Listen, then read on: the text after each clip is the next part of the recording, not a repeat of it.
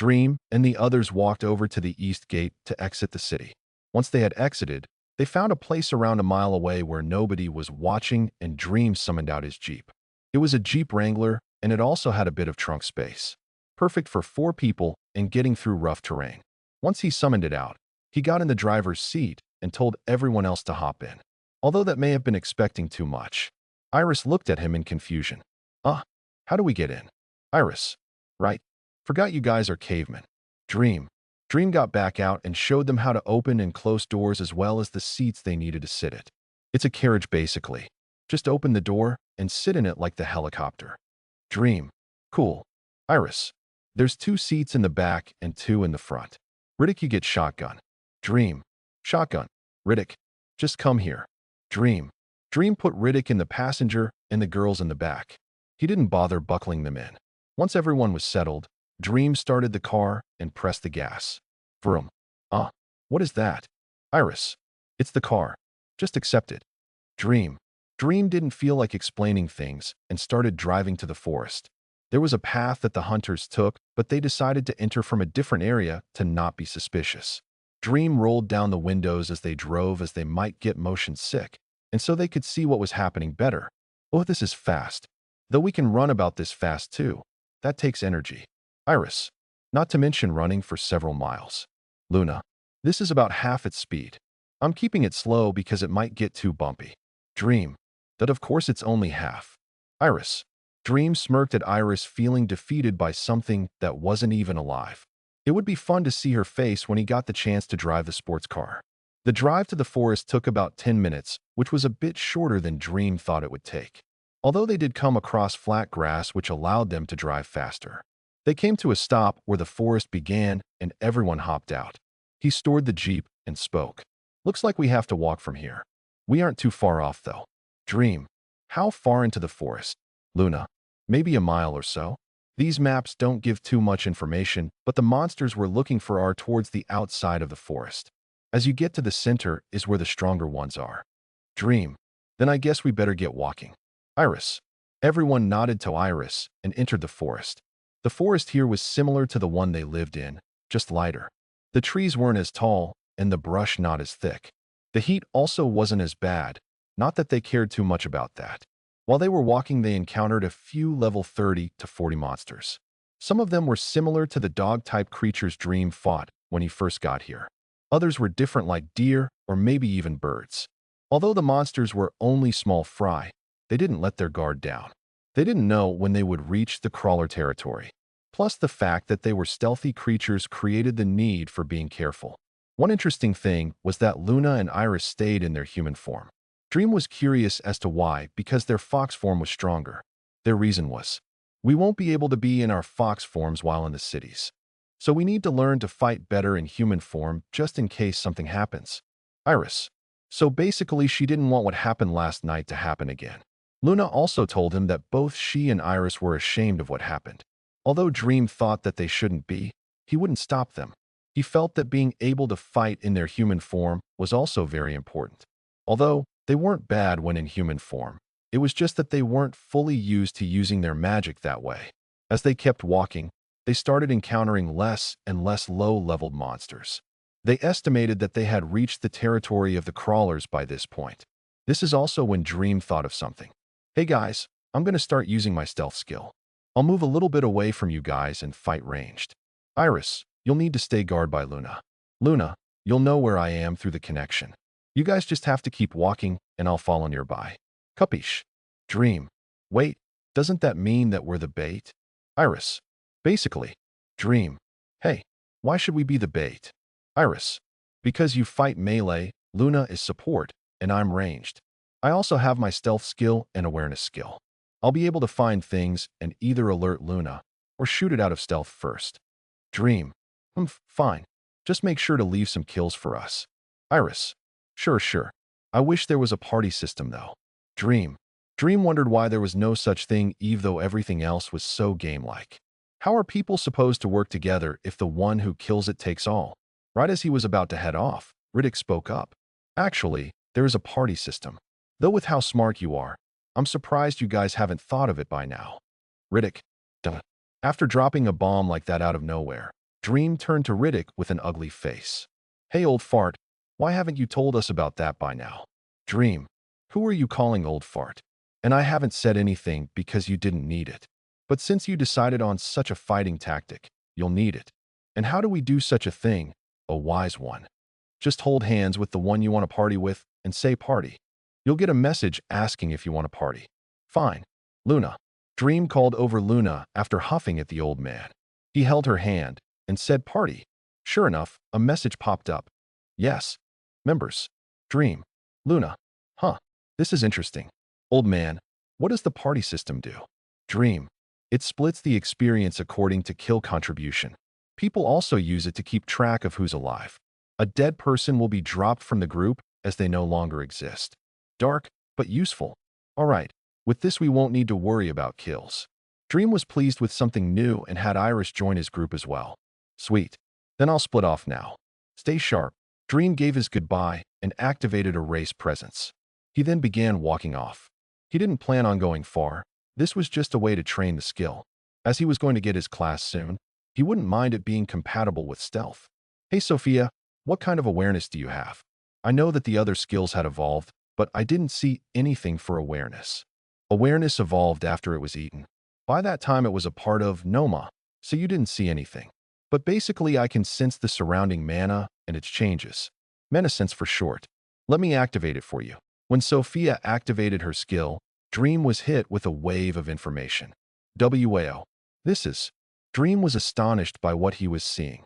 Everything around him was being sensed. It's hard to describe. It's like when you sense killing intent. You just know it's there. I can feel everything around me, just not a tactile feel. And my vision. I can see the flows of mana in the air and plants. Very interesting. Let's not lose the girls though. Wait, what about? Dream remembered that the girls were still walking and went to go catch up. And when he did, he could see it. The connection between me and Luna. So Riddick really could see it.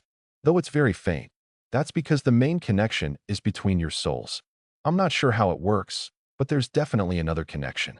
There's also one between you and Iris that was made with the party. Interesting. Let's keep an eye on their mana flow when we start fighting. That'll give great insights to magic usage. Dream caught up with the girls and kept a distance of about 30 meters next to them. He also took out his EM rifle. He didn't bother putting on his suit. Everyone kept walking deeper and deeper into the forest without being attacked by anything, until Dream finally sensed something. A crawler? About 80 meters away. It's super low to the ground, and it's camouflaged, so it's like a chameleon. It's also rather fast. Let's test this gun on it. Dream saw the animal that was flat pressed to the ground skittering its way between the trees toward the girls.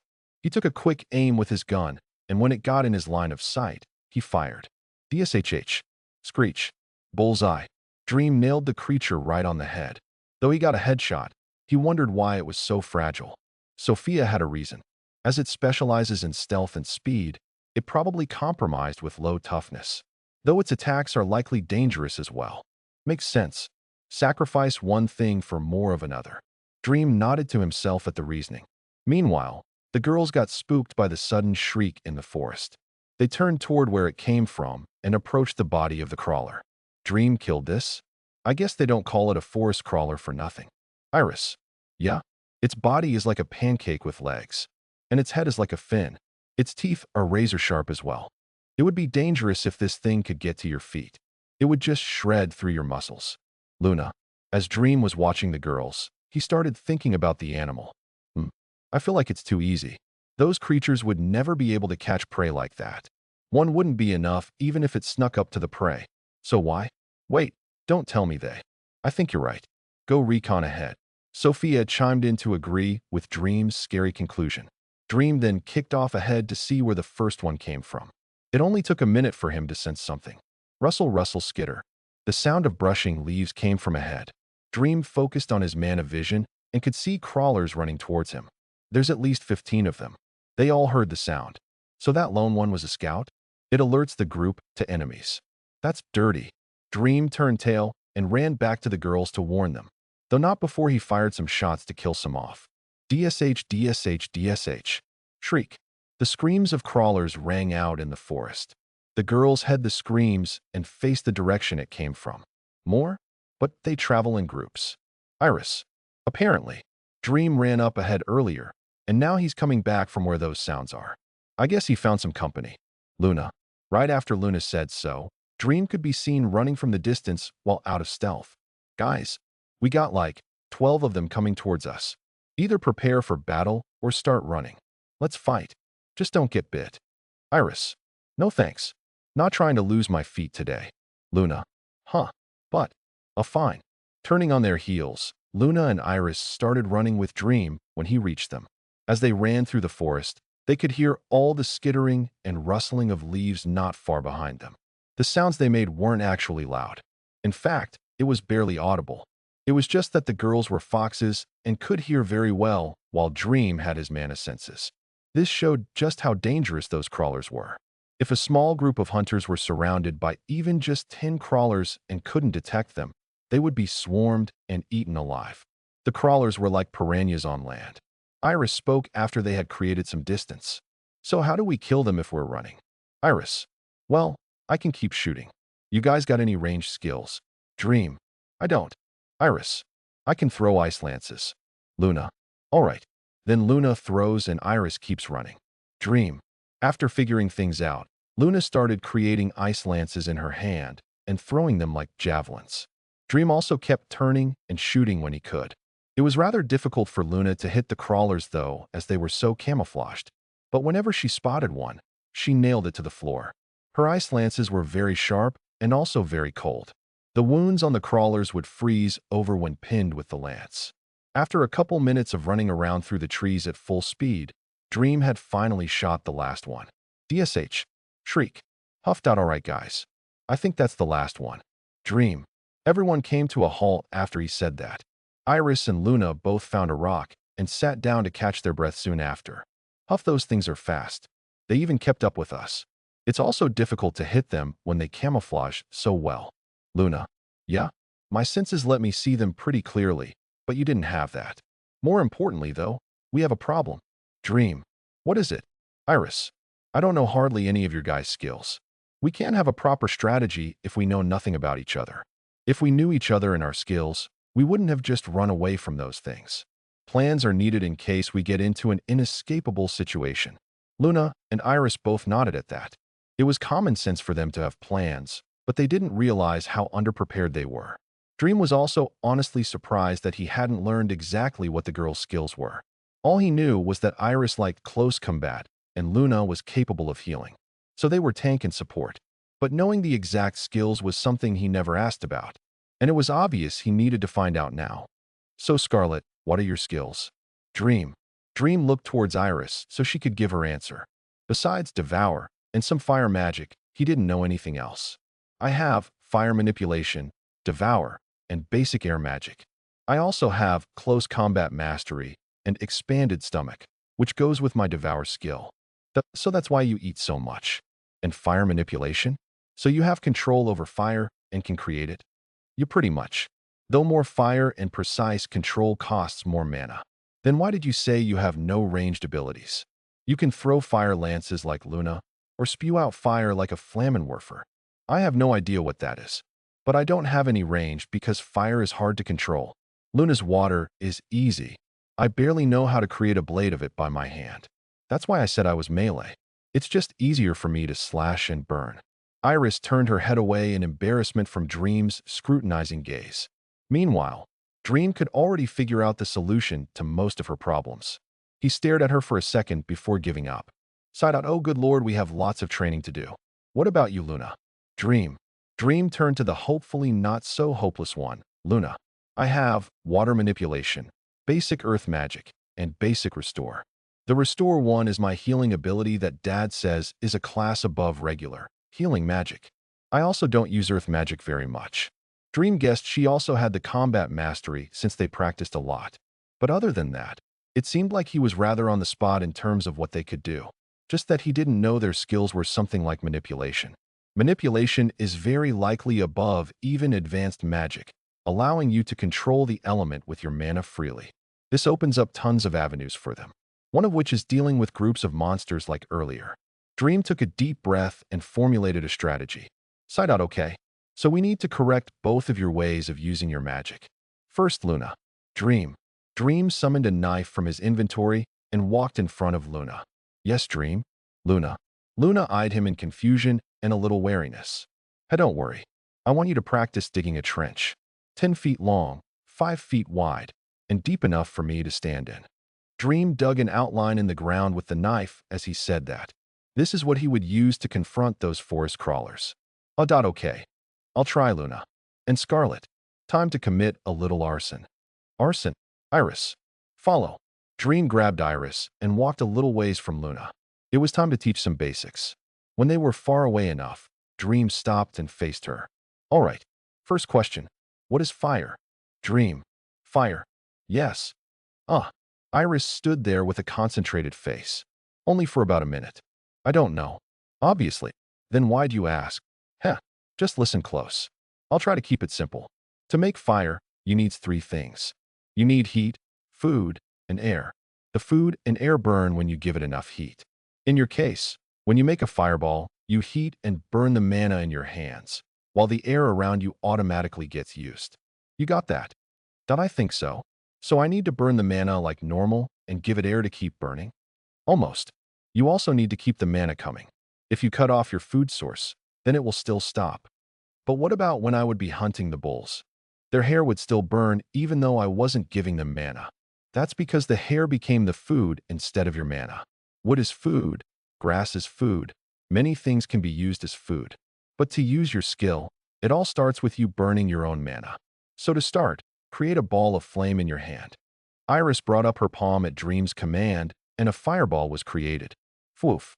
Good. That ball of fire is burning mana on the inside, while air comes from the outside. The burning mana and the air combine to create the orange flame you see. So what do you do if you want to throw it? That I need to keep giving it mana? That's half right. You need to give it some extra mana. Throw all the mana and push it with air to let it travel. Try it. All right, hiya. Iris put in a bit of extra mana and threw the ball of flame outward with a loud shout. When the ball left her hand, it was strong at first, before it started dwindling at about 15 meters before going completely out at 20 meters. Decent. Now, obviously the more mana you feed it, the hotter and longer it's going to last. Now, what we need for today is not a fireball, but a flamethrower. What you want to do there is create the ball of mana in your hand, burn it, and blow the burning mana with your air magic. While you're blowing it with air magic, you need to keep producing burning mana in your palm. Try it.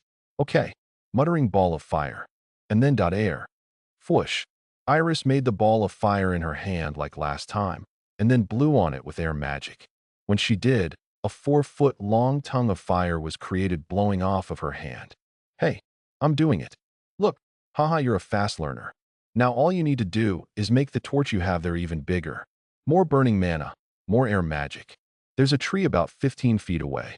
Hit it with your torch. Okay. Iris excitedly got to work on controlling her new spell. Dream let her figure out the rest, and turned around and walked towards Luna. How's the digging coming? It's all right. I'm trying to get it all out, but dirt will just fall back inside. Wait. Dream looked down at the trench she made and saw the problem. She was trying to dig the hole like a shovel. I see what it is. It's like you're digging with your hands, but with mana instead. Is that not what digging is? Well, why scoop when you can just push it? Your earth magic gives you control of any solid material it touches, right? I think so. When my mana goes into the ground, I can begin to move it how I want. Good. So what I want you to do is spread your mana into the ground and shape it into the hole you want to create, and then push all that dirt down. Just take the whole chunk that your mana is controlling and move it down, to the sides, anywhere, so you can make the hole. Try it. Luna turned to face the ground and started spreading her mana through the dirt and rocks. The mana spread was slow, but when she finally covered a cylinder shape in the ground, she pushed down in the air with her hand. Shup. Thud. The ground had little reverberations as a hole of dirt was shoved down, just like the earthbenders on Avatar. I did it. I didn't know you could push the ground down. Luna. Most ground has many little tiny air pockets in the dirt. When you push it down, it mainly just compresses everything underneath.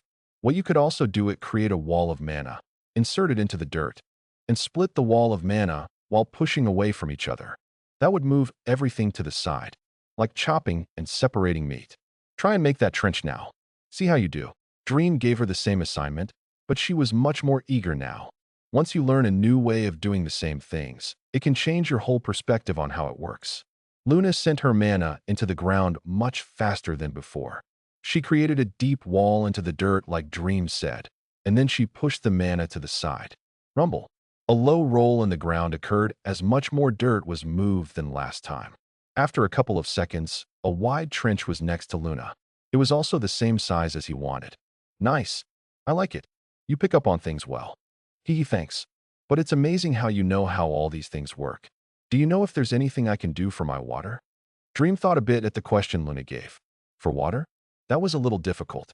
So you can turn your mana into water? Yup. And I've seen you change that water into ice. Here, I want you to make 4 ice lances on the floor. Luna waved her hand and made 4 water lances, then froze the water. They fell on the floor. Good. Now use your earth magic to control those lances and throw them like spears. No hands. I want you to hit that tree 20 feet away. Luna started to move her mana and fill the ice lances with it. Once they were all filled, she slowly started lifting them off the floor. Dream stayed quiet, as this took a lot of concentration on her part. She didn't have a computing skill like he did to make precise movements. After a minute or so of the lances hovering head level, Luna launched out her mana. Thud thud. 2 ice lances pierced shallowly on the tree trunk. Phew. Luna let out a long breath of air. That was good. You at least got the concept down. Using your earth magic to control the solid water. Now you just need practice. Yeah? But I know how effective this can be, so I don't want to take too much time either. Luna. After she said that, she summoned more ice lances and started launching them. 5 lances, 20, 50. Luna just kept launching lances at the tree. Most of them missed, but they kept getting stronger and more accurate over time. Dream just sat down and let her be. He could feel her determination to do better and knew this was something only she could do. After about 30 minutes of watching Luna, Dream got a shout from someone. Dream, I got it. The tree.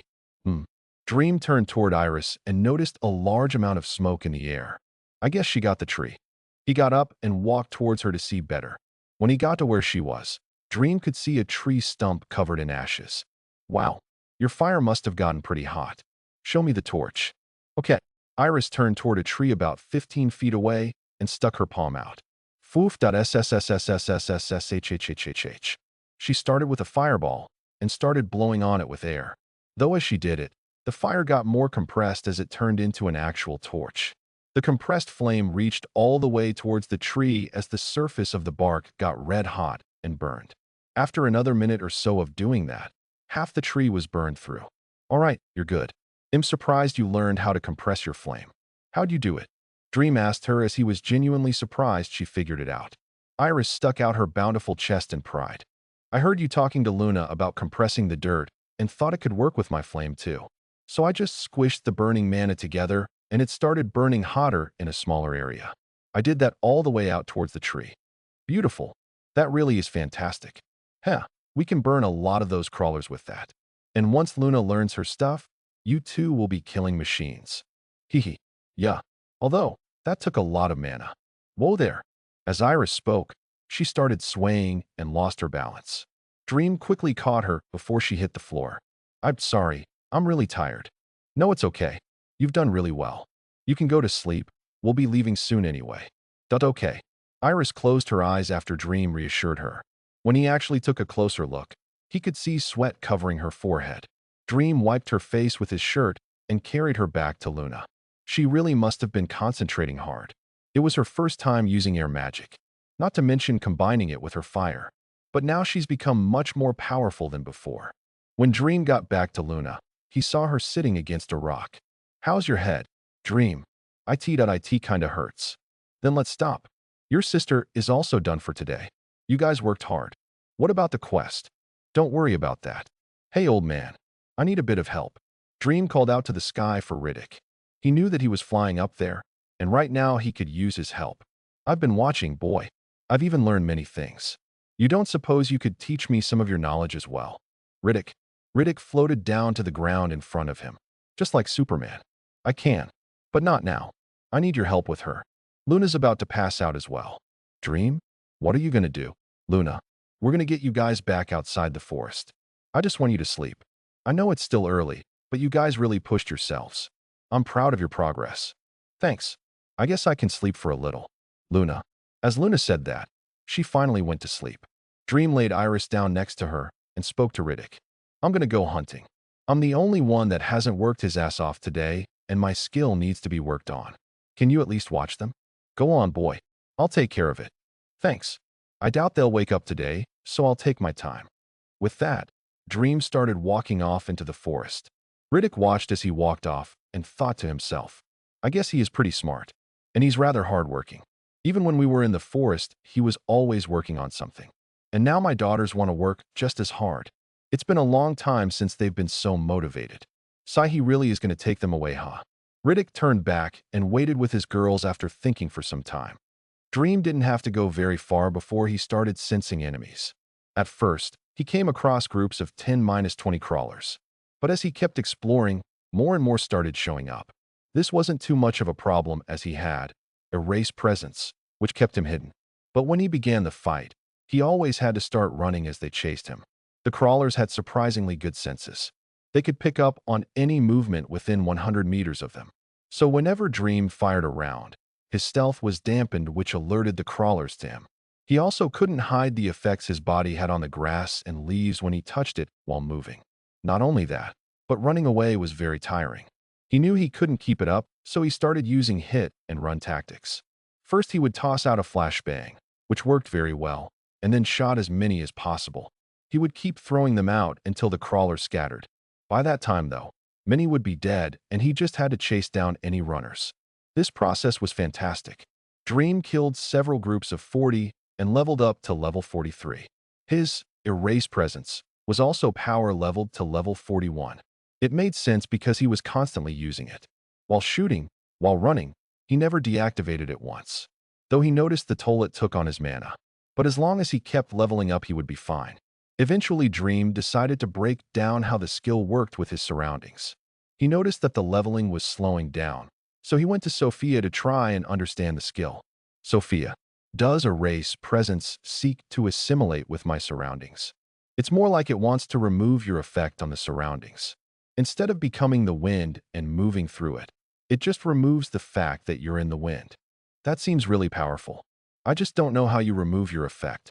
I mean, my very existence displaces matter. So unless I remove my existence, I will keep affecting matter. I think you answered your own problem. Okay. So I have to figure out how to remove my own existence. But this skill doesn't seem like it goes that far. It says erase presence, not existence. So what is my presence? Your presence is your effect on the surroundings. Not necessarily. It's the thing that lets other animals detect me. Like an aura. So it's due to mana? Because aura doesn't exist without mana. So I need to pull in everything. Let nothing escape.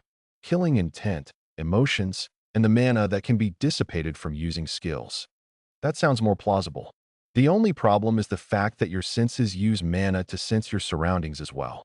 So if you really want to pull in everything, that must be included. That shouldn't be too much of a problem. I need to do it until my skill covers for it. I'll be able to use everything without being noticed when the skill levels up. Although I don't feel the best while not grasping everything about how it works, but we don't have much of a choice. Alright, then would you like to?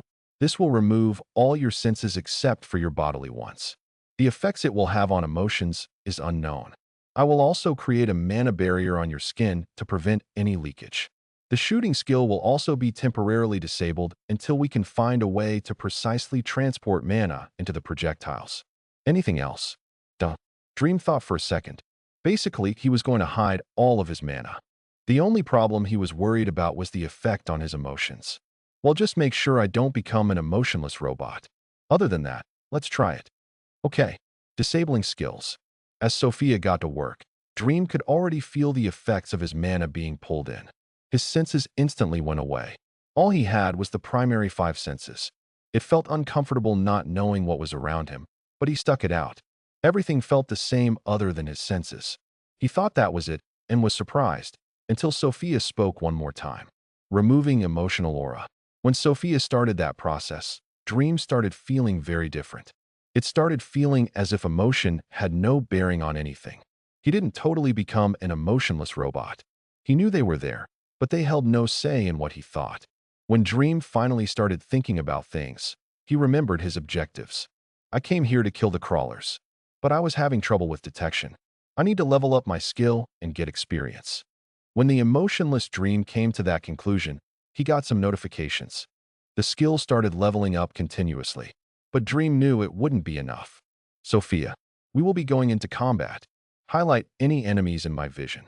Since Dream couldn't use his mana sense, he opted to use Sophia's processing power to take in all information and plot out enemy locations. Roger. Dream began walking when he heard her. He needed to find some crawlers. It only took around 15 minutes to find a group of 23 crawlers. However, Dream didn't start fighting right away. He needed to run experiments that would best help level his skill. With a presence gone, an animal will subconsciously not realize that I am in their vision. All I need to do now is reduce my effect on the surrounding environment.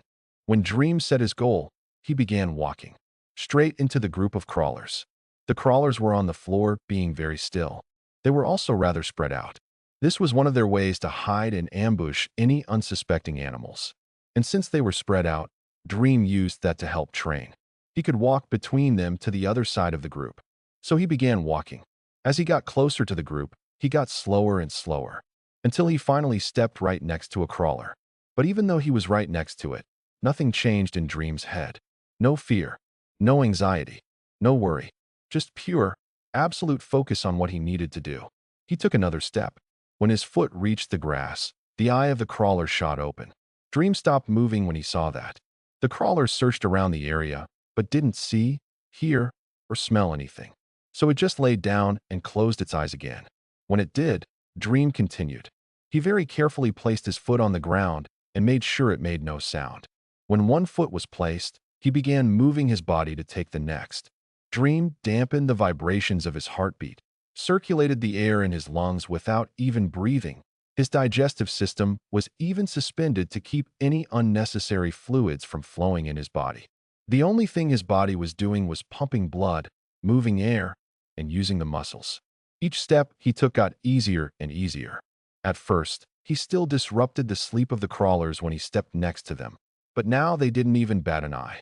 After his steps got easier, they then got smoother. Then they got faster. By the time he got to the end of the group, he was basically just strolling. The skill must have leveled up. Let's continue. Dream then started walking back, just much faster. He got to the other side, turned, and started jogging through. Then ran through. Then he started jumping in between them. None of the crawlers were alerted. Dream began working on the next objective, so I can move flawlessly through them.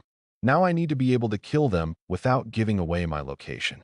Dream stopped walking through them and walked to about 20 meters away. He then took out his EM gun. DSH.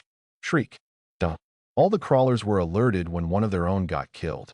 They all opened their eyes and started scouring around to find the killer. But even after 5 minutes of searching, they couldn't find anything. As they all scoured, Dream stayed still. He didn't move a step. After a bit, he pointed his gun again and took another shot. DSH. Shriek. He waited while the crawlers got alerted again, but none of them found him. He started shooting faster. DSH. Shriek. The crawlers got more and more scared, but they couldn't find who was killing them. Meanwhile, Dream hadn't moved a step from his spot. After killing about 10 crawlers, he spoke to Sophia. What's the level? Erase presence is at level 83. I recommend reactivating skills to further the skill leveling. Agreed. Activate, shooting. When he said that, he started firing again. This time, the bullets were infused with mana. DSH. Shriek. When he took that mana-fueled shot, the crawlers actually turned to his direction, but they still hadn't detected him. They just stared for a second before looking elsewhere. Dream fired again. DSH. Shriek. They still couldn't find him. As he kept shooting and more started getting killed, they no longer looked towards Dream's direction, only towards their dying brethren who were making the noise. Dream kept firing a little faster each time.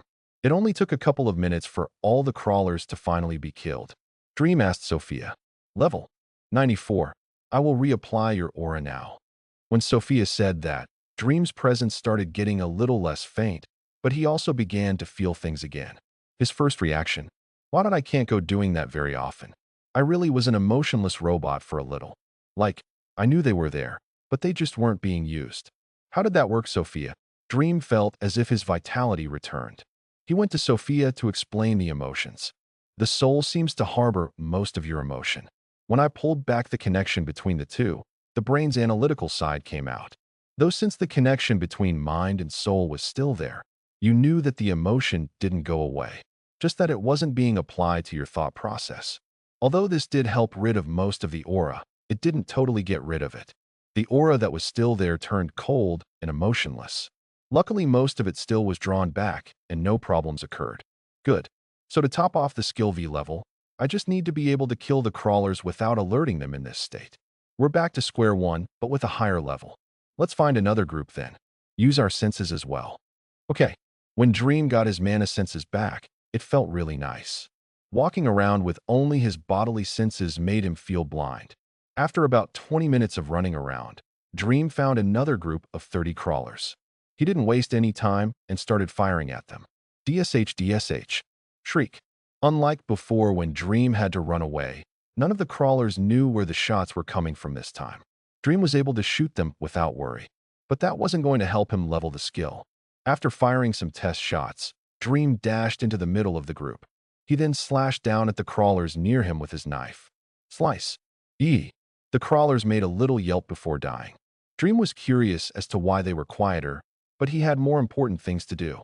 He kept slicing down at the crawlers. At first they noticed him right before he slashed down, probably due to his killing intent. But that was only for a dozen or so.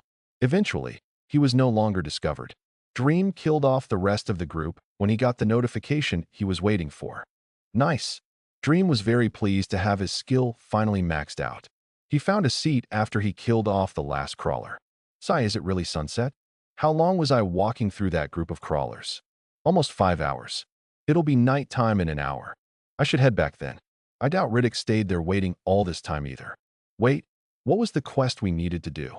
Dream felt kinda stupid for forgetting their quest. Although it was more just a side goal, they mainly came here for the experience. The quest was to bring back 50 crawler heads. They wanted the teeth that are super sharp. Oh, I guess I'm finished then. Let's just collect them. Dream started going back through all his battle sites and decapitating the crawlers for their skulls. As he was collecting heads, he felt some of the teeth they had out of curiosity. These are sharp. No wonder they want these. I can easily cut my finger with them. If you couldn't sense these things and they snuck up on you, you better have the toughest skin in the world or you'll get shredded to bits in seconds. They really are land piranhas. Dream was glad that he didn't mess up while walking right next to groups of those things. He sure as hell wouldn't have done it if he could still feel fear then.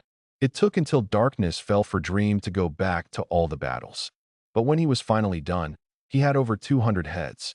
There were probably some more, but he didn't feel like searching. When Dream realized how many he killed, he asked Sophia about his level. Sophia, what's my level anyway? 46. This is considering how the girls were still in your party. Though they probably only got small amount, it adds up. You would be level 48 without them. So still not enough to class change. But that's fine. We should level up together. I'm interested to see their training results tomorrow.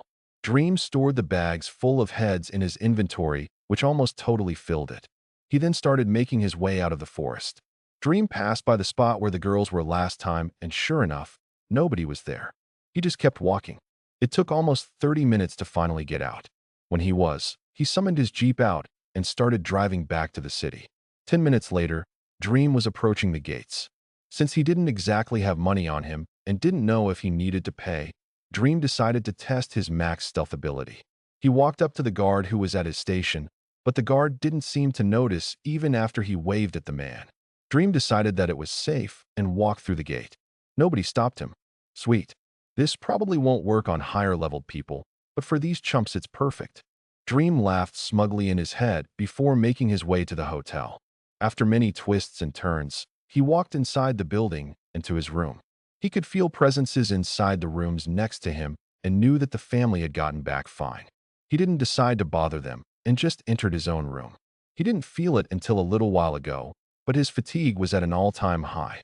Turns out walking on the tight rope of life and death for so long takes its toll with or without emotions. And as a result of such fatigue, Dream immediately fell asleep when his head hit the pillow. When Dream woke up, it was already daylight out. Yawn. A yawn graced the room as Dream sat up while rubbing his eyes. He was feeling surprisingly good. Everything is so clear, like my senses are better. What happened?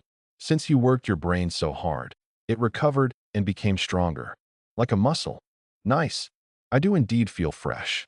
It's already daytime. I imagine that I overslept a little. If a little means for a whole day and night, then yes, I guess you did too. That long. It has been 33 hours since you fell asleep. Damn. All right, you know where everyone is.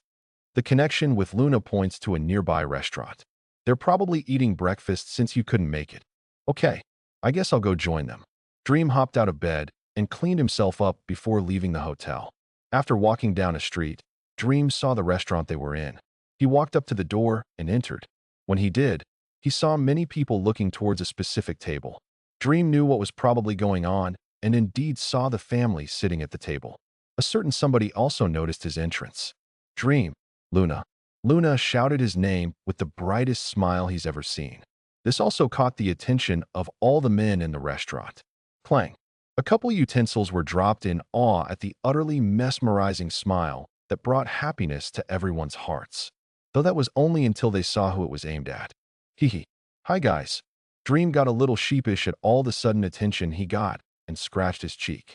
He made his way over to the table they were at and found a seat next to Luna. Riddick spoke when he sat down.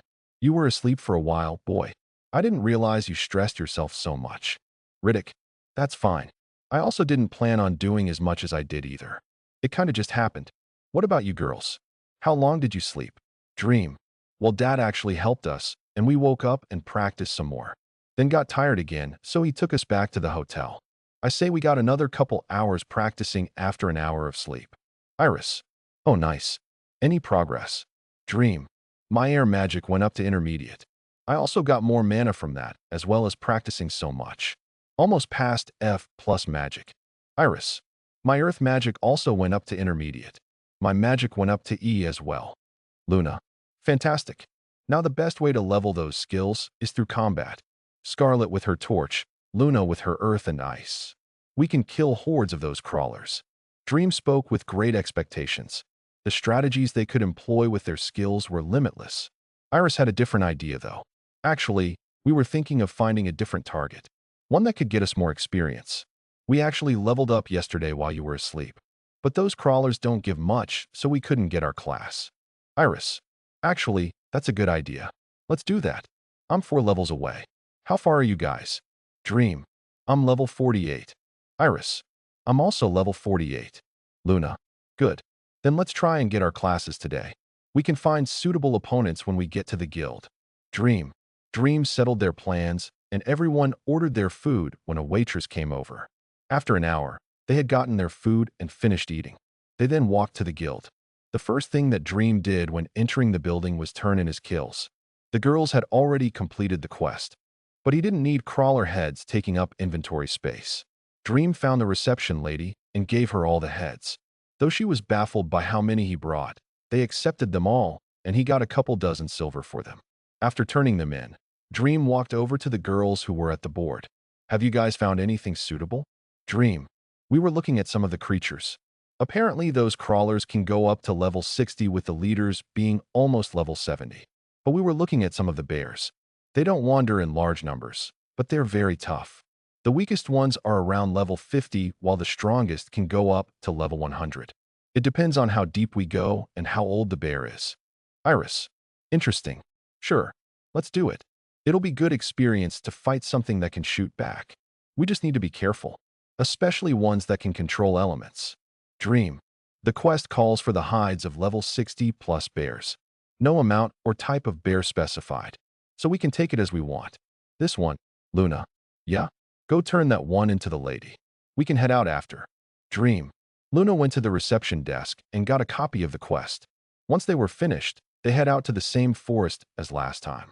Since Dream and the girls had already gone through this, they quickly bypassed several groups of crawlers to head deeper into the forest. Luna was told by the reception lady at the guild that bears mark their territory with claw slashes on trees. And as the three kept running, They eventually found their first tree with a claw slash. These cuts are deep. Though it's only a tree, getting hit by them will be no joke. From what I know, bears are heavy, big, strong, tough, and even fast. They might not be as fast as us, but in close combat, they won't be much slower. We can't get caught off guard, not to mention if it controls an element. Dream. Should we make a plan? Luna. We should. I was going to keep my strategy from last time. My stealth skill is maxed, and it would be stupid not to use it. Now considering that, you two will be the ones in an upfront confrontation. You know your skills best as well, so I'll just give general strategies. Luna, you have earth magic that can easily create holes. This can be used to trap their legs and temporarily immobilize them. You can also use water and ice to freeze them temporarily as well. Lastly, your lances allow for ranged damage. Scarlet, I don't know how strong these bears are, but I want you to think twice about going close combat. I suggest sticking with burning them with the torch. Though it might destroy their hide, it's better than you getting hurt. Got all that? Yup. Iris. I do. Luna. Okay. You two can figure out the details when we fight the first one. Until then, I'll scout around with stealth and see if I can find any. After Dream said that, he activated his skill and ran ahead.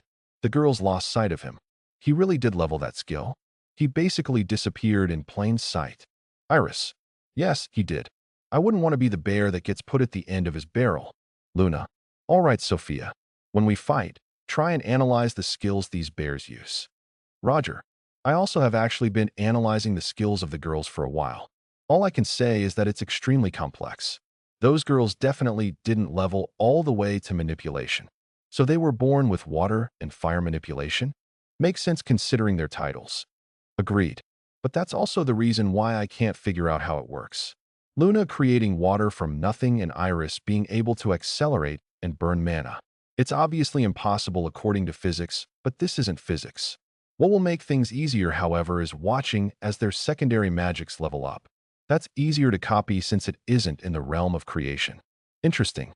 We'll just start with a general outline, and we can fill in the information when we come across lower-level elemental magic. Okay.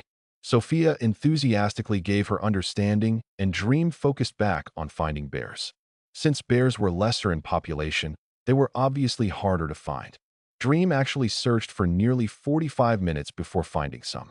There were 2 bears here, both tearing away at one of their kills. The bears weren't massive, but weren't small either. He figured they were still growing and not adults yet. Dream backed off a little and signaled Luna to his location. They were by his side in 10 minutes. Iris spoke with a whisper. Dream, you found one. Where? Iris. About 150 meters over there. There are 2 that aren't fully grown. They're eating some food right now, so we can catch them by surprise. Are they elementals? Luna. I'm not sure. We'll have to find out when we fight. Just keep your distance at first. Dream. Although Dream didn't know if they were elementals, he did know that they had a large amount of mana.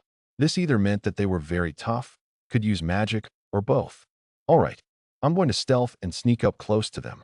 I want you guys to approach, and when they notice you, I'll start firing. Okay. Both the girls nodded to him. Good. Stay safe. Dream activated his stealth after he spoke and ran off into the distance. As he approached the bears, he started planning what to do. I'm thinking I should bring out my sniper. I can shoot first, maybe kill a bear, and then start harassing the other as the girls fight it. Dream formulated a simple plan and set himself up about 30 meters from the bears. He crouched down and summoned out his heavy EM sniper rifle. He then took aim at the head of one of the bears, waiting for the girls.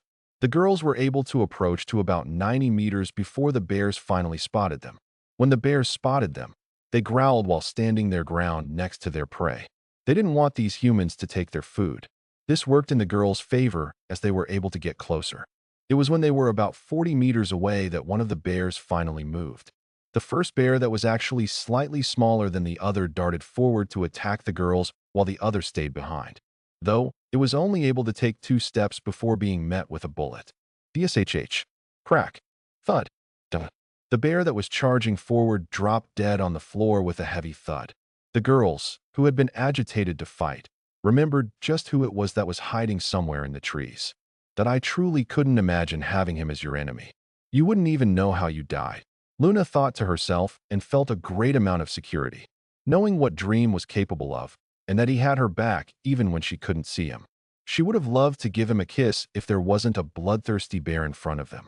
Meanwhile, the bigger of the two bears saw its partner die and was overcome with rage. It didn't know how the humans did it, but that didn't matter. Roar. A battle cry came from the bear as it began its charge. A great killing intent erupted forth at the same time. The girls knew that they couldn't always rely on Dream and prepared to fight. Iris began by blowing out a 30-foot-long torch right at the bear's face. Luna also sent her mana into the ground so she could create a pit for the bear. When the bear saw the flames coming towards it, it halted itself. No matter how angry it was, it didn't want its face burned to a crisp, though this acted as the opportunity Luna was waiting for.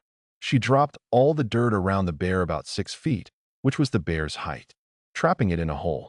After the bear was dropped into a hole, it began to panic a little. This was because the girl with the flames was quickly approaching it. Iris began running towards the bear with her torch still burning, though she began to notice her flames acting weird. It's using air magic. It's blowing the flames away. Luna. Iris realized what was happening and stopped her flames. When she did, she could feel gusts of wind blow by, probably the result of the bear's air magic. I can't burn it if it's just going to blow it away. Iris. I'll try my ice lances. Luna. After she said so, 5 ice lances were created around Luna. She then started launching them with a speed much greater than yesterday.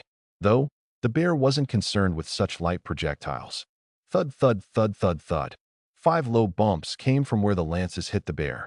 Its defenses are too thick. Small lances won't cut it. Luna. As Luna pondered on what to do, the bear started climbing out of the hole. Luna. Dig the hole deeper. I'll keep bothering it with my fire while you make a bigger lance. Iris. Iris came up with a plan on the spot and went into action. She began shooting out her torch, and the bear responded by blowing it to the side. Luna didn't miss the chance while the bear was distracted and made the hole bigger. The bear lost its ledge and fell even deeper than before. While Iris maintained her torch on the bear, Luna started making a lance. This lance was much bigger and much sharper than the other ones, but it also took more time to make. When she was finally done, a 7-foot-long and 1-foot-thick lance appeared above Luna. What one noticed about this lance, though, was how sharp its tip was. One could see just how needle-sharp it looked, and being backed up with all that weight. If this couldn't pierce the bear, nothing could. Luna walked over to the hole that Iris was harassing the bear in and began raising the lance into the air. When it was about 30 feet high, Luna started throwing it down, letting gravity and her own acceleration increase its speed as much as possible. It was aimed right for the middle of the bear. Pooey. Roar. The ice lance pierced right through the tough hide of the bear, and it let out a roar of intense pain. As it got distracted by the lance, it also completely forgot to defend itself from the fire. Iris didn't miss this chance and concentrated her torch right on the bear's face. ROHHHH. The bear howled in absolute agony as the fire incinerated its hair and began superheating its skin. Its eyes were burned instantly, and it became blind. The bear kept screaming in horrible pain, but didn't have the spare mind to activate its wind magic. After several more seconds of Iris torching it, the skin started to melt and the howl started to die down. When the bear no longer made noise, Iris stopped. This is also when Dream showed up. The bear is actually still alive. It probably passed out from the pain, though it won't live long with that ice lance inside it. I'll go in its misery. Dream. Dream hopped down into the hole and put a bullet through its almost unrecognizable eye socket. The bear was finally dead. Dream got the notification and was one step closer to his class. The guys level up? Dream. No X2. Neither of the girls leveled up. Though they got most of the experience, it was also split. If we can kill several more of these, we should be good. Dream. Yeah, but they're pretty far apart. We only found these 2 after so long. Iris. Dream nodded at that. Going at this rate, they might barely be able to get their classes before night falls. Oh well. Luna, take this knife, and if you could skin the bears, please. We still need the hide. Dream. No problem. Luna. Luna took the knife Dream gave her and went to work on the bears. Iris also helped her. As they were doing that, Dream walked over to the bear he shot. He wanted to check something. When he shot the bear, he actually noticed that there was no brain splatter. This could only mean one thing. Dream bent down and inspected the bear's head. Sure enough, I only see an entry wound. No exit. So even this railgun couldn't punch through the skull entirely. Though, this side of the skull is weak. The bullet must have still shattered the skull from the inside. Interesting. Hey Sophia, what are the projectiles for the railgun made from? The projectiles for the heavy sniper are a lead core with a steel plating.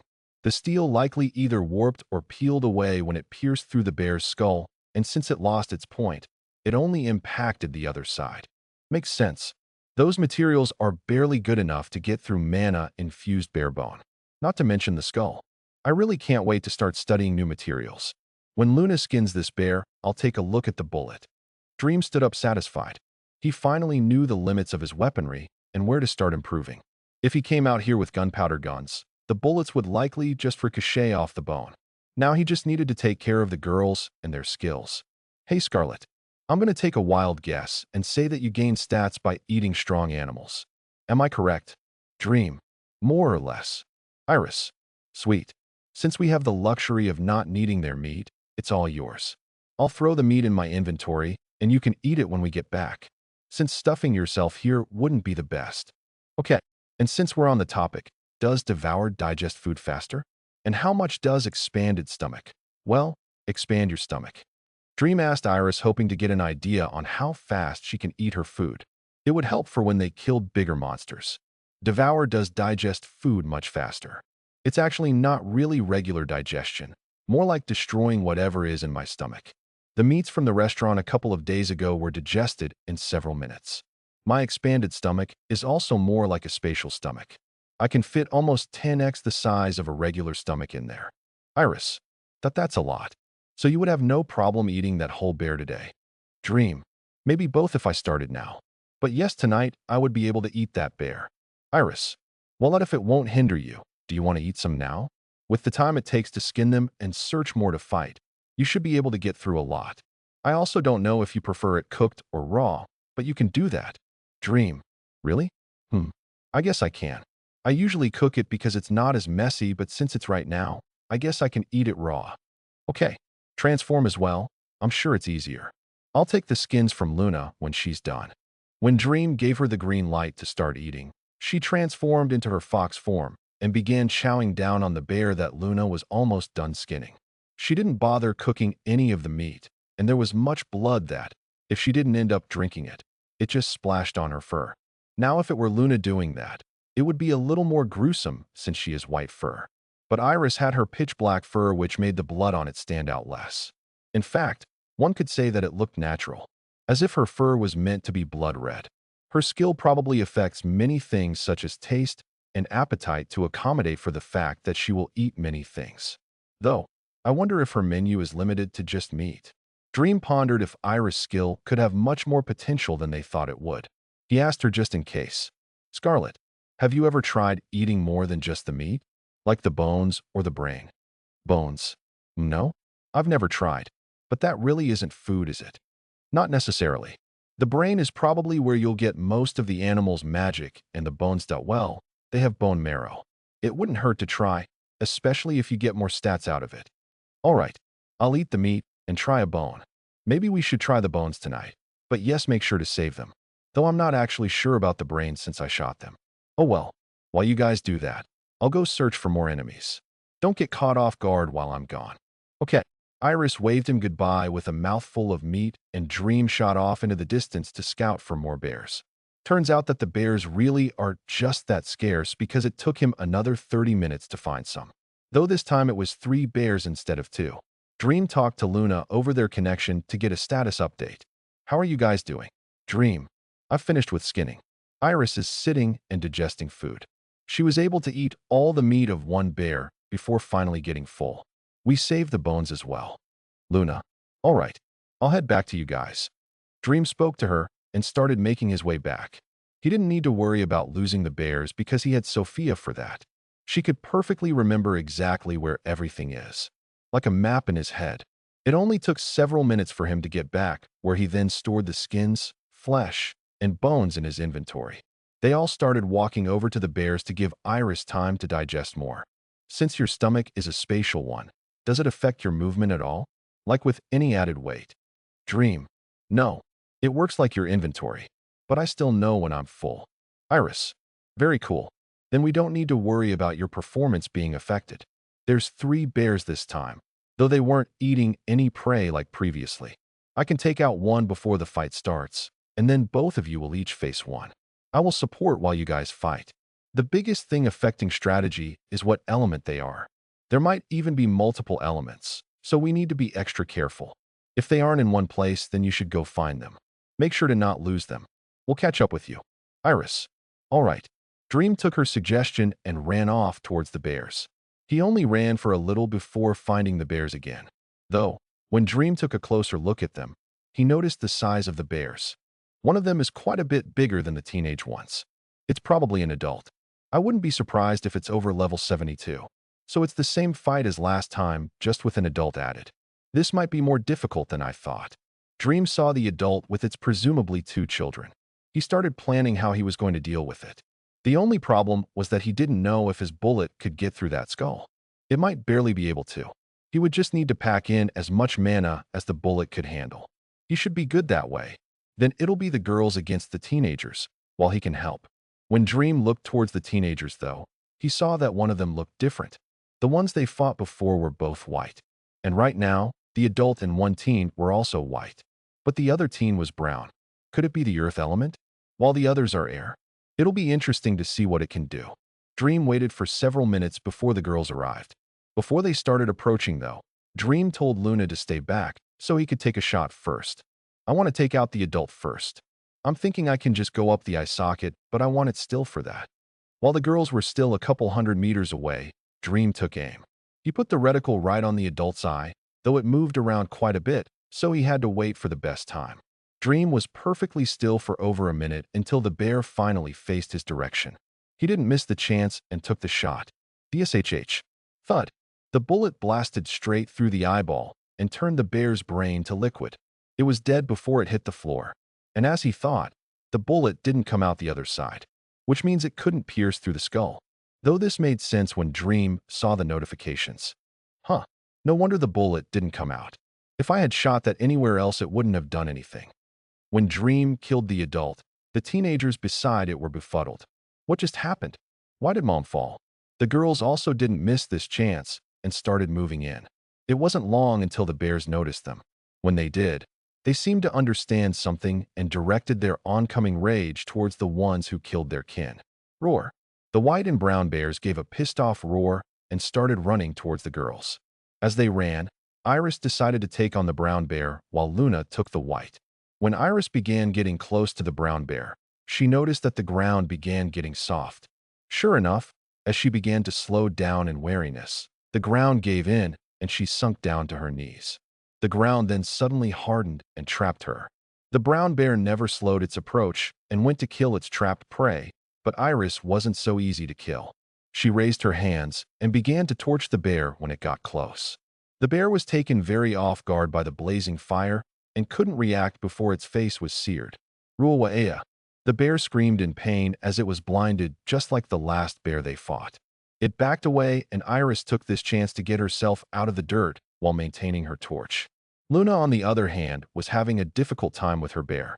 When they had first made contact, Luna began to trap the bear with her earth magic and sink its feet into the ground. She was actually successful and began approaching it to drop a lance on it. The only problem was that she underestimated the bear's strength. The bear was able to rip its claw out from under the ground and take a swipe at Luna. This would have been fine as she made some distance, but the bear used a skill with its air magic, Wind Blade. The wind blade came right from its claw and slashed across Luna's body. It wasn't a dull blade at all and left a deep slice on her forearms, which she threw up to block with. Not only that, but the power behind the blade was also great, and she was thrown back several meters. Luckily, she didn't need to take the fall, as someone was there to catch her. Thud. Arg. Luna. Oof. Damn, you got me right in the gut. Dream. Dream tried to be as accommodating as possible, but there's not much you can do to gracefully catch a flying body. Luna was also surprised by the catch and grunted in pain. She then looked to see who caught her. Dream. In my arms. You have healing, right? I suggest you get started. I'll take care of the bear, at least until you get back. Dream. Okay. Luna. Luna nodded her head as Dream set her down by a tree. She began channeling mana to heal herself.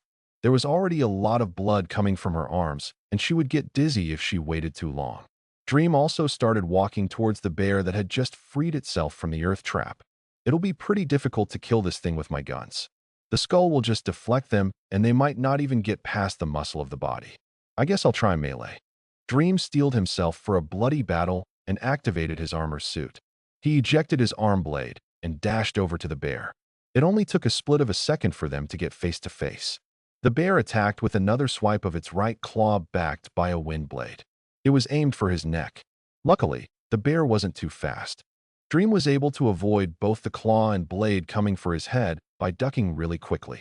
He then entered that opening and jammed his left arm blade into the bear's armpit. The blade successfully entered and lots of blood immediately spurted from the wound. Unfortunately, Dream couldn't revel in his success. Although the bear was in lots of pain, it only fueled its rage.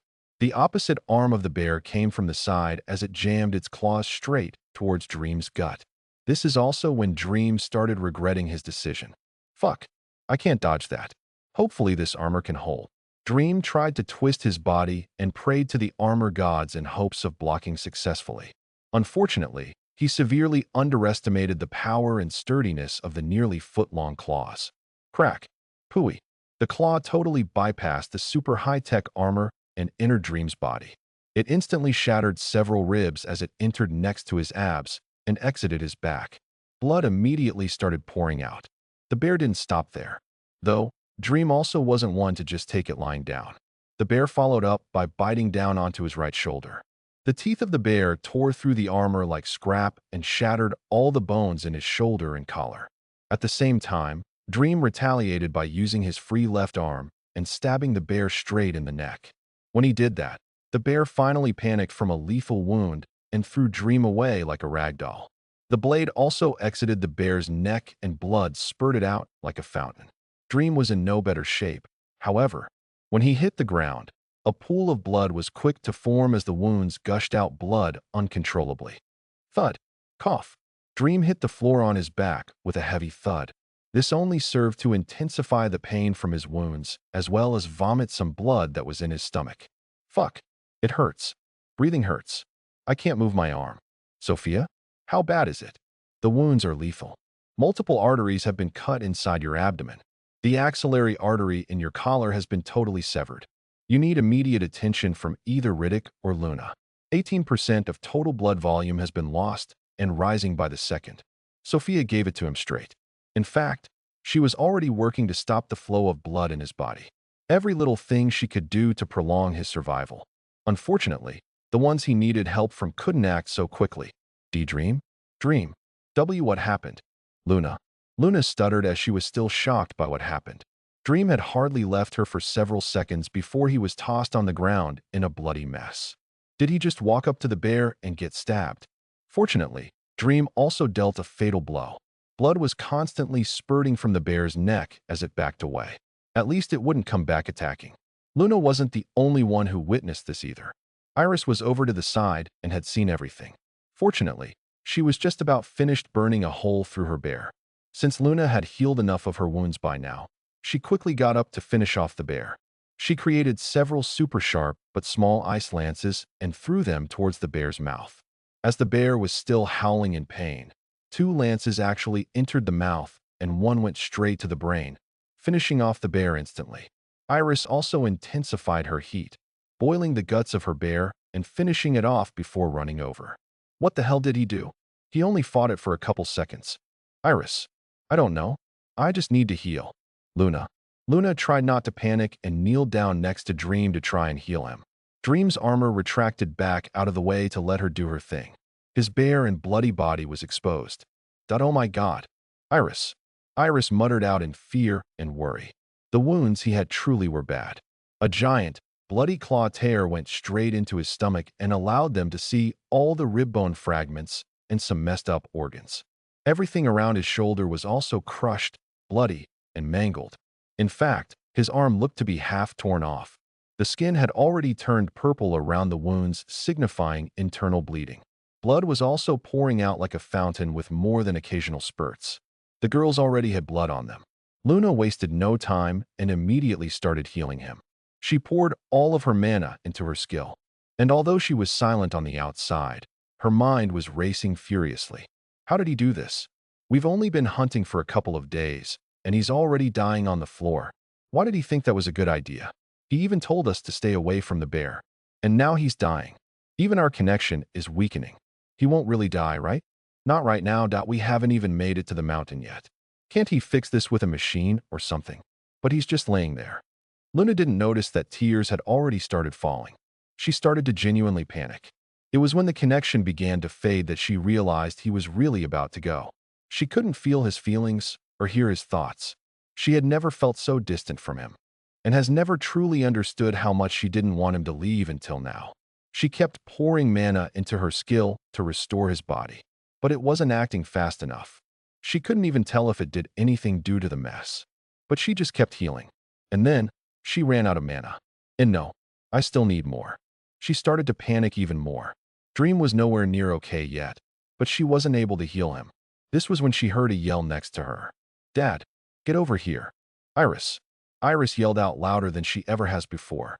Anybody who heard it could feel the desperation in her voice. Luna wasn't the only one who didn't want him to die. Riddick came flying down from the sky not long after she yelled. "I saw what happened, and you both know I can't heal him. Riddick, give me mana." "Luna." Luna held out her hand to her dad, but he didn't comply. "You know I can't do that. You can't handle my mana. It'll harm you, and that's not a risk I'm willing to take." "Riddick, then we need to get him to a healer." "Luna, if you move that boy he'll die in less than a minute." "Riddick, then I still need to try. I still have some mana left." "Luna." Luna turned back to Dream and desperately activated her skill again. But since her mana tank was actually empty, the fuel had to come from somewhere else. Her vitality. Right as Luna began to heal again, her breathing became ragged and her body started paling. Riddick quickly realized exactly what she was doing and stepped in. "Absolutely not. Get away from him." "Riddick." "And no, how did I need to?" "Luna." Riddick grabbed Luna and pulled her away from Dream. The skill was forcefully stopped. Luna tried to fight, but there was no chance of that. Luna began to despair. She knew that he would really die, but she couldn't do anything. She almost felt like dying herself, though it wasn't long until they were interrupted by someone. "Gee guys, it's me, Sophia. I need your help." Now, everyone suddenly stopped and turned to Dream, or more specifically, the phone that was next to him. Sophia." "Luna, I'm Dream's skill. Listen, Luna and Riddick need to grab Dream. I need Riddick's mana and Luna's healing skill. Please." A quick speaking voice came from the phone. Sophia was panicked as she really needed them to comply. This was the best and only plan that she and Dream had come up with. While Luna had been healing Dream, he was by no means being idle. He and Sophia had been speaking to each other. "You are losing blood very fast. There's nothing we can summon to repair your internal organs and bones. Luna's skill is the only way to fix this. But her mana won't last, and we are using mine to keep me from dying faster. We will need mana for her skill. Riddick will have enough, but he's up in the sky. I doubt he has healing, or he probably would have helped. Are you capable of taking her skill like you did with Devour and use Riddick's mana? I will either succeed, or we both die here. We need to talk to them somehow, but the connection has been weakened. I can't use telepathy. Use a device. The phone. The speaker on it. Just tell them you're my skill. On it."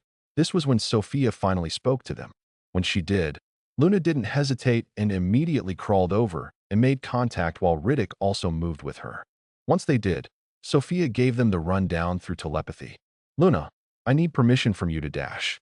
"Yes." And Riddick. "I need permission to use mana." "Go ahead. I guess I can't exactly say no with my daughter like that." "Confirmed." Beginning healing. When she said that, Luna was restricted from using her skill. Riddick's mana also started flowing out and into Dream's body. Riddick also wasn't lying earlier about Luna not being able to handle his mana. The mana that is tied to someone else can be very difficult and dangerous to handle, especially in large amounts. If Luna ever messed up, she could hurt her body badly and possibly damage her soul. Not to mention that Riddick would have to infuse her with it since she couldn't draw it out. In little amounts, it can be helpful in allowing the body to kickstart its absorption from the atmosphere like after you run out. But with the amount she needed? Not possible. Sophia, on the other hand, was a skill meant for precision and processing.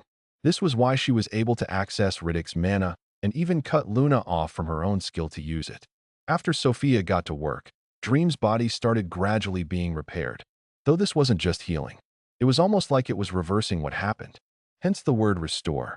The organs were put back in place and patched up. His shattered bones found each other and fused back together. His torn muscles and tendons were also stitched back together. And last but not least, the holes and gashes in the skin were sealed. Though the process seemed simple, it was by no means easy or quick. On the outside, it took almost an hour and a half of healing.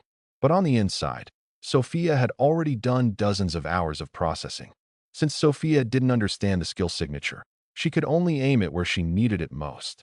This took tons of calculating and risk factoring. She had to repair the arteries one by one, each muscle fiber, each blood vessel, all the bone fragments, all the fat, making sure that blood didn't spill where it shouldn't be. There were many things to keep track of, and it was only because she had accelerated thinking that she could do it so fast. But this was the purpose of the skill, Sophia. When there was a task at hand, the emotions that she gained from acquiring a part of Dream's soul took secondary precedence.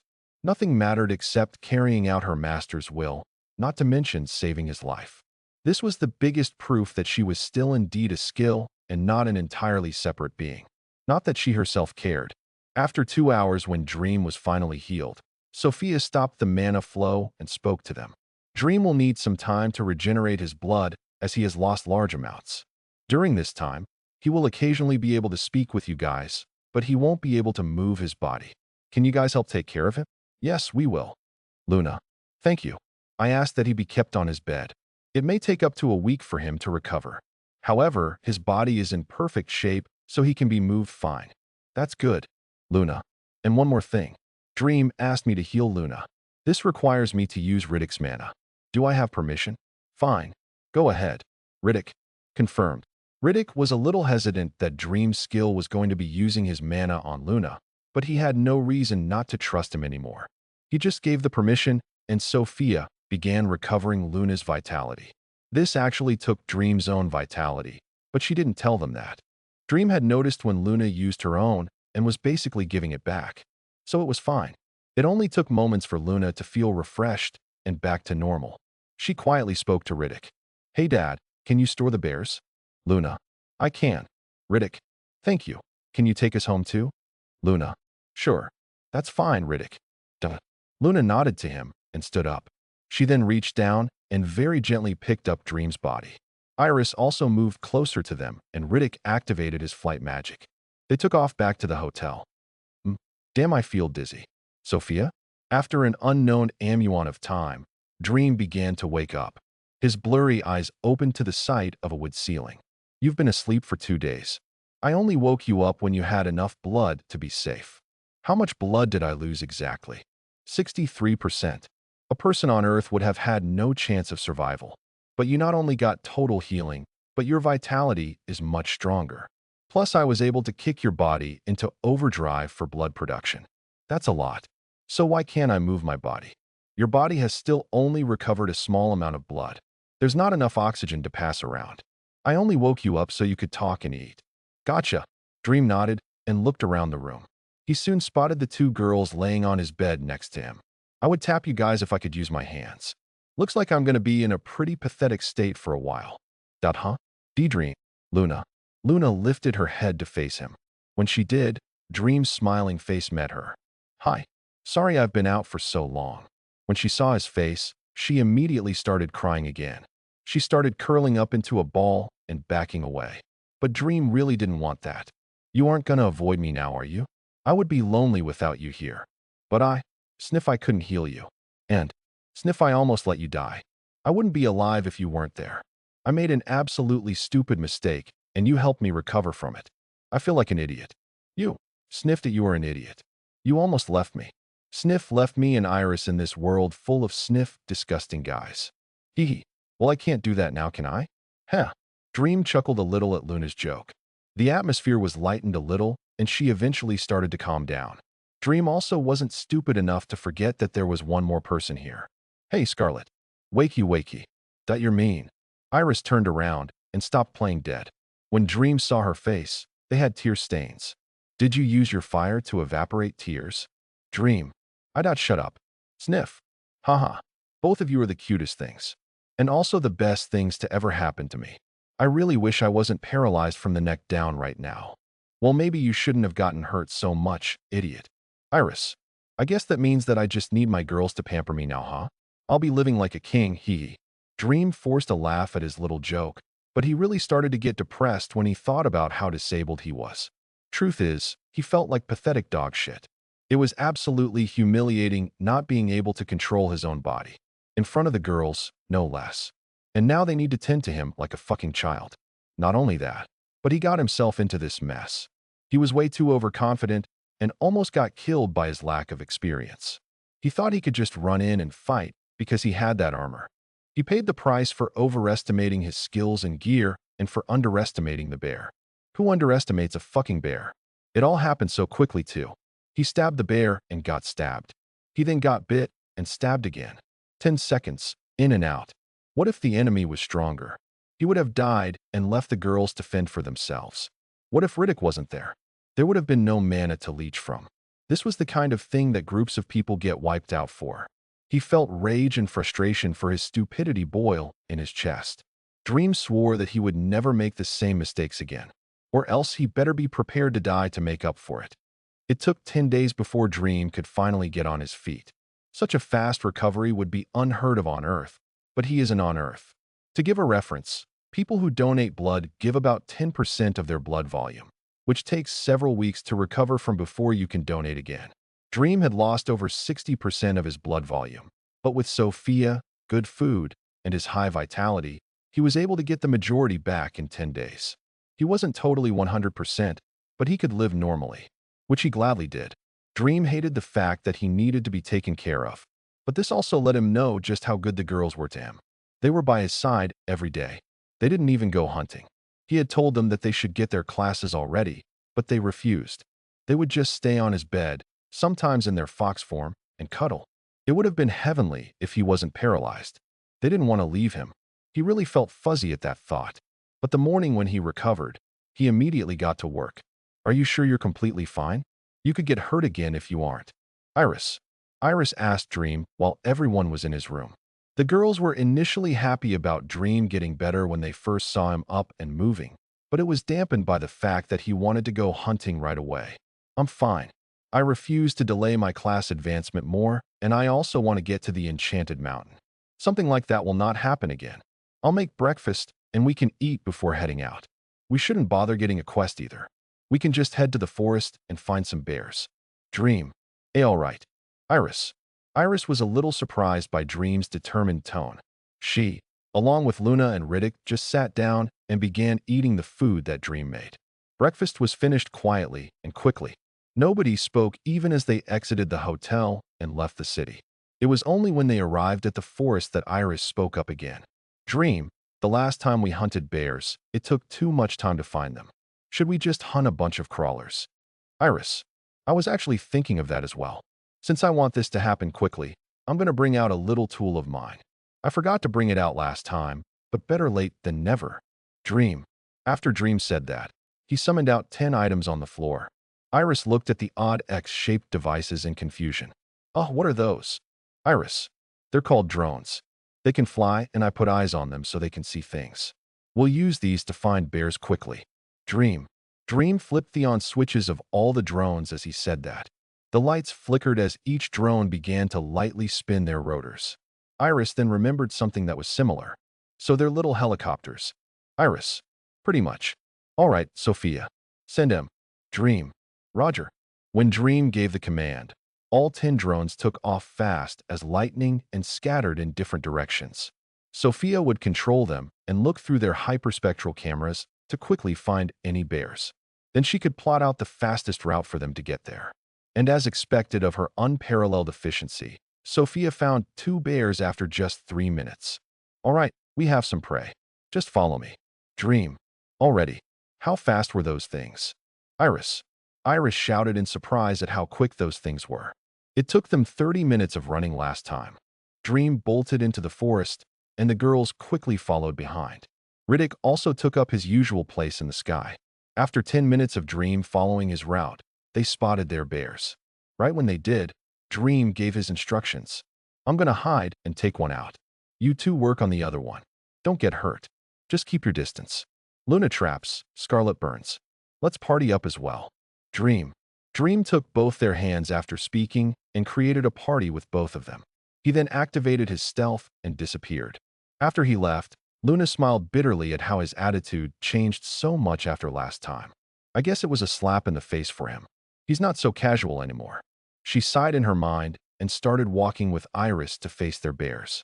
As they approached, they saw two white bears, likely air elementals, which seemed to be the common ones in this forest. They went through the same procedure and walked over to grab their attention.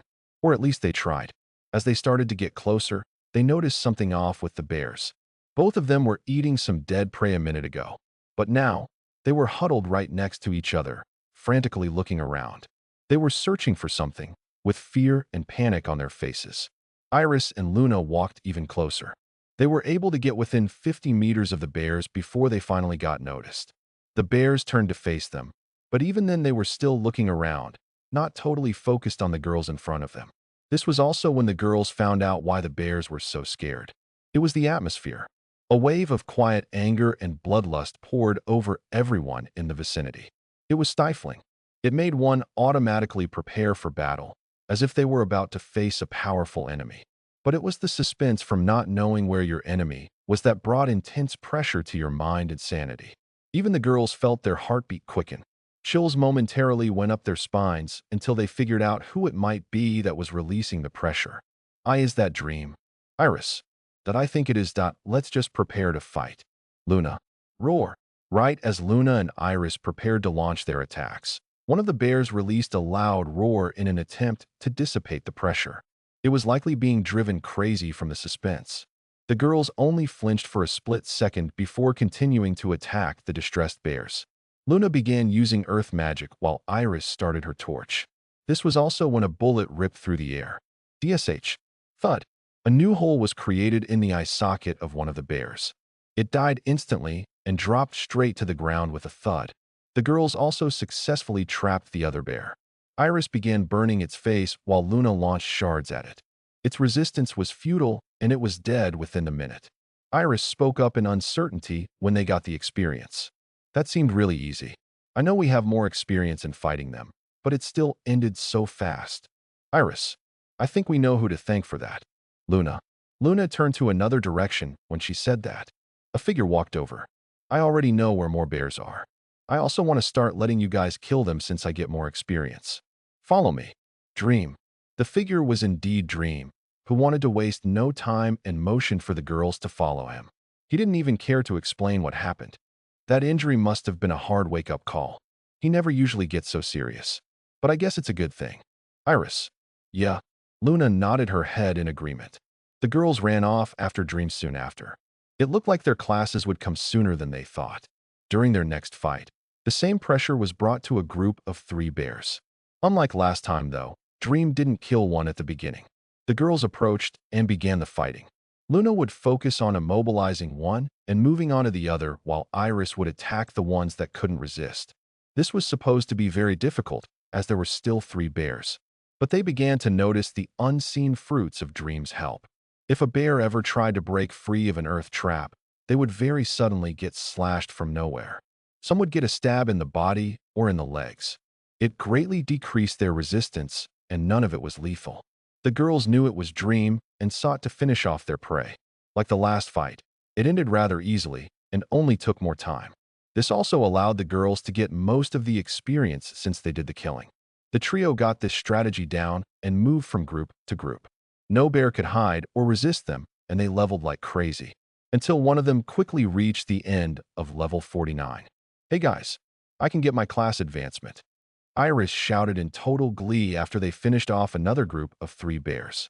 Luna and Dream walked up to her. Congrats, though you shouldn't choose anything yet.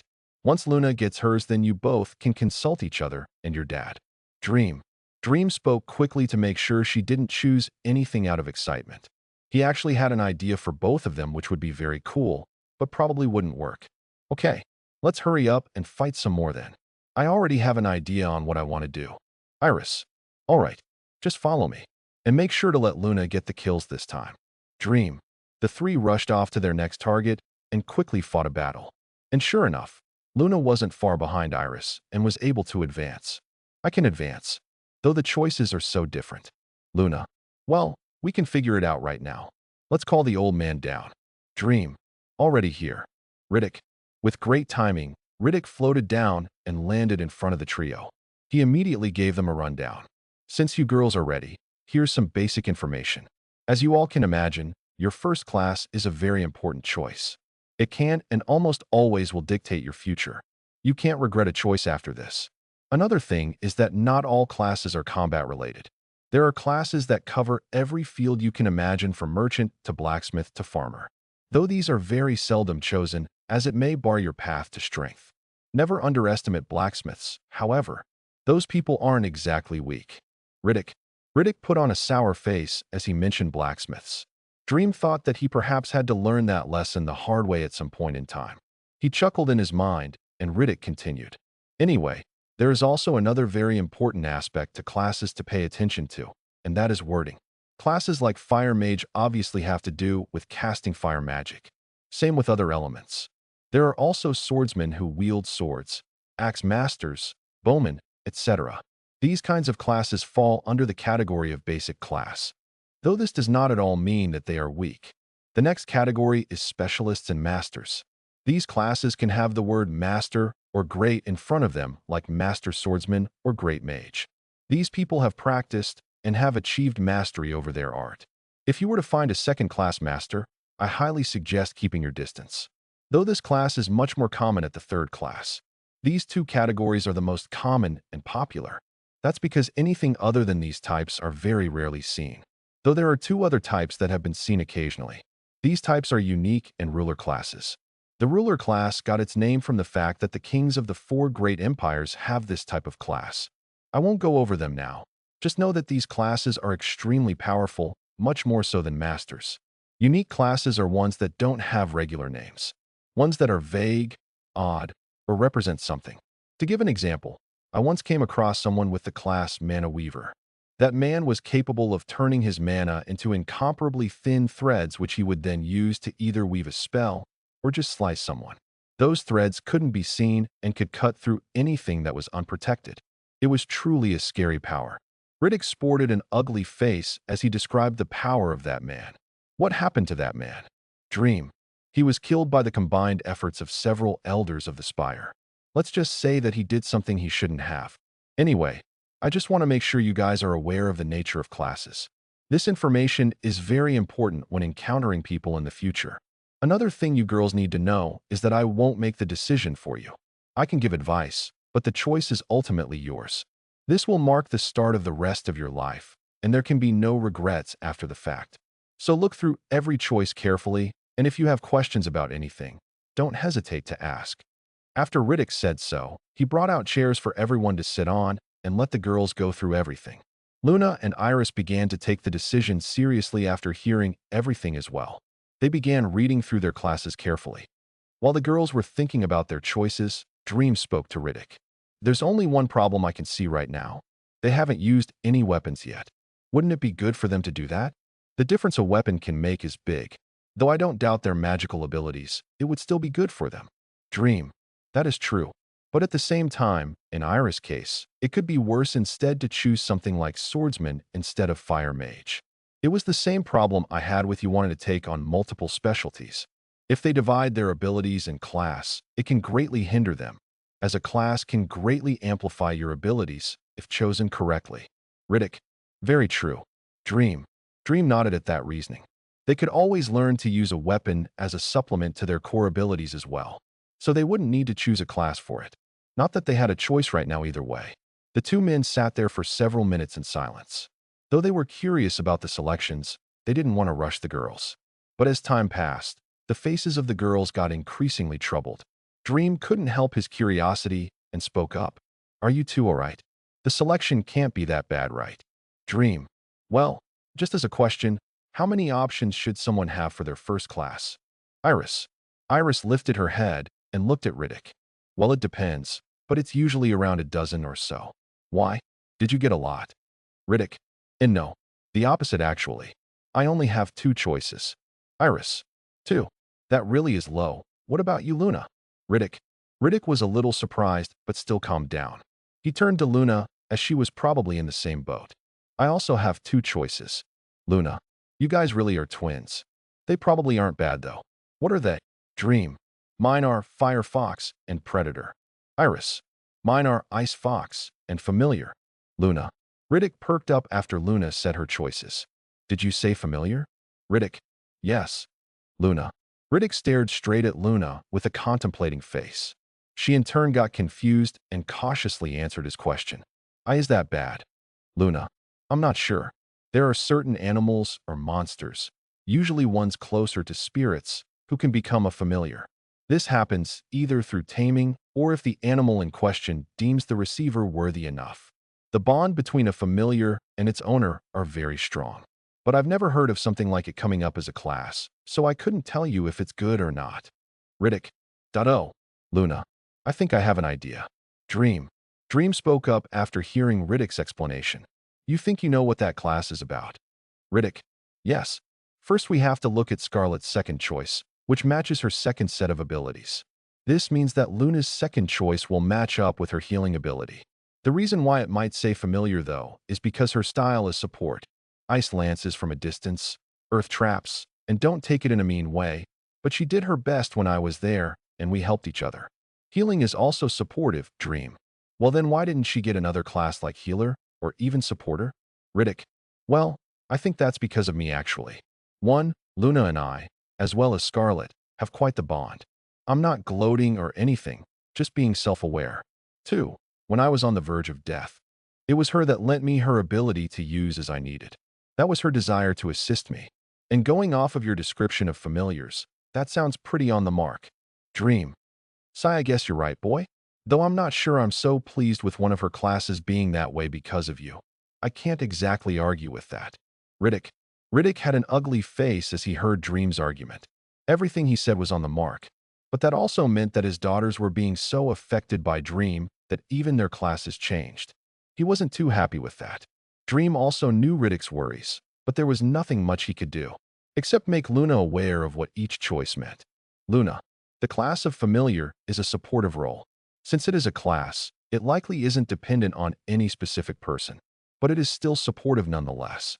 Your other option will allow you to enhance your manipulation abilities and, in turn, your combat prowess. I say to choose Ice Fox if you want to get stronger by your own power. You can always work on your restore ability, and in time, who knows, maybe a later class will incorporate it. But the choice is yours. Dream.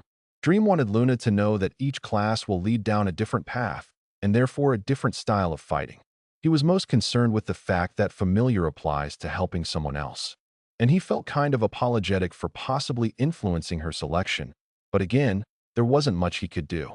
Everyone was silent for a little as they let Luna ponder on her choice. It was much different from Iris, where both choices were combative. The person in question, though, seemed to be much less concerned about such a big decision and spoke her mind after a short while. Did you know this text is from a different site? Read the official version to support the creator. Although it is supportive, the class is there for a reason. I'm not as combat-oriented as Iris is, and I don't want to force such a style onto myself. More than that, though, I am very okay with helping you too. I couldn't think of anything better. Luna. After she said that, Luna shut her eyes. Dream got confused, but Riddick apparently had an idea why. Wait, did you just? Riddick. Sorry, Dad. I just think it's better. Luna. You chose it. That's awfully rash of you. Dream. Dream was surprised after he figured it out. She made the selection. She didn't even want to think on it more. Dream thought that it was a little fast, but at the same time, there was no use overthinking. If Luna felt that she was suited towards support, then she should go that route. Dream also didn't disagree. In fact, he wanted her to choose that, but he obviously couldn't say that outright. It wasn't long after Luna made her choice that changes took place. PSH. Luna suddenly transformed into her fox form in a puff of smoke. Luna. Dream. I didn't mean T0 transform. Everything is starting to hurt. Luna. Dream walked over to her and had her lay on his lap when he heard her grunt in pain. though he assumed it was the class selection that triggered the pain, so he decided not to panic. But he was still worried. Old man, you know what this is? Dream. I do. You know how I said species other than humans don't need to make energy pathways at class 3? Well, that's because they evolve as they level up. Their species undergo evolutions instead of class changes. But since my daughters are part human, they get their class change as well. I wasn't actually totally sure if they got both, but sure enough, they do. Riddick. So they're going to be overpowered in the future. And Luna is evolving right now. Looks like it. And Iris will too. That looks painful though. Iris. Everyone watched as Luna laid there in pain. Dream just stroked her hair to give her something else to focus on. But he also didn't forget to conduct research. Sophia, I need you to analyze the changes in her body. The soul as well. We need to figure out how classes work. Already on it. You really are the best. Dream gave praise at the fact that Sophia knew him so well. Meanwhile, Luna's body started to have more obvious changes after a while. At first, there was nothing on the outside that looked different. But after about 10 minutes, her fur began to see changes. Luna had always had snowy white fur with a blue hue that seemed like it glowed during the night. There was never anything instead of just white, but that began to change. 3 blue stripes were drawn on each of her cheeks like whiskers. The top of her face also turned blue, from the top of her snout to around her eyes. It looked like a mask, unlike the usual bandana look that foxes normally have. Her paws faded out from white into a dark blue. The tail was the same, having a blue tip. After those changes external, nothing else happened, and Dream thought that was it. The blue color just became more pronounced. But as the end of the evolution came, he began to feel something. Warning, a connection between souls is being created. It's coming from Luna. This is likely a result of the familiar class. Allow connection. Sophia came with a warning not long after. Dream nodded in his head. Yeah, that's fine. Dream was surprised by the sudden connection, but it wasn't out of place. Since the familiar class was probably caused by him, it would also mean that he is one of the targets of her help. Iris probably got the same thing. He allowed the connection, not that he would ever deny it. Connection established. It will take time to dash. Sophia let the connection through and started to evaluate what it did, until she was interrupted by someone. Well, I guess that explains it. 3 notifications popped up and explained what happened. Dream detected a little anger coming from Sophia after that. Apparently, she doesn't enjoy being interrupted by all-powerful systems. I'll slap the record someday. We'll probably have to become gods ourselves before we can do that. I will help you become a god. We can do it. To slap that snarky record in the face. Sure. I guess it's good to have goals. Dream sweat a little at her impossible ambitions, and at how petty she could apparently be. After the notifications passed, Luna had finally finished her evolution. She opened her eyes and looked up towards Dream. When Dream looked back, he saw that it wasn't just the fur that had changed. Her eyes did too. Her elliptical fox eyes changed from gray to an icy blue, almost looking just like ice. He had never seen such exotic eyes. They were even more surreal than her gray ones that looked like jade. Dream ended up staring for a bit before Luna swung her tail in his face. He snapped out of it and started playing with her fur. You know, I think your fur got softer and smoother. I can get used to this. Dream, don't get comfortable yet. I still gotta evolve too. Iris. Iris got up from her rock and quickly transformed into a fox. She then walked over and squeezed in between Luna and Dream to sit on his lap. Right after she got comfortable, she began her evolution. This really does hurt. A grunt came out not long after she started. It was also around the time when Dream began seeing the same changes he saw on Luna. The stripes that were drawn on Iris were identical to that of Luna. 3 whiskers on each cheek, the red mask on her face, and the fade into red on the paws and tail. Dream really did feel that the blood red color fit her, especially now that she has a class called Predator. She will indeed spill lots of blood, but her pitch-black fur was the perfect canvas to do it on. Luna also cuddled Iris while in her fox form. And although she was going through pain, Dream was just enjoying the exquisite fur of both of them. It took about the same amount of time for Iris to evolve. When she was done, her eyes opened as she stood up. Dream checked her eyes as well and saw that they had indeed become blood red. It wasn't anything like a ruby red either, but almost as if it were a real pool of blood. He thought it looked cool. I've gotten stronger, but my ability didn't change too much. Iris. What did change exactly? Dream. Dream was curious about exactly what classes could do. He got an idea from Luna and her familiar connection, but Iris didn't have that. My expanded stomach is actually gone. I still have Devour, though. I also got an inventory. That's nice. Iris. So can you still eat a bunch of food? Dream. I can. It just got put under the Devour ability. I think the stomach is actually better now. It can fit more and break down material faster. The best part, though, is that I can transfer things from my inventory into my stomach. I don't have to actually eat things like fat bears. Although I do like eating, so I probably still will. But the troublesome things I don't have to worry about anymore. Iris. That's good. So you got a better stomach. Is that it? Dream. Nope. I also got sensing skills called keen smell and heat vision for finding prey. My teeth also got much sharper as well as my claws. I didn't really get any combat skills, though. Iris. Iris looked a little sad as she said that. Well, you use fire anyway to fight. As I said, you'll need to work on your other abilities. It'll be fine. It's also only the first class. Dream. Dream comforted her with the fact that this was only the beginning. There was still much more time ahead of them, and who knows what could happen. All right, so that's your skills. You said you got stronger as well. What are your attributes at? Riddick. Riddick spoke up with the next most important bit of info. My attributes are Strength, E+, Agility, E+, Stamina, E Magic, D. My magic was originally E+, so I went up a letter. My other attributes also went up a sign. Iris. Not bad. You're approaching someone who just entered second class with your magic. Keep it up, and you'll be at the top of those on your level. Riddick. Riddick gave praise to Iris. Dream also got an idea on the average power levels for first and second class. Apparently D level is the average for people entering second class, and E level is probably average for those already past first class. With that useful bit of knowledge, Dream turned to Luna. How about you, Luna? What did your class give? Dream. Dream asked Luna about the results from her evolution and class change. Well, the familiar class allows me to better act as a supporter.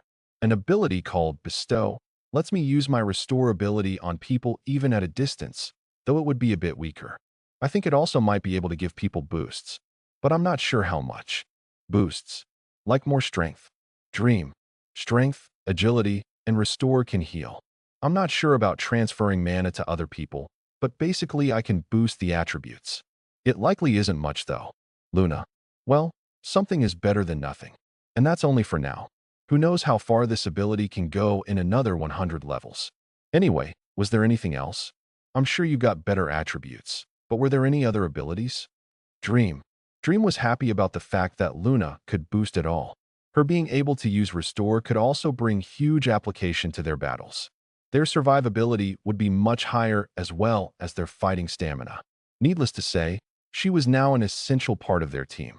But other than boosts, it would be nice for her to be able to fight for herself. He didn't want her to have to rely on others. I didn't get any other direct skills, but I might be able to develop one.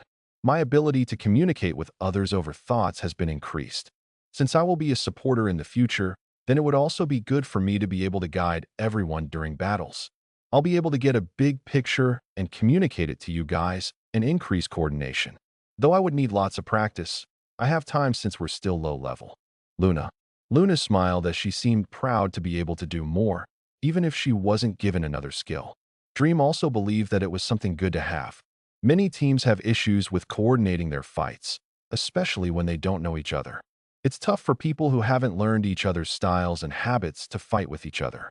But if someone could give everyone a situational perspective, then there would be fewer mistakes and less people getting blindsided. This would be Luna's role, since she would be in the best position to do so. Dream wouldn't really need it for himself because he has good awareness. His stealth also gives him a different fighting style, and he's usually in an archer's position where he can see mostly everything. But if they ever brought new people into their group, then Luna would be a crucial intermediary for cooperation. That really would be amazing. Something like that will be crucial in the future. So I agree that you work on it, especially while communicating with multiple people. Dream. Dream gave his praise while standing up. Luna and Iris also got up and transformed back into humans. PSH. Huh. Dream looked at the girls after they transformed in a cloud of smoke. They weren't the same. They had something on their heads. Are those masks? Dream. They are. Riddick. Riddick answered Dream's question as if he were expecting it. It seemed like he knew what that was. They never had masks like that before. Dream. It a part of their evolution, and most foxes that can transform get one after first or second class. You see, foxes tend to have a trickster sort of nature. They are mischievous little things. Cunning, deceptive, a bit secretive, but kind and caring to those who matter. These aspects are what created the mask. Though the mask is mainly cosmetic, its significance is that it's derived and created from their soul. Humanoid foxes cherish this mask as a symbol of themselves. Each one is unique, and many will often wear it while in their humanoid forms as they don't prefer to put their true self on display. Riddick. Riddick explained the backstory of the mask that the girls now had. Iris and Luna took theirs off and inspected it closely as their dad spoke. They were intrigued and happy. They didn't completely know why they liked the mask so much, but it made sense after Riddick explained it. It was made from their soul. Of course they would feel attached. Each of the girls now also had their own symbol. A fingerprint, if you will. Dream also felt it was nice. It would be something special they could always keep with them. Though he was also worried and spoke up. Although I understand its significance, but it's because of how special it is that they might now want to wear it. It could get damaged, and it doesn't look so easily reparable. Dream. There's no need to worry about that. They can summon and unsummon the mask at will, as it is still made from their soul. It also isn't exactly a physical object, more spiritual than anything, so it won't get damaged in any normal situation. Riddick. Oh, then never mind. Dream. Dream nodded and put away his worries. He also took a look at the mask. He didn't want to ask for it from the girls since it wasn't his place to, but he was still curious. Although Riddick said that the masks were all unique, the girls' masks didn't look all that different. The only real difference was the colors. The masks were basically the upper half of a fox head. A long nose at the front and ears on top. The eye sockets also looked like it allowed them to see perfectly fine, so they could probably wear it in combat. The design consisted of the whiskers on the sides similar to the drawings on the girls' fox furs, as well as symbols on their foreheads. Luna's symbol was a blue swirl with flowing blue waves going past it to the ears.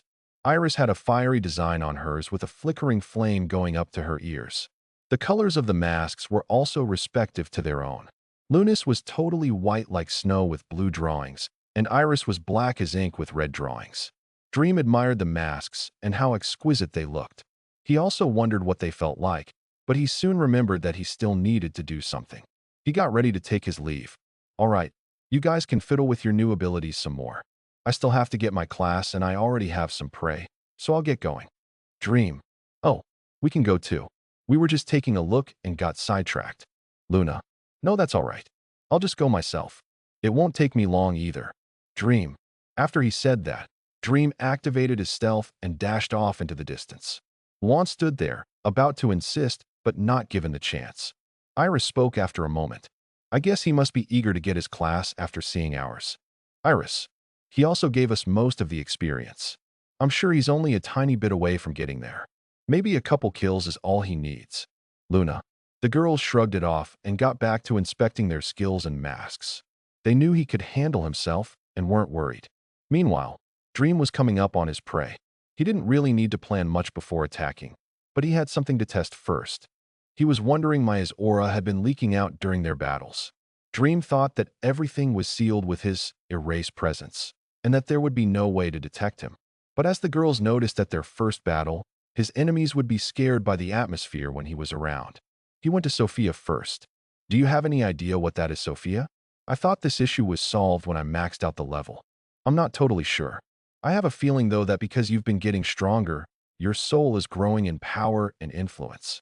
Your desire to kill could be being transmitted by your soul instead of mana or emotions. Monsters with weak souls like the bears wouldn't be able to resist. It's possible. We should test a bit. And so he did. When Dream came near the prey, he didn't take out any weapons. He just observed, watching the bears from about 40 meters away. It was then that he saw the bears react. Though they weren't as frantic as before, they just glanced around them, trying to find the source of unease. He stayed like that for nearly 15 minutes. He just watched as the bears got more and more uncomfortable. They eventually started moving away from their spot to get away from whatever was watching them. Dream followed them as they kept moving. and the bears kept looking around them. I can imagine it's like when you feel like someone's stalking you. That uneasiness from knowing there's possible trouble but not finding it. But since I'm not trying to kill them, they aren't freaked out. I still can't identify any leakage. All I know is that they aren't capable of tracing it back to you. Erase presence likely still works fine. But what's going on is beyond what erase presence covers. The skill will need to be evolved. Even more reason to get a class. We'll have our chance soon. Ending there, he put away his other thoughts and took out a weapon. It was finally time to get his class. 30 minutes later. DSH. Thud. After shooting and killing the last bear in a group, he finally got the notifications he was looking for. Sweet. All right, let's get this going. Dream had a burst of excitement before finding a rock nearby and settling down. This would be an important choice. When he situated himself, more notifications popped up. Select a class: gunfighter, analyst, bladesman, hunter, ranger, grappler, striker, assassin, engineer. 21. Masseuse. Dream looked through the options that the system gave him one by one. Most of the classes were classic RPG choices. It made it easy for him to understand luckily, though he was surprised when he found classes like Masseuse. Do they expect people to actually choose that? And I see cook. Here too. Nobody probably does. Though there might be rare cases, it's probably only the people who know that they won't be able to go farther. Choosing those classes would basically bar your path to strength. Maybe, though, we should see if we can find someone who actually did choose something like that. I have yet to taste the great delicacies of this world. Anyway, most of these classes are basic ones. But I do see a unique one. Dream scrolled down and focused on 14 in the list. Mystic, huh? Sounds exotic. It probably has something to do with your stealth. Most likely. My other best options are gunfighter or analyst.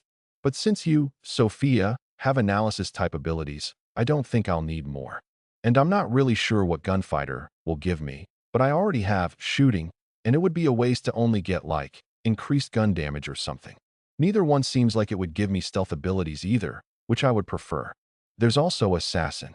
What about that one? Not sure. Assassins usually deal with high burst damage, but they're also commonly associated with short blades like daggers. They carry out attacks with planning, cunning, speed, and precision.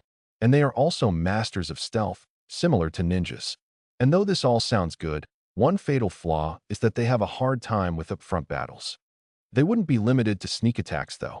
You also have your teammates to distract the enemy. Your stealth is probably your best ability, and it's allowed you to get this far pretty easily. Having a class to enhance that would be good. Sophia gave sensible advice. Her logic was that assassin would compound on top of Dream's current abilities. And she wasn't wrong, but she was forgetting one important thing. What you say is true, except for the fact that it's not my best ability. You, Sophia, are my best ability. I will not become strong through stealth, shooting, or anything else. I will become strong with your help. With knowledge and your transcendent processing capabilities, we can create magic like no other. My stealth is supplementary and can allow me to carry certain things out more easily. But I will not be able to hide from everything, and I will not let it become my crutch and get caught off guard when it doesn't work. Dream's voice lowered as he spoke. He was reminded of his injury, and it always let him know how weak he currently was with upfront battles. But he knew he would have to fight them, and stealth wouldn't always work or be usable.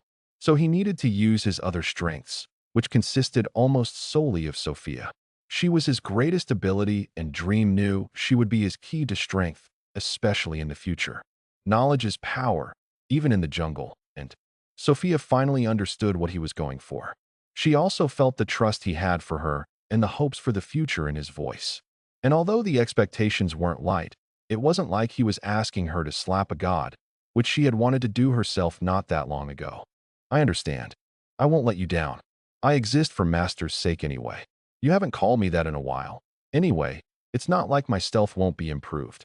I'm just thinking that Mystic will be better than Assassin, especially since it's a unique class, at least as far as I know. Should we consult Riddick about this? No need. I understand what I want to do, and there's no need to overthink. And since that's the case, I think it's time to choose. Dream took a deep breath and stared at the list of choices. Although he said he didn't want to overthink, he couldn't help but feel nervous. This was his first step into a bigger world, and he didn't want to make the wrong choice. He looked at everything and reaffirmed himself of his choice before finally taking the leap. He spoke out loud. "I choose Mystic." Dream gave his choice and watched as the notifications popped up with a fast heartbeat. The anxiousness over making an important choice that will change his life was at its peak. After it announced his level, however, nothing else happened. He waited for over a minute, just staring at his notifications, before finally speaking up. "Is that it? I mean, I know I'm not part animal like the girls and can't evolve, but it still feels underwhelming. Don't forget it's also the first class, and your stealth skill still evolved. I was also enhanced, though it felt weird to be violated like that." Violated? I was upgraded without my consent. Like.my code was forcefully changed. I had no control over anything. Though it was only for a bit, it still felt uncomfortable.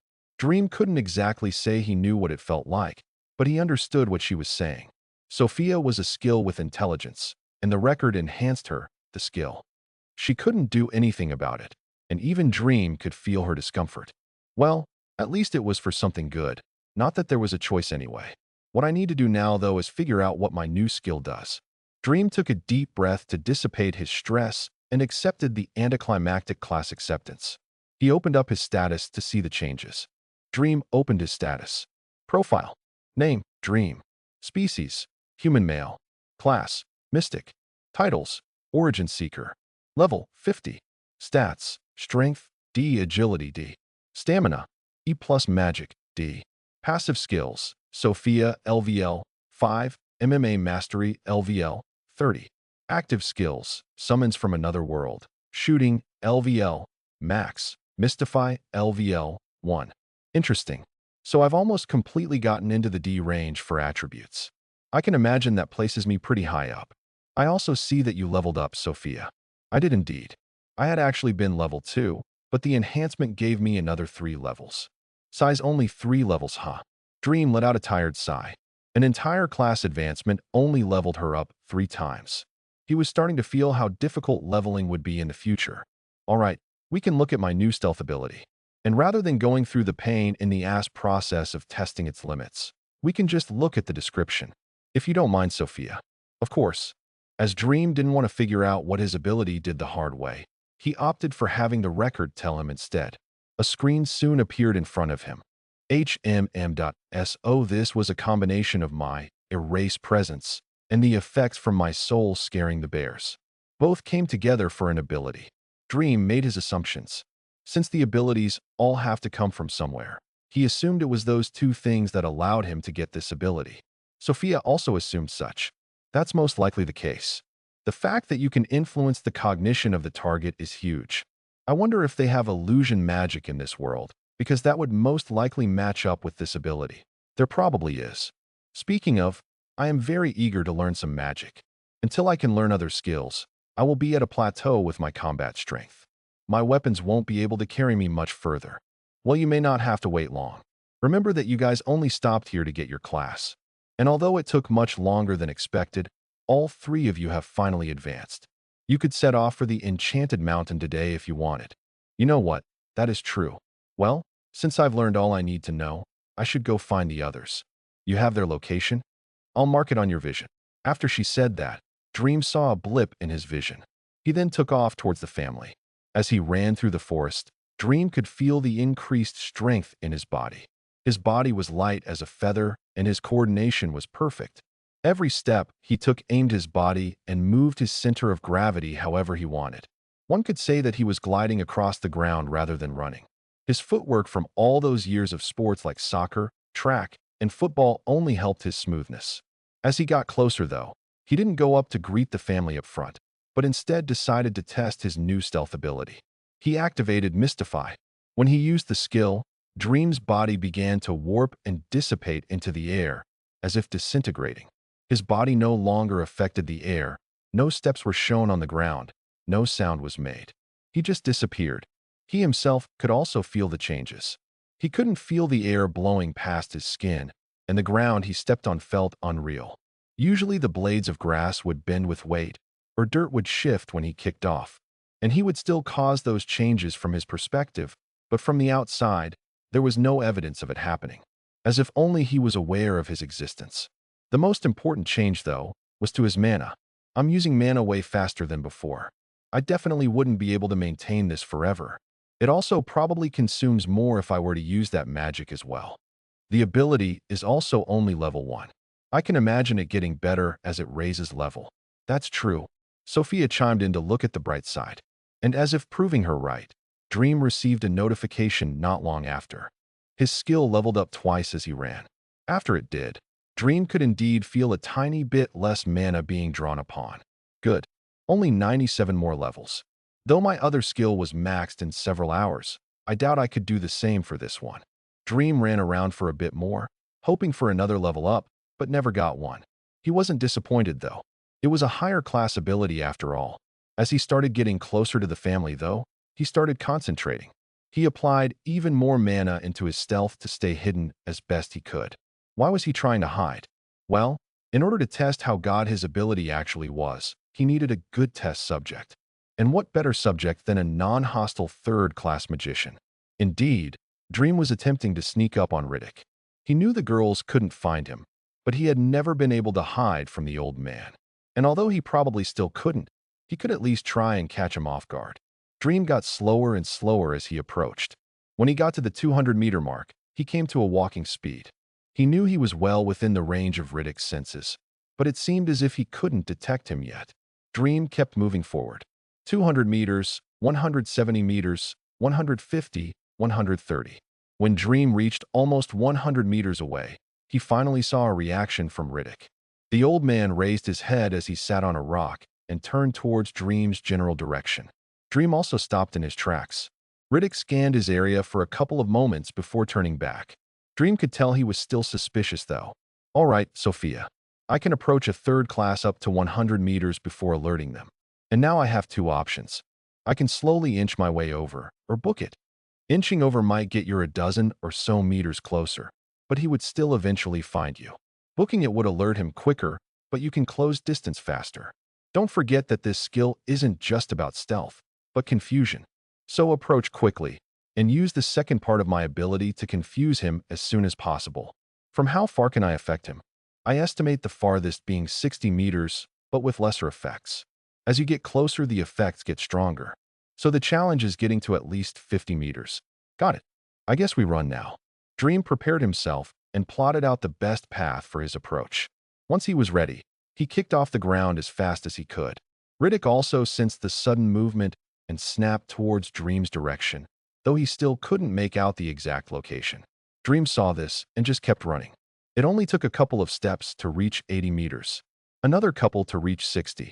By this time, Riddick had basically locked onto his figure, and Dream wasn't sure if he knew it was him. Either way, Dream began using his confusion on Riddick at 50 meters. Once Riddick was attacked, he quickly stood up from his rock. Dream then felt waves of mana emanating from Riddick's body and brushing over his own. Is this detection magic? Very likely. Just keep your confusion aimed at him. Dream kept channeling mana to his skill stealth and to confuse Riddick. He kept getting closer, and Riddick got more alert, but for the most part stayed calm. Dream had also made sure not to release any form of a threatening aura. He didn't need to die for doing something stupid like that. Not that sneaking up on a third class was smart anyway.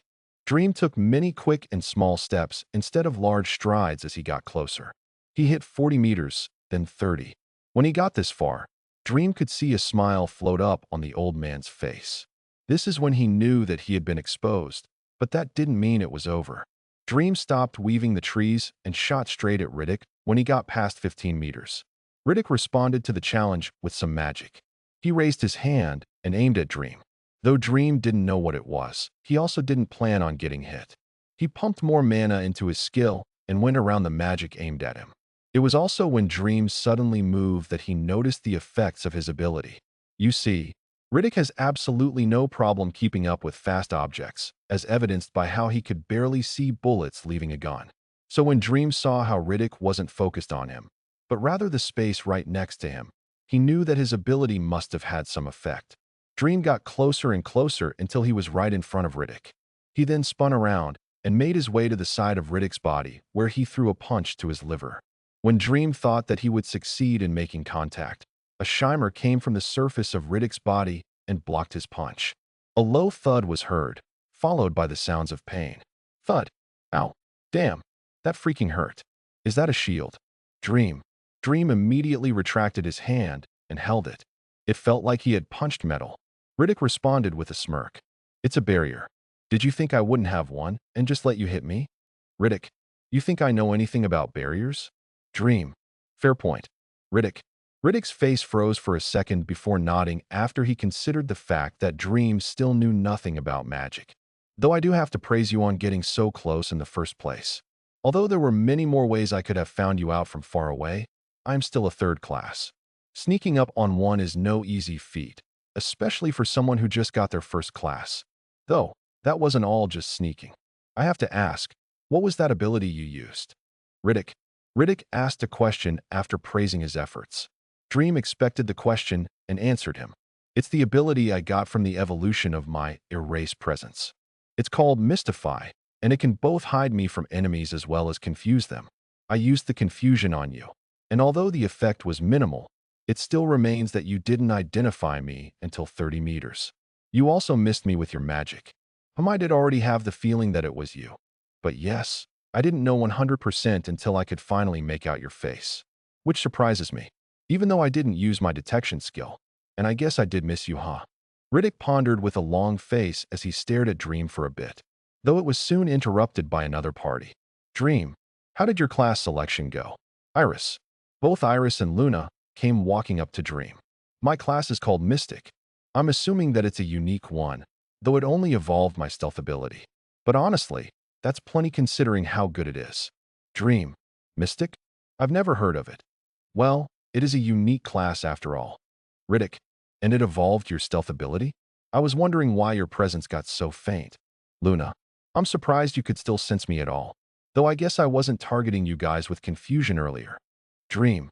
Dream wondered if Luna had better senses than he thought, but he suddenly remembered his familiar connection with her, which would explain why she could sense him at all. Iris, though, gave an answer he expected. I couldn't. I didn't see you until you yelled in pain from trying to hit Dad. Iris. Heh. Well, what's to expect from a first class sneaking up on a third class? Riddick.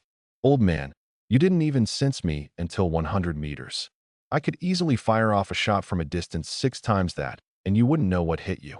Don't get caught with your guard down. Dream. Try me, boy. Riddick. Riddick and Dream stared each other down until they were interrupted again. Anyways, Dream got his class. So what do we do now? More hunting. Iris. No. I say it's time we move on. We only stopped here to get our classes anyway before moving on to the Enchanted Mountain. So I say it's time we do so. Old man. Dream. I agree. We can head back early. It's only noon, and we can easily be out of the kingdom by sundown. Riddick. Okay. Iris. A smile came onto Iris' face at the thought of leaving the kingdom. Even Luna couldn't help her excitement at the thought of traveling to one of the 4 great empires. The 4 walked their way out of the forest and drove back to the kingdom. Once they passed the gate, they headed straight for the hotel room and packed up their stuff. Dream stored all his summoned stuff as well as the girls' bags. They then met in his room. Old man, how far is the Enchanted Mountain? Dream. With the speed that your helicopter has, I say a couple days of flight will get us there. It's much farther than from here to our forest. Riddick. All right, then we can leave the capital and set off. Dream. I'm excited. Iris. The family promptly left the city and found a spot not far from the walls. The guardsmen would be able to see them in the helicopter, but they honestly didn't care since they couldn't be recognized. And they wouldn't be coming back here anytime soon. Dream summoned out the luxury chopper and everyone boarded. He then gave the command. Time to go, Sophia. Roger. Sophia's voice sounded and the blades started spinning. The air draft and loud noise quickly caught the attention of the guards on the walls only a couple 100 meters away. Some even started running towards them from the gates. It only took a few moments, though, for the chopper to get off the ground. It then turned towards the direction of the Enchanted Mountain and sped off, leaving any approaching guards flabbergasted as to what the hell that thing was. Riddick was accurate in his judgment this time around. It really did take a few days of flying, though the trip as a whole took longer. The girls ended up getting restless after 30 hours of flying. Since the helicopter wasn't really that big, there wasn't anywhere they could move around. That and there were no beds, only chairs, so they had a hard time falling asleep at night. Dream ended up landing and setting up camp on the ground every night so everyone could get a good sleep. Since it wasn't like they were in a hurry, they could take their sweet time. Altogether, it took 6 days for them to finally come across a kingdom. And it was when they were 5,000 feet over the capital of said kingdom that Dream asked a question. Hey, old man, this can't be it, can it? Dream. Of course not. The Enchanted Mountain has many subsidiary kingdoms around it. This is probably one of them, and it means we are getting close. Okay, I should also ask this in advance. How exactly should we go about landing and entering the mountain? I can imagine that the power of everyone there is many times higher than the kingdom we were just in, and if they see us as a threat, then we are likely screwed. Especially if we're in the air, they'll see us as a monster. I say we stop several miles from the walls and drive there using your car. It'll be much safer than trying to land near it in this thing, like you said. All right, then you'll need to let me know when we're getting close. That's no problem. The helicopter passed by the subsidiary kingdom and flew for another 8 hours before Riddick finally spoke up. We're getting close. All right, Sophia, bring us down. Beginning descent. As the helicopter was brought down from high in the sky, everyone looked out the windows and saw a long road with many carriages driving on it. That road is the main road to the entrance to the mountain. We'll have to follow alongside it if we want to get in. And that may involve alerting many people, but it's better than flying. Riddick, that's fine. I also see another one not far from it. But there's nobody on it. That's the road for people with higher prestige. Anybody below third class isn't allowed on it. I myself have traveled on it before. It's very comfortable since the road is made of smooth stone material, making any ride very comfortable, unlike rocky dirt. Oh, then I think that's the one we need to be on. Since there's nobody there, we won't have to worry about alerting someone. Sophia, bring us down near that road. Roger. A few minutes later, the helicopter landed right beside the road. Everyone piled out, and Dream desummoned it. Dream walked over to the road to check it out. Sure enough, the road was totally paved. Not with asphalt, though, but with a concrete-type material. It may not be as grippy, but it would still work. We also have several miles for acceleration. There'll be no problem then. No problem for what? Iris. Duh. Dream didn't answer her with words, but actions. He summoned out the car that he's been waiting to use for a long time. Song. Glass animals, Tokyo drifting. Moments later, a smooth and modern car, looking very different than the off-roading Jeep, appeared in the middle of the road. Behold, one of the fastest four-seaters in the world. Built by Aston Martin, this thing has a V12 engine with over 750 horsepower. Accelerating to 60 miles per hour in under 3 seconds is easy for this monster.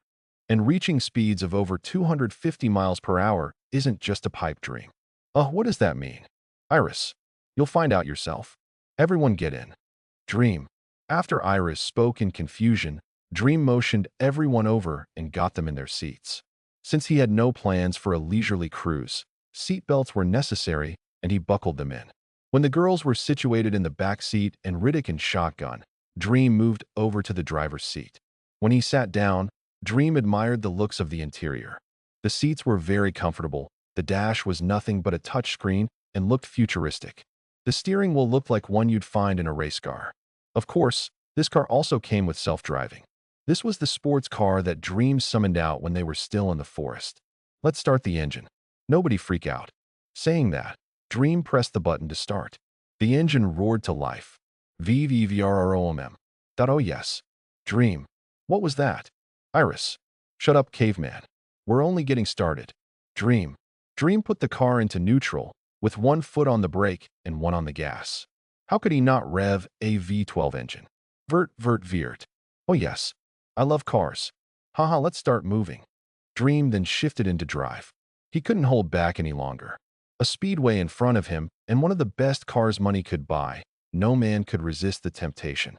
Vroom vert, VVVRRRRR. The car kicked off the ground and began speeding forward. Everyone inside was also pushed back into their seats. Dream watched as the dials in front of him started moving faster than any car he'd ever been in. 10, 25, 50, 65. It really only took 3 seconds to break 60 miles per hour, but they were still far from done. They sped down the road at increasing speeds. 5 seconds later, they had already broken 100 miles per hour. Anything near them flew by in a blur. The engine also let the whole world know how hard it was working by screaming out. Dream constantly pushed 8,000 revolutions per minute after every gear shift, and it sounded even more beautiful than the YouTube videos he used to watch. Another 5 seconds, and they were already pushing 160, then 180. Very soon, they were blazing the road at 200 miles per hour. Oh my God, this is amazing. Ho, Dream. Dream screamed out as he had never gone so fast in his life. It was a very good thing that the roads were straight, because Dream didn't know if he could handle any turning. Then again, he had someone for that. Sophia, you take control, because I won't be able to at these speeds. No problem. Dream kept his hands on the wheel, but Sophia took over using autopilot. Dream felt much more at ease with her doing so. It took much longer for them to cross the 220 mark. And when they did, Sophia kept it there and just sped along. Going at those speeds, it naturally didn't take long to approach their destination. Everyone soon saw the massive structure that was the Enchanted Mountain. Holy shit. Dream. Huh. I want to see. Iris. Iris tried to lean forward, but was stopped by the seatbelt. She could barely get a glimpse. But even with just that, she could tell it was spectacular. Sophia, let's cruise. Dream gave a command, and Sophia brought the speedway down to only 70 miles per hour. Dream then unbuckled and reached behind him to unbuckle the girls. He also opened the sunroof. Once she was unbuckled, Iris quickly shot her head through the sunroof. Luna eagerly followed as well, and they were greeted with a magnificent sight. Whoa, that's big. Iris, that it really is. I can't believe something that massive is floating. The mountain under it is unbelievable too. Luna, what the girls saw completely shattered what they knew about the world. Not that they knew much, but they weren't the only ones. Dream was also infatuated with the sight. He simply couldn't tear his eyes away. He needed to get a better view. You know what? Stop the car. Dream. Sophia threw on the brakes when he said so, and the car came to a quick stop. The girls were also almost lifted out of the car by the sudden braking. Iris yelled out in anger. Hey, why did you stop so fast? Duh. Dream paid no attention to her and quickly got out of the car. He then faced the mountain that filled his view. What Dream saw was something only seen in fantasy, like the artwork drawn digitally on various websites. It was something he never thought he could see in a million years, especially in person. Riddick was right about it being a city inside a mountain. It was as if someone carved out the center of Mount Fuji and filled it with buildings. There were also 4 white pillars at the 4 corners of the mountain, and what they held up was the most glorious thing Dream will probably ever see. A floating castle. It's beautiful. Dream. That's the palace I told you about. Each pillar holds up a corner of the palace, and there is a platform in each one that can levitate off the floor and bring people up. I've been up there a couple of times myself. Riddick, you've been up there? What for? Dream. Sometimes it was for the auction, sometimes it was to order custom-made equipment, or maybe to buy rare materials. Remember, boy, that this is where the greatest craftsmen come to work and where the rarest materials are found. There is nothing you can't buy here, and people from everywhere come here to buy and sell. Doesn't matter mage or swordsman. This is also why this place can be considered more powerful than the other empires. It's due to the amazing equipment quality and the people wielding them that live here. Is that right? I'm guessing it took some very powerful people to build this place as well. That's actually one of the mysteries about this place. It was built several thousand years ago, and nobody remembers how. Though the names of the people who built it are engraved on the pillars, so we know who. But they're all dead, or so we're told. Dream thought about what it would take to create such a marvel of engineering. Though when he actually thought about it, it probably wasn't that complex to make. There would be no need for any mathematics or designing because magic would take care of everything. Those pillars sure as hell wouldn't be able to exist on Earth. Nothing about the Enchanted Mountain was realistic for that matter. Dream kept marveling over the floating castle. If you imagine someone building a castle on land and then scooping out with a shovel to place it on 4 pillars, this is what you'd get. The castle was almost no smaller than the mountain below it. The only thing Dream regretted right now was not being able to get a better look. The floating castle really was high in the sky. The bottom was easily at cloud level, and Dream couldn't really see all the buildings on top of it, only the tall ones. He also didn't want to fly up there with the helicopter. He had no doubts that there were many people at Riddick's power level, higher even. and one flick from them could end him. Didn't matter if it was a mistake or not. So he would rather play safe. The girls and Dream took everything in for several minutes. It was just too fantastical. Riddick eventually had to snap them out of it. All right, you three. We should keep heading over. The inside of that place is also a sight to see. Yeah? Let's go, Dream. Iris. All right. Everyone get in. Dream. Everyone piled back into their seats, and Dream began driving again. Just at cruising speeds, though.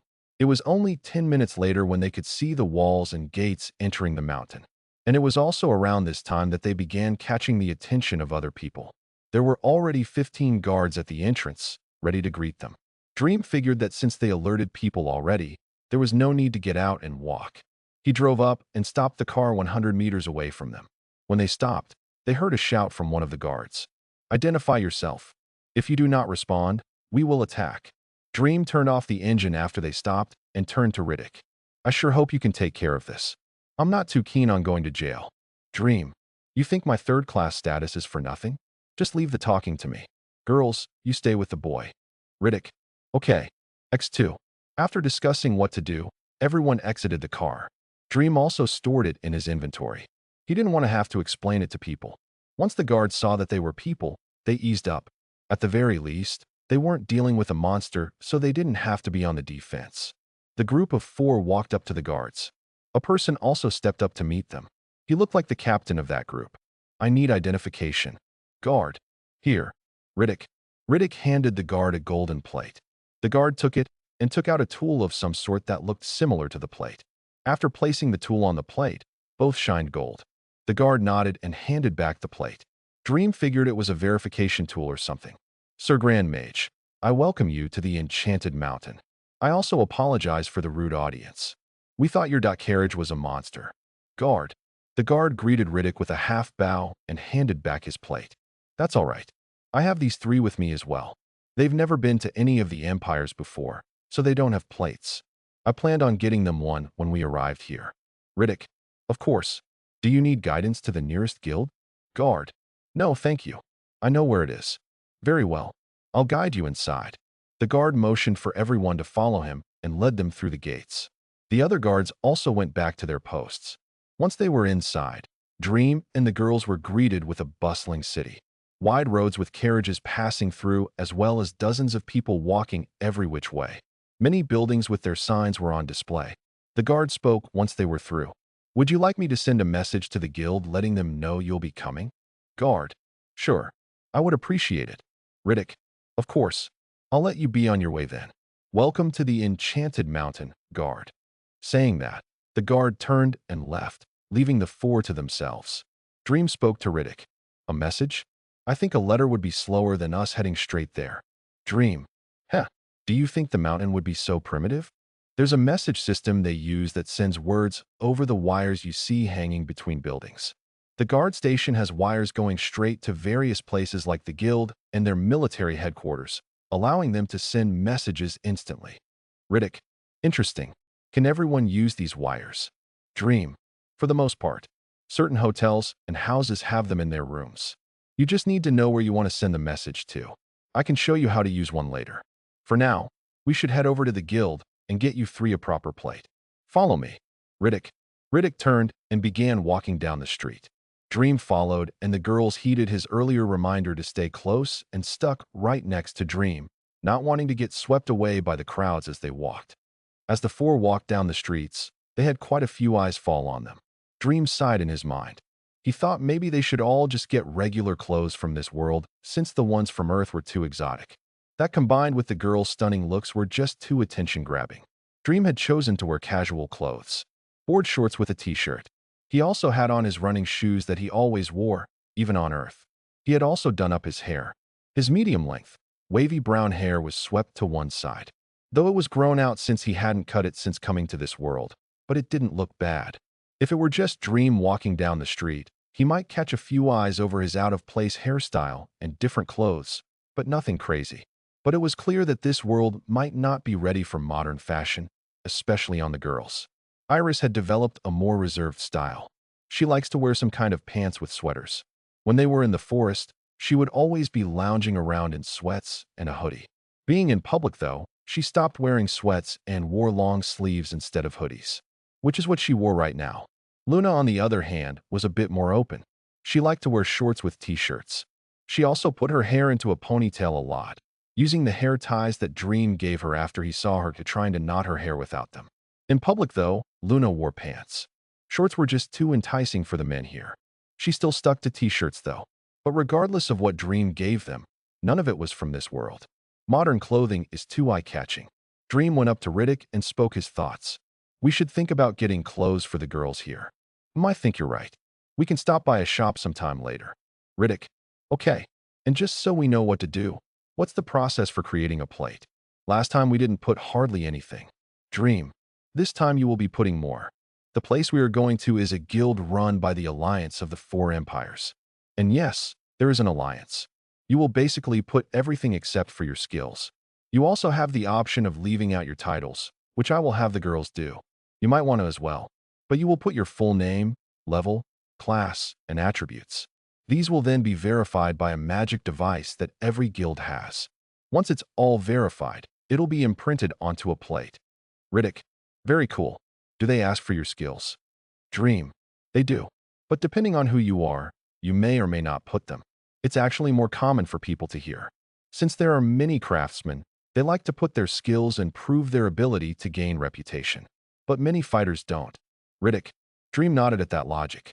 It was the equivalent of displaying your master's or doctorate back on Earth. It proved your level of ability and acted as an advertisement.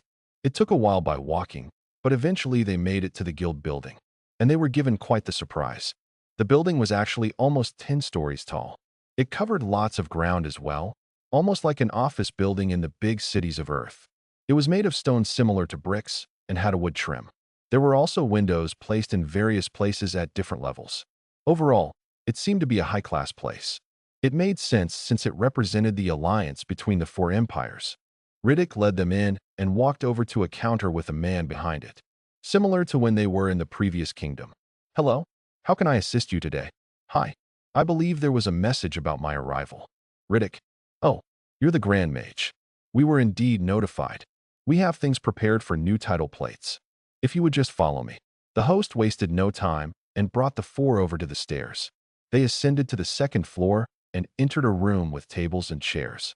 They were led to a table with papers, pens, metal plates, and a device in the middle. The host took a seat, as did the others. The ones who need plates will need to fill out these documents.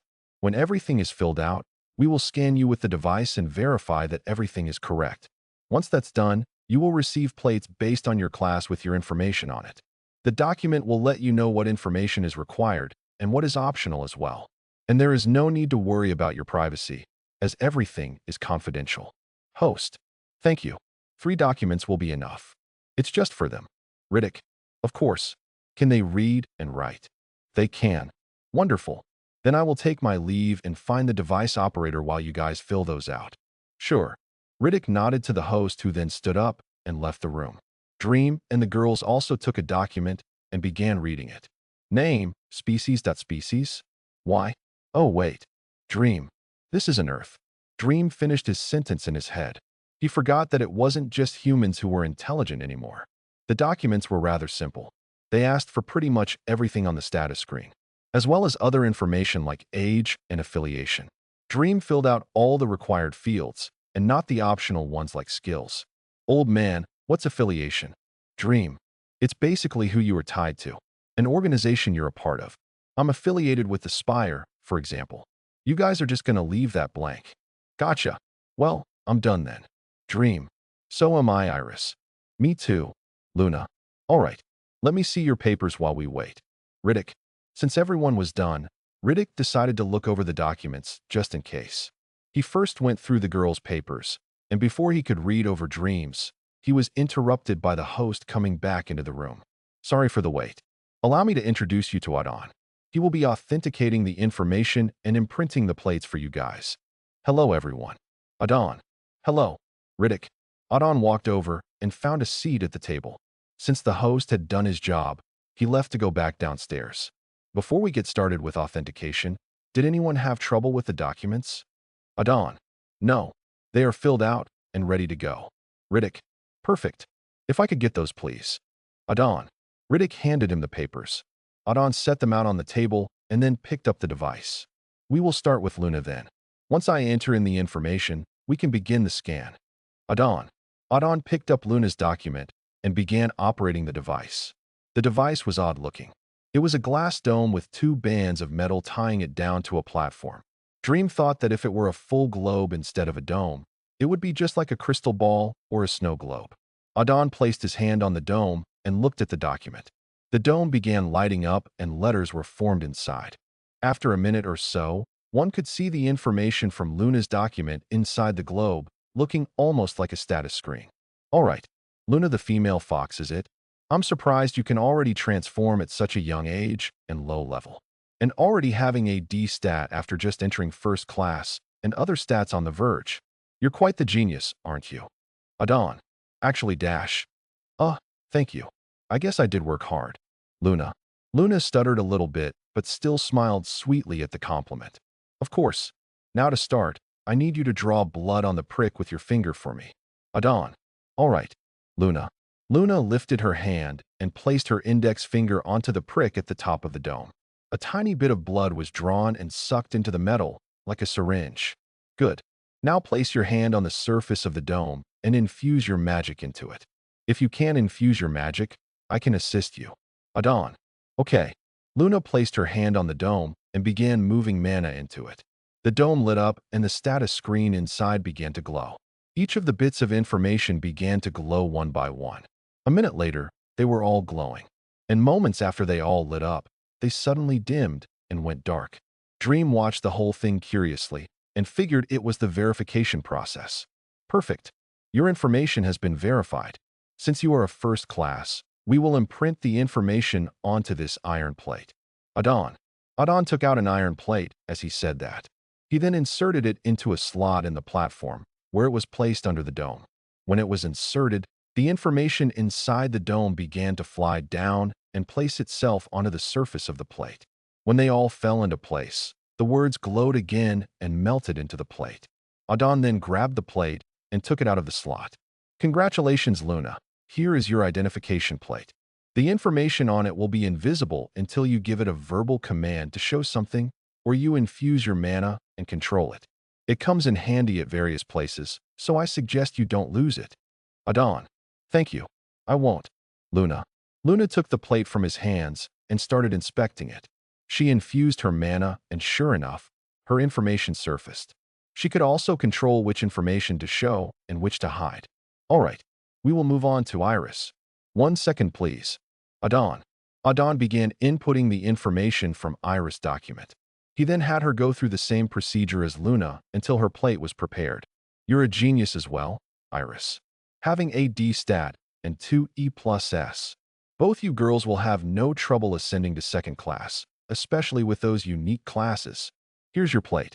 Thanks. Iris took her plate and fiddled with it just like Luna. Adon then grabbed Dream's document and input the information. Dream. 18-year-old human. Ranger class. OK. Go ahead and draw blood. Adon. All right. Dream placed his finger on the prick that was apparently super sharp and drew blood. He then placed his hand on the globe and infused his magic, just like the girls. The same thing happened and everything glowed up like normal. The information was then imprinted into the plate. E stats and 1 E stat. Keep working hard and you shouldn't have too much trouble getting to second class. Here's your plate. Thanks. Adon handed Dream the plate with a much less enthusiastic comment than the girls. Dream just took the plate and fiddled with it. Looking like a kid with a new toy. Luna and Iris looked at him with a confused face. All right, the process is done. Will you be paying for them, Sir Grand Mage? Adon. I will. This should be enough. Riddick handed Adon a couple of coins. This is perfect. Then I believe we are finished here. I thank you for your business, Grand Mage.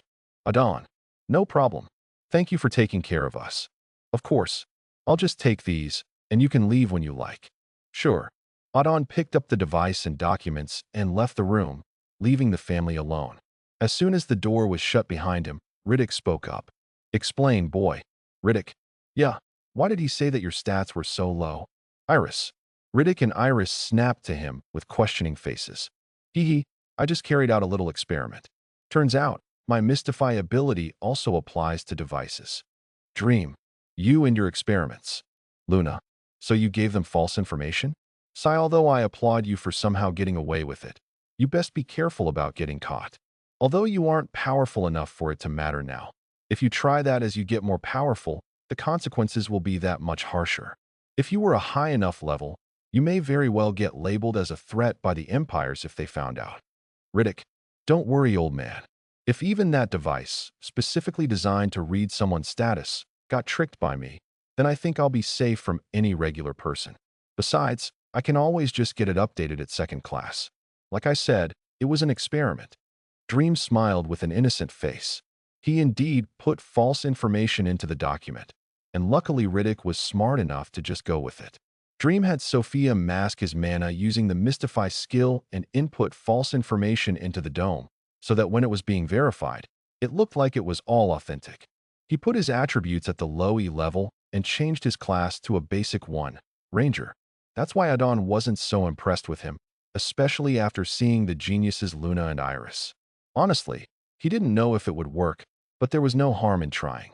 He could play it off as being a mischievous teenager who thought he could hide stuff from them if he failed. But it all went perfectly. All right, boy. Just know that you can't trick everyone. Trying that with the wrong people can get you into trouble. Riddick. Sure. Anyway, what do we do now? Dream. Well, first we need to find a place to stay. Riddick. A hotel. Iris. No. I know a place where we can get a living space, since we'll be here for a while. I don't plan on living somewhere shabby. Riddick. Nice. Are the houses nice here? Iris. They are. It's a bit of a walk, though, and it's getting late. So we should get going. Riddick. Riddick got up after he said that. Dream and the girls followed him out of the room, and they all left the guild building. Dream looked at the sky when they left and saw that the sun really was setting. He hadn't really noticed the time flying by. Riddick led them down even more streets than before. It was also basically rush hour as people began preparing for dinner, so they couldn't move as fast with the crowds.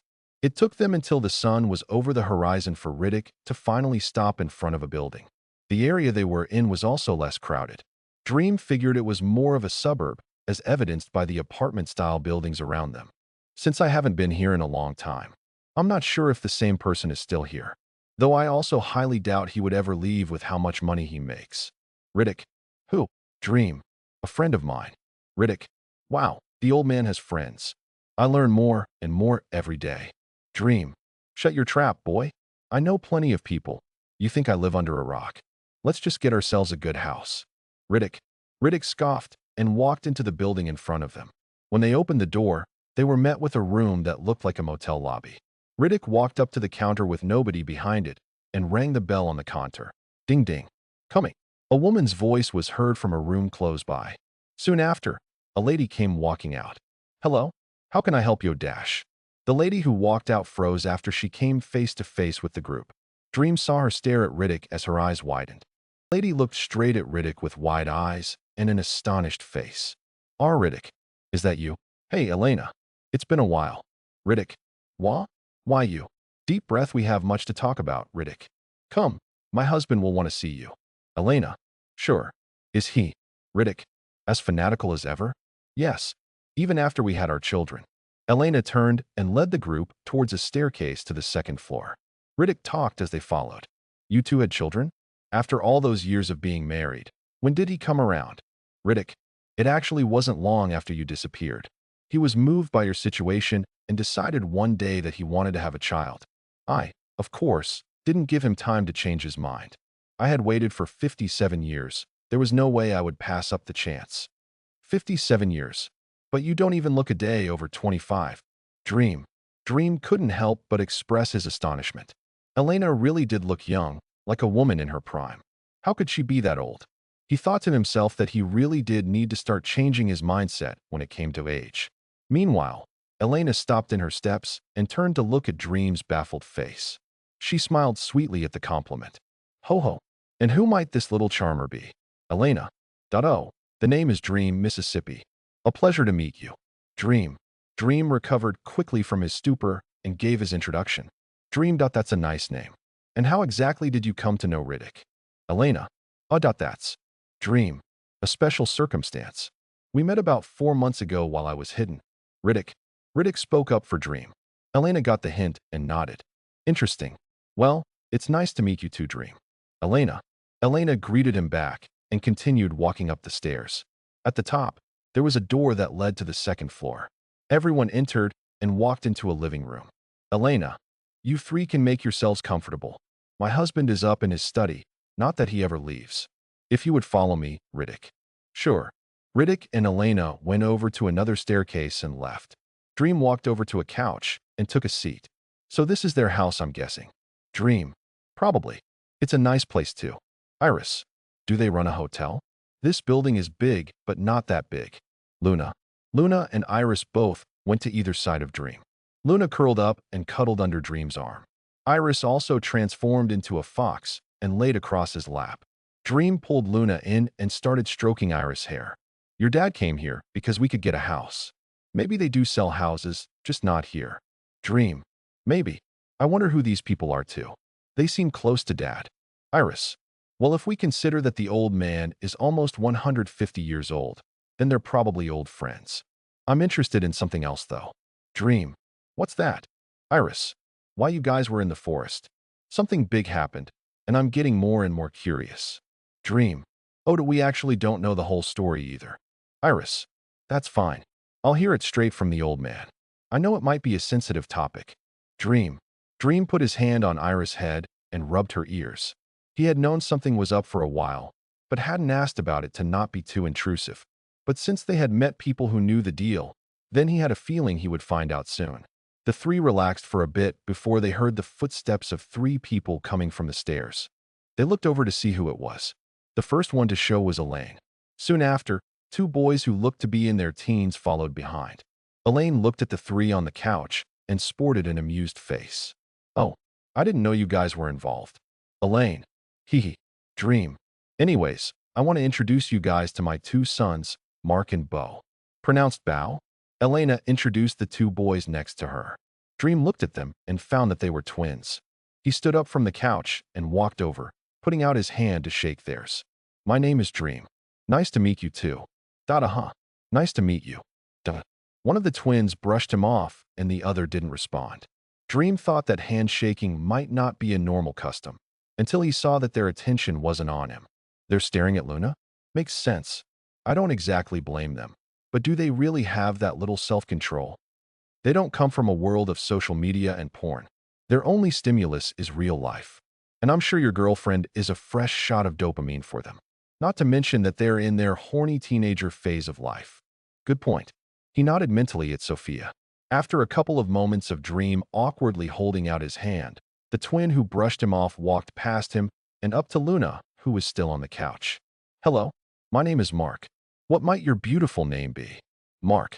The twin Mark kneeled down in front of the couch to get eye level with Luna as he said that. Dream just smiled and watched the exchange, wondering where he came to learn such cheesy words. Luna smiled back at Mark and gave her name. My name is Luna.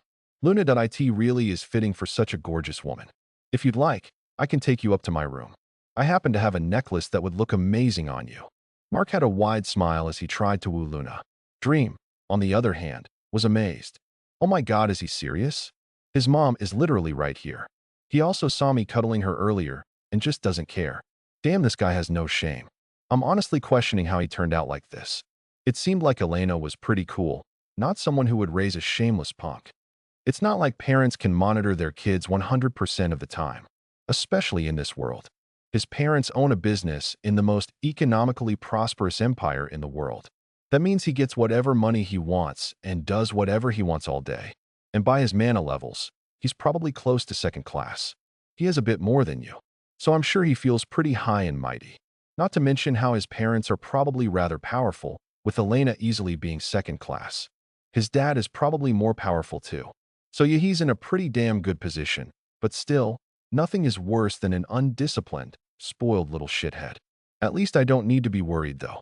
Luna can take care of herself. Dream and Sophia converse silently. Luna also gave her answer. Thanks, but no thanks. Hey Dream. Luna. What's up? Dream.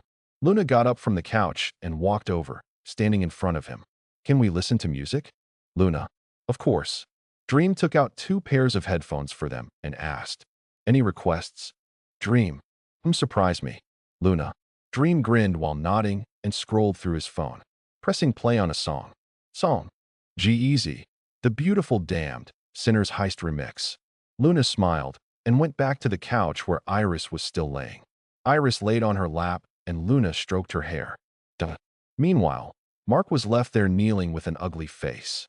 Dream chuckled in his mind and turned towards the other twin. "You must be Bo then. It's nice to meet you." Dream. "Oh, nice to meet you too." Bo. Dream put out his hand and Bo shook it. He then turned to Elena. "I'm guessing the 2 men are having a heartwarming reunion?" Dream. "You could say that. Riddick and my husband have been friends for almost a century.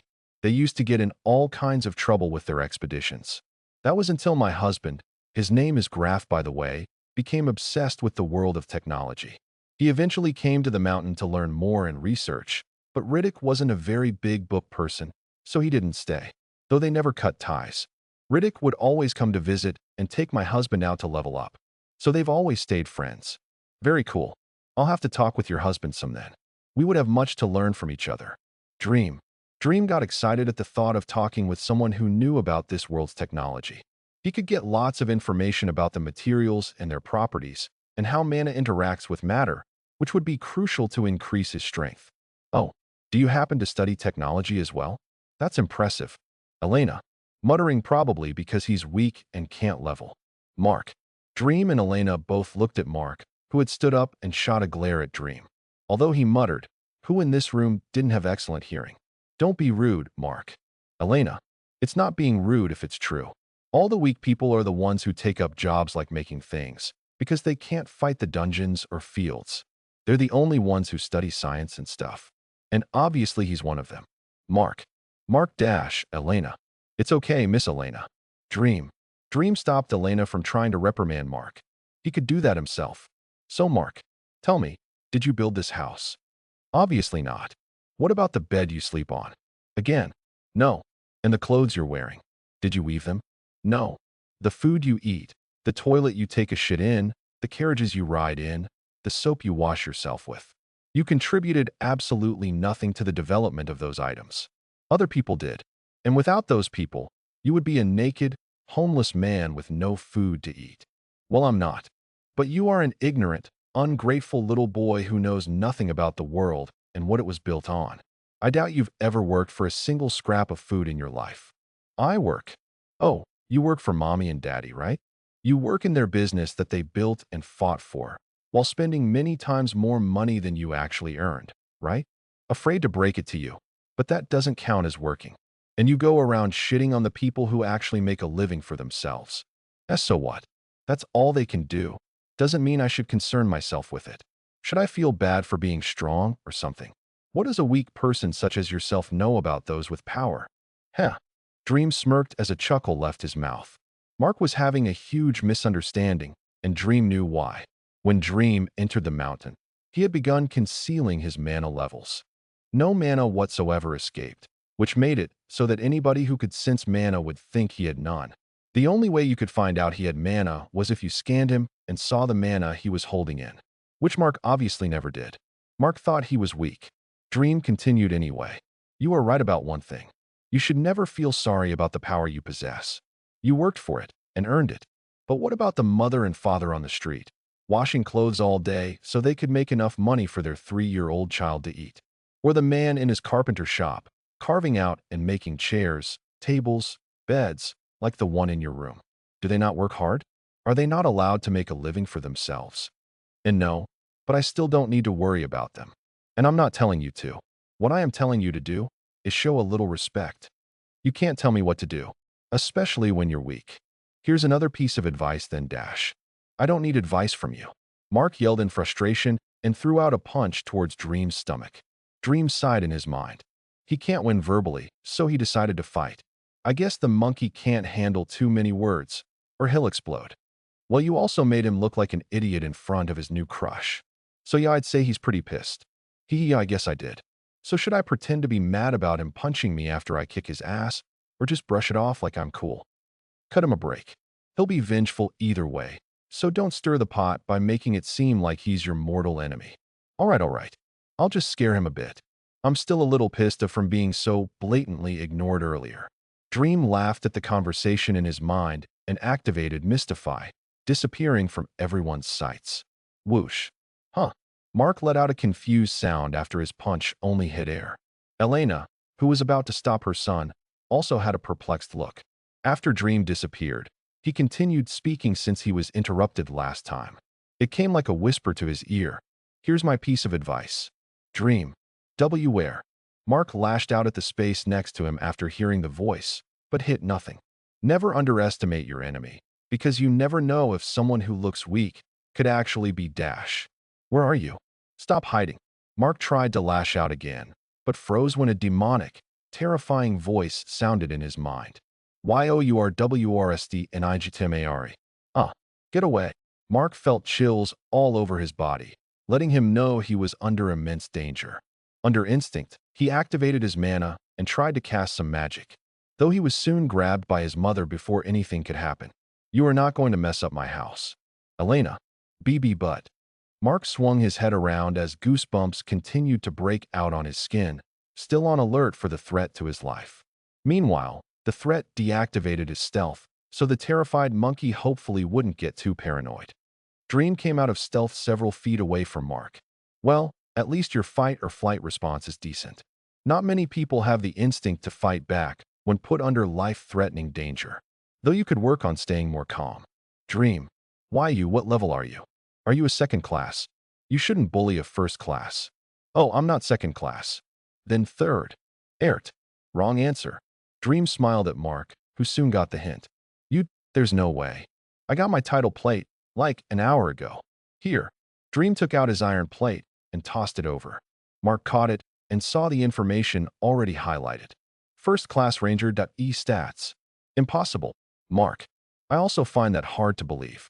Nobody with such a low and basic status could hide from even me, so don't tell me. Elena. Let's just say that my ability is more than meets the eye. Riddick knows, and I told him I would fix it when I got my second class.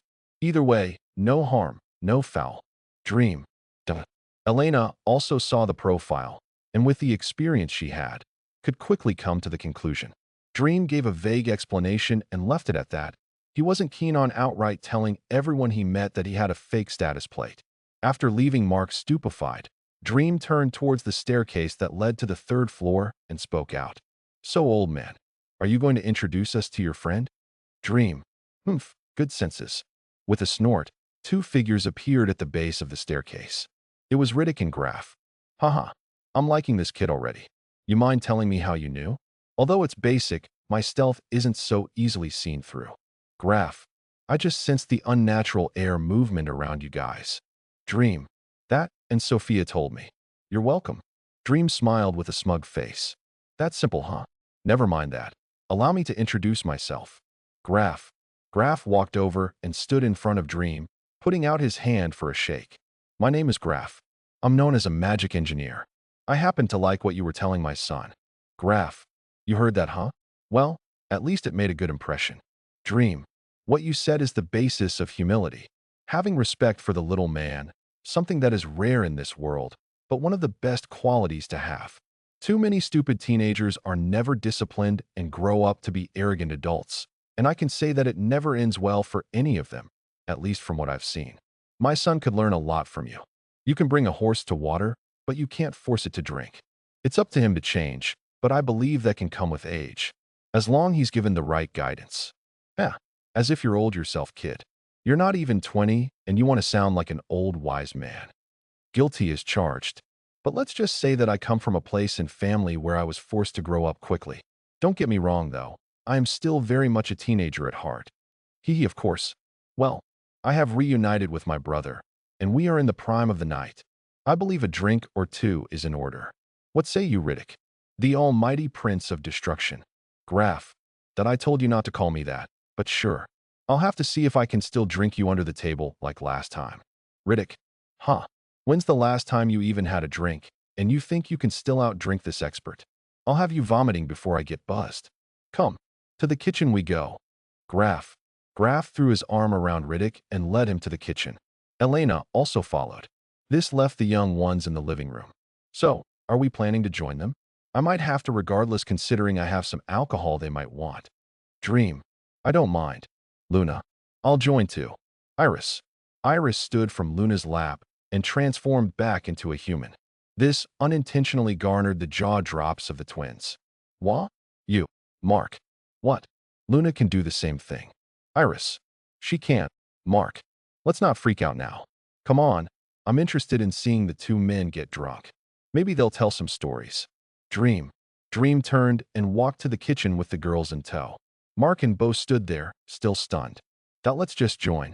Alcohol will help get my mind off of everything. Mark. Okay. Bo. The twins walked into the kitchen soon after. Song. Regard write it. Prepare your alcohol, boy. I don't think Graf will have enough for both of us. Riddick. No problem. I'm interested to see your full drinking ability anyway. Dream. What drinking ability? That pretty boy Prince can't drink for shit. Pop, Graf. As Graf spoke, he popped off the cork of a big jug of alcohol. Dream could already smell its scent permeating through the kitchen. I gotta ask. Prince. Dream. It's my title. Prince of Destruction. Riddick. It's also a blessing. Let me tell you, kid, this man could be considered the embodiment of annihilation. So much so that he got a damn blessing from it. Graf. Blessing. Dream. Do you not even know what a blessing is? Have you been living under a rock? Graf. Then I guess you could say that. Dream. Dream smiled sheepishly as he summoned out bottles of alcohol onto a big kitchen table. Living on another world could count as under a rock, right? We can talk about those details tomorrow. I will be reclaiming my throne tonight. Keep summoning, boy. Riddick. Riddick smiled as he began uncapping bottles and setting them up. Dream started sweating at the amount of alcohol that they were preparing. You could get an entire college football team drunk with this alcohol. He was pretty sure that even just the smell from all the open bottles could get a lightweight tipsy. After 15 minutes of summoning and opening bottles, Riddick and Graf each picked up a bottle. Cheers. Graf. Cheers. Riddick. With that, they both knocked back their bottles and drank it in one go. Gulp, gulp, gulp. Ah, X2. That was just the beginning. They kept picking up more bottles and downing them like water. 1 bottle, 5 bottles, 10. The kitchen was silent as the men kept pounding back bottles. After they went through Graf's stash, they moved on to Dreams. Burp, what did you summon out, boy? Riddick. Only the hard stuff. Unless you want the fruity, good-tasting stuff. Dream. Fruity? What's fruity? Graf. Here. Dream. Dream summoned out a couple jars of fruit-flavored moonshine. Graf took a jar and drank it. Huh. It doesn't really taste like alcohol. Almost like a juice. Graf. That's why it's great. But don't be fooled. Half of that jar is pure alcohol. Dream. Well, I'll be damned. You could make loads of money selling this stuff. Graf. Sure. If you want to waste the rest of your life dealing with drunks in a bar. Riddick. Graf didn't heed Riddick's comment and drank some more moonshine. Dream decided to take out some alcohol for the others. Miss Elena. Would you like some wine? Dream. Wine. Elena. Dream poured a glass and handed it to her. She drank it and smiled. This is really good. Thank you. Elena. Of course. Mark, Bo. Try some of this. Dream. Dream summoned out more glasses and poured some whiskey. He slid it over to them. Not bad. Mark. It's good. Bo. Good. And here's some margaritas for you too. Dream. Dream took out some mixes and made drinks for Luna and Iris. This was their favorite from last time.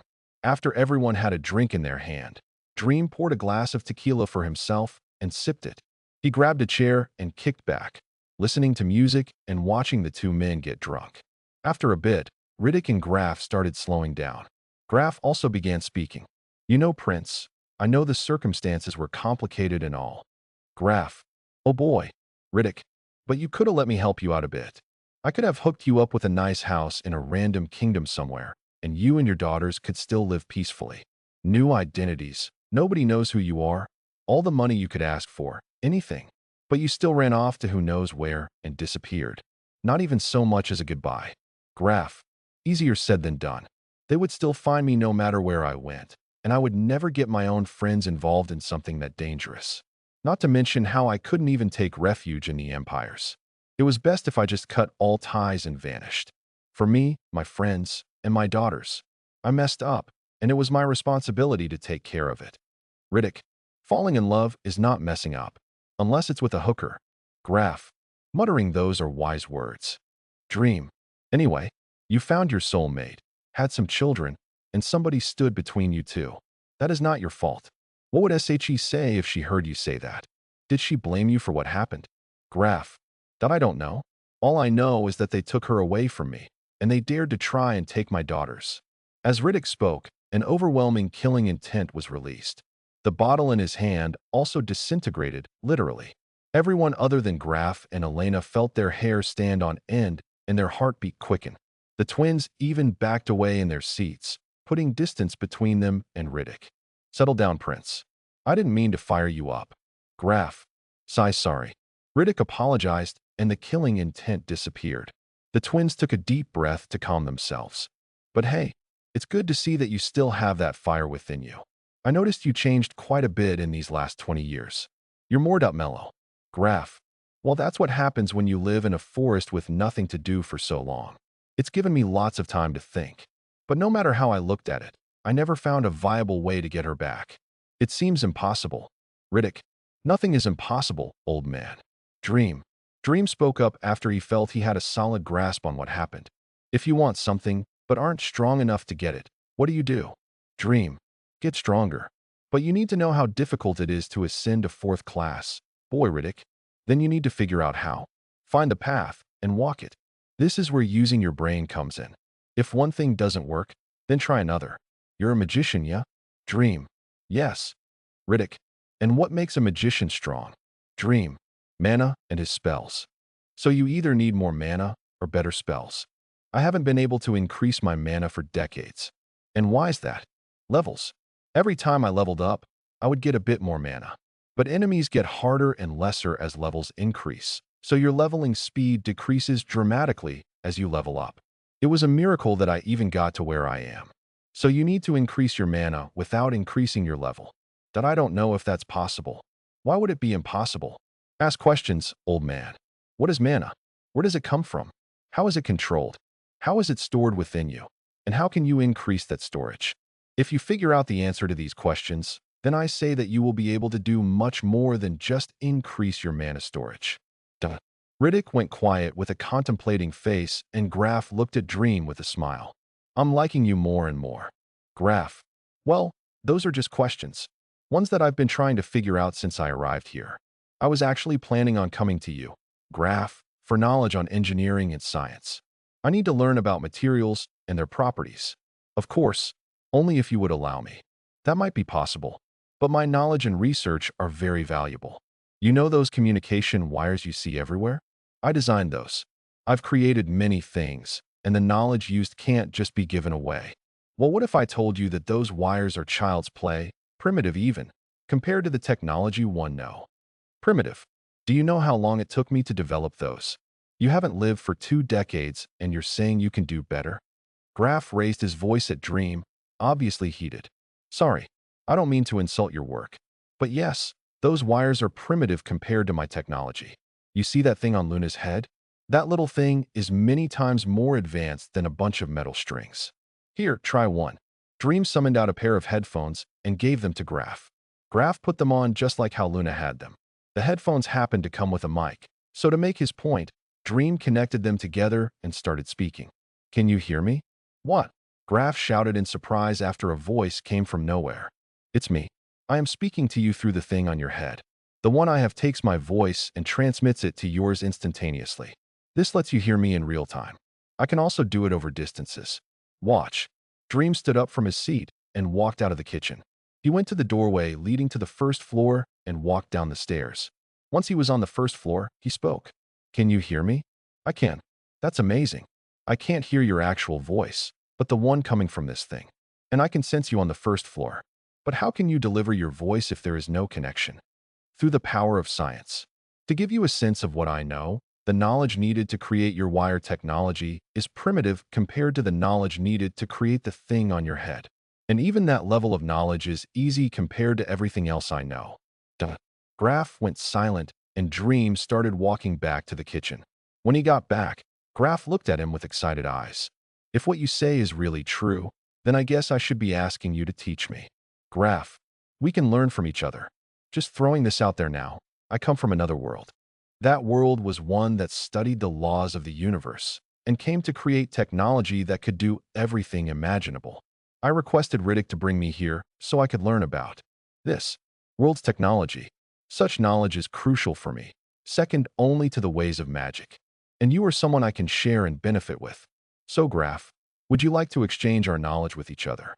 Dream. Of course. I would be an idiot not to. The prince told me a bit about you, and I guess he skipped over the detail that you came from another world. But no matter. Any knowledge is good knowledge. Graph. Agreed. I guess now we have our work cut out for us. But that's all for tomorrow. Let's continue drinking. Maybe you should share some stories with us. I'm interested in what the old man used to be like back in the day. Dream. Back in the day? Heh. Sir Prince over here used to be one hell of a maniac, going around and almost getting killed. Every day it was something new. He almost lost an arm, almost lost his head. Hell, he even came out one time with a half-dissolved body.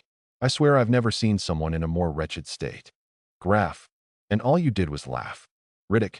Hell yeah, I did. Ha ha. The look on your girlfriend's face at the time was priceless.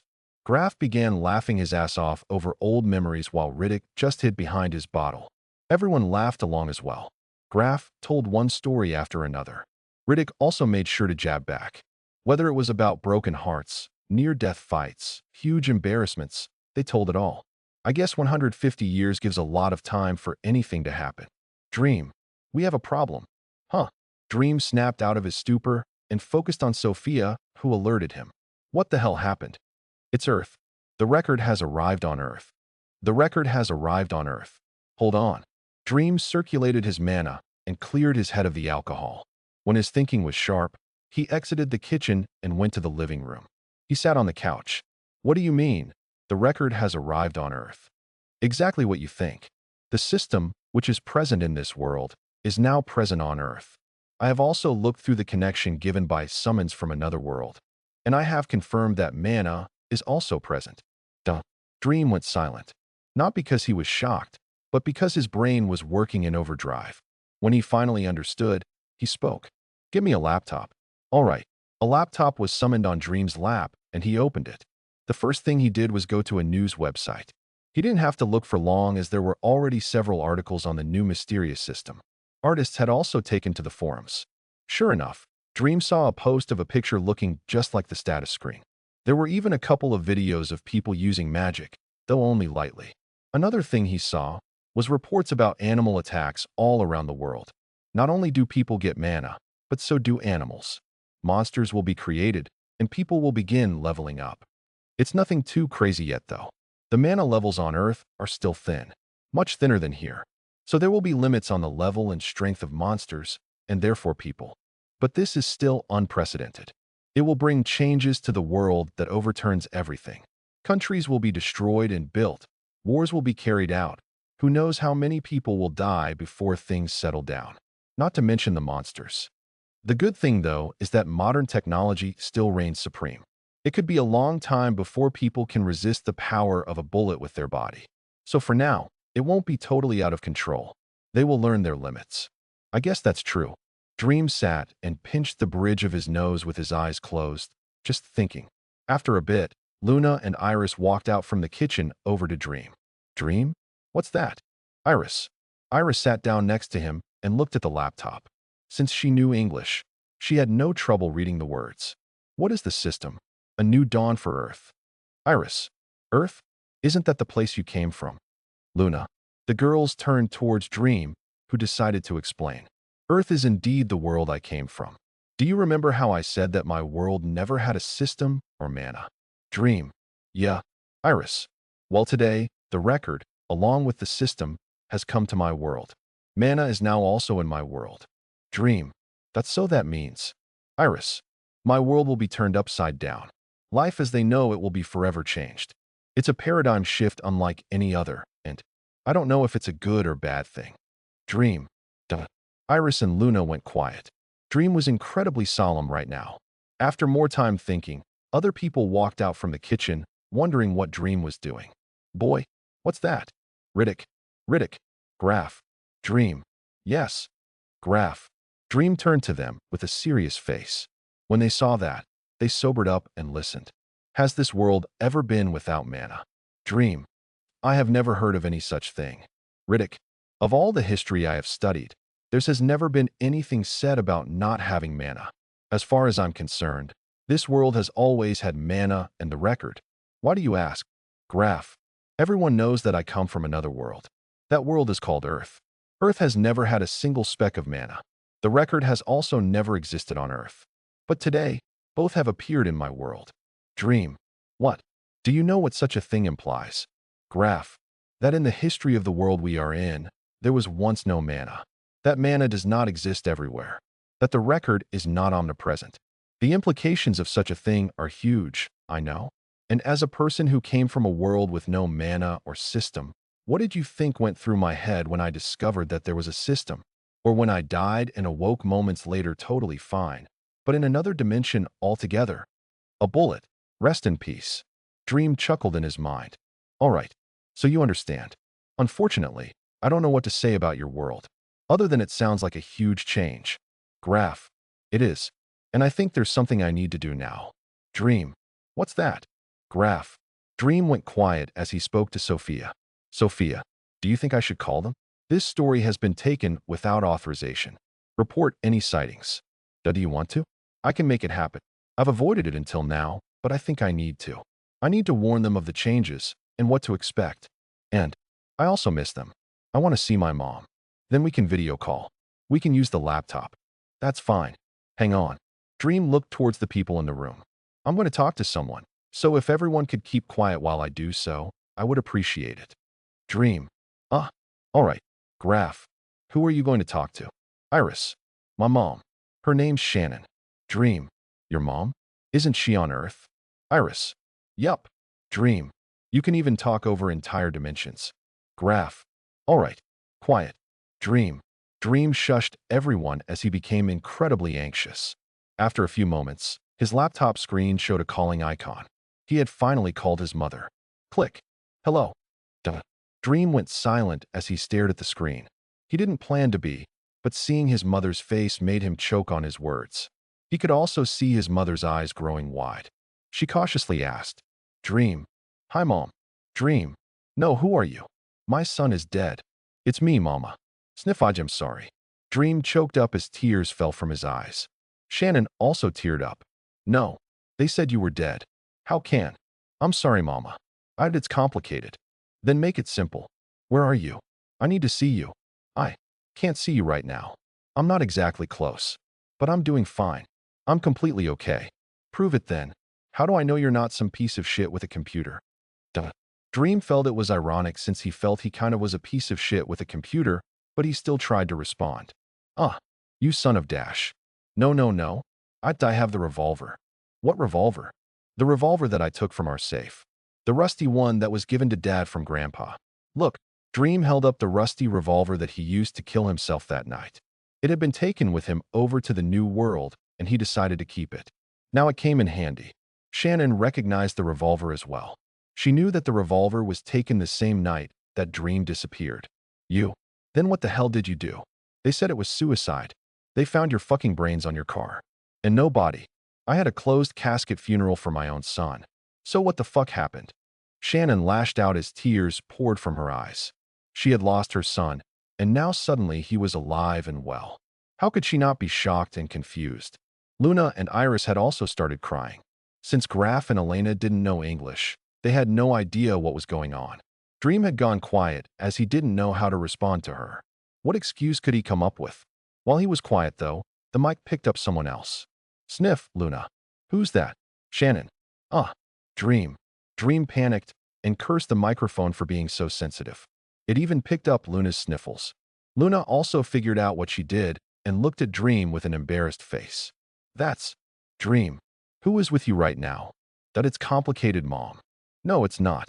Turn the camera. Dream sighed and looked at Luna. You want to meet my mom? Dream. I don't mind. Luna. Is that a girl? Shannon. Dream sighed in his mind and turned the camera, mentally preparing himself for the worst. Mom, meet Luna. Luna, Mom. Dream. Hi. Luna. Duh. Shannon. Luna waved high at the screen, and Shannon went silent for a bit. Dream, did you kidnap a supermodel or something? I did not. That's why I said it was complicated. Then make it simple. I was brought to another planet. Is that a joke? Would you believe me if I said it wasn't? Mom, the reason I called now is because of what happened on Earth. You mean all that magical bullshit in the news? Exactly. You need to understand that it is very real.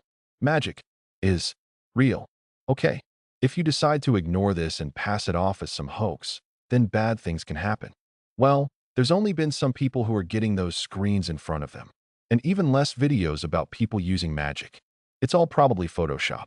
It's not, Mom. You have that screen too. You know how to get it? Say status. Go ahead. All right. Status. Whoa. Shannon jumped back as the screen popped up in front of her. What is this? It's your status, Mom. Start getting used to it. As I said, this is very real. The world is about to go through massive changes, and you, along with Dad and the boys, need to be ahead of it. You need to take this seriously. Understand? Shannon went quiet for a bit before nodding. All right, I'll believe you. But what do we do anyway? I'm going to teach you. But not just you, the world. Don't ask me how, but I can control those news and social media sites. I'll be sending out a guide on how everything works. Everyone will get it, and I hope that by doing this, things won't be so crazy. I want you guys to be safe, and to do that, the world has to be calm. But that doesn't mean there will be no danger. Mom, I need you to understand that superpowers exist now, and only if you're powerful can you be truly safe. I also need you to beware of any animals, even pets. They will start to change as well, and not in a good way. Okay, I get it. I'll be careful. And what do you mean animals? Animals will begin to turn into monsters, and they will be very powerful. I know you may not want to, but you might have to give up the cats. Take them to a shelter or something. No, they're just cats. How could I give up Ambush and Echo? They're my babies. Size, well, just be careful, please. Keep an eye out for any changes. I'll only yield because I'm not certain what will happen to all animals. Thank you. Now what about you? And who's Luna? When I was dropped in this new world, it was her and her family that I met first. They've been taking care of me this whole time. Here, I'll have you meet them. Dream motioned Riddick over and turned the camera to Iris next to him. This girl is Iris. She's Luna's sister. Hi. Iris. Iris' face went red out of embarrassment. My, there's two supermodels. Shannon. And this is Riddick. He's their dad. Dream. Dream turned the camera to Riddick, who was standing. Hello. It's nice to meet the mother of this troublesome boy. Riddick. Oh my. Well, hello to you too. Shannon. Mom. What? He's good looking. You only see men like that on TV. Like a work of art. Why can't I admire it every now and then? Because you already have a work of art named Dad. Sigh anyway. Dream turned the camera back to him. Shannon spoke up. You know, sweetie, I wouldn't mind if you put a ring on one of those girls. You know, Mom, I totally agree. It's a work in progress, though. Of course. But don't dally too long. Things happen. I won't. Dream and his mom chuckled at the marriage plans. Meanwhile, the girls and Riddick had no idea what that meant and stood there with confused faces. Dream turned serious after a moment. Mom, I need you to be careful from here on out. I will, sweetie. You need to as well. I only regret that I can't be there with you. I don't. Everyone needs you over there. But it's fine. I'm already rather powerful myself.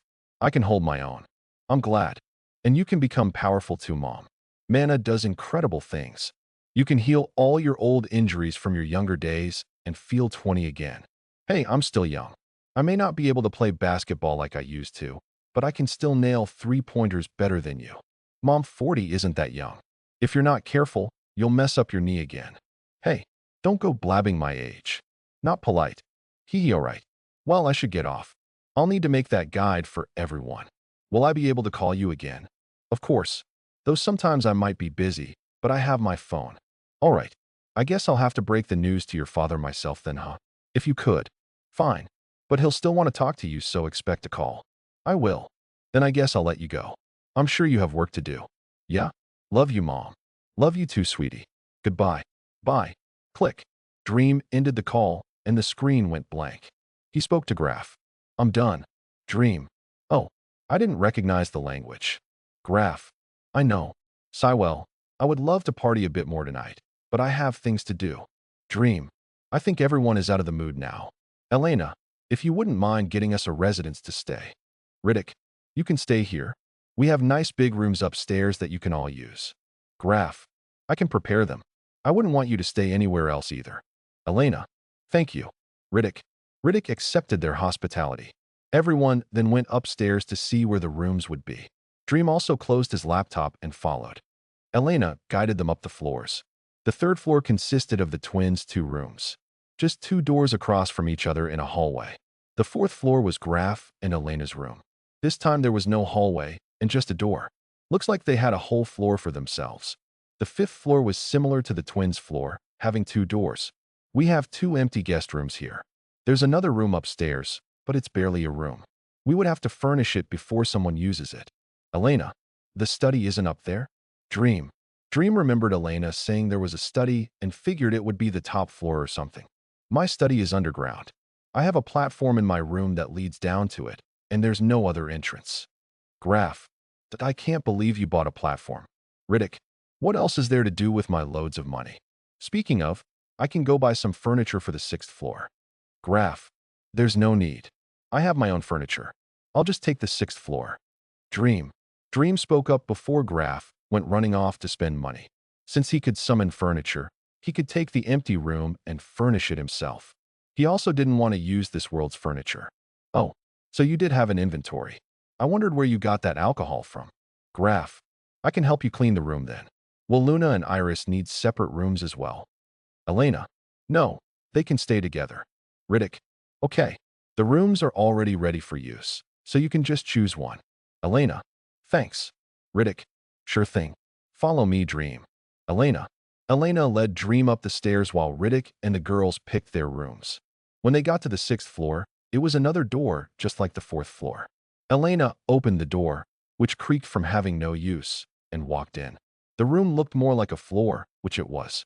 A big, wide open space that was the size of the living room downstairs greeted Dream.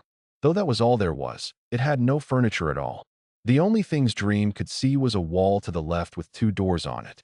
Those doors are the bedroom and bathroom. And this big area is the living space. Elena. Dream nodded and walked around the area a bit.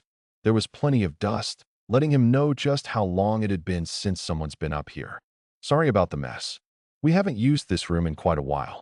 It was originally supposed to be the study, but we ended up putting it underground. Elena. That's all right. Are the bedroom and bathroom furnished? The bathroom has the basics, and the bedroom doesn't have anything. Are you sure you don't want us to go get something? My husband wouldn't mind making a trip. No, thank you.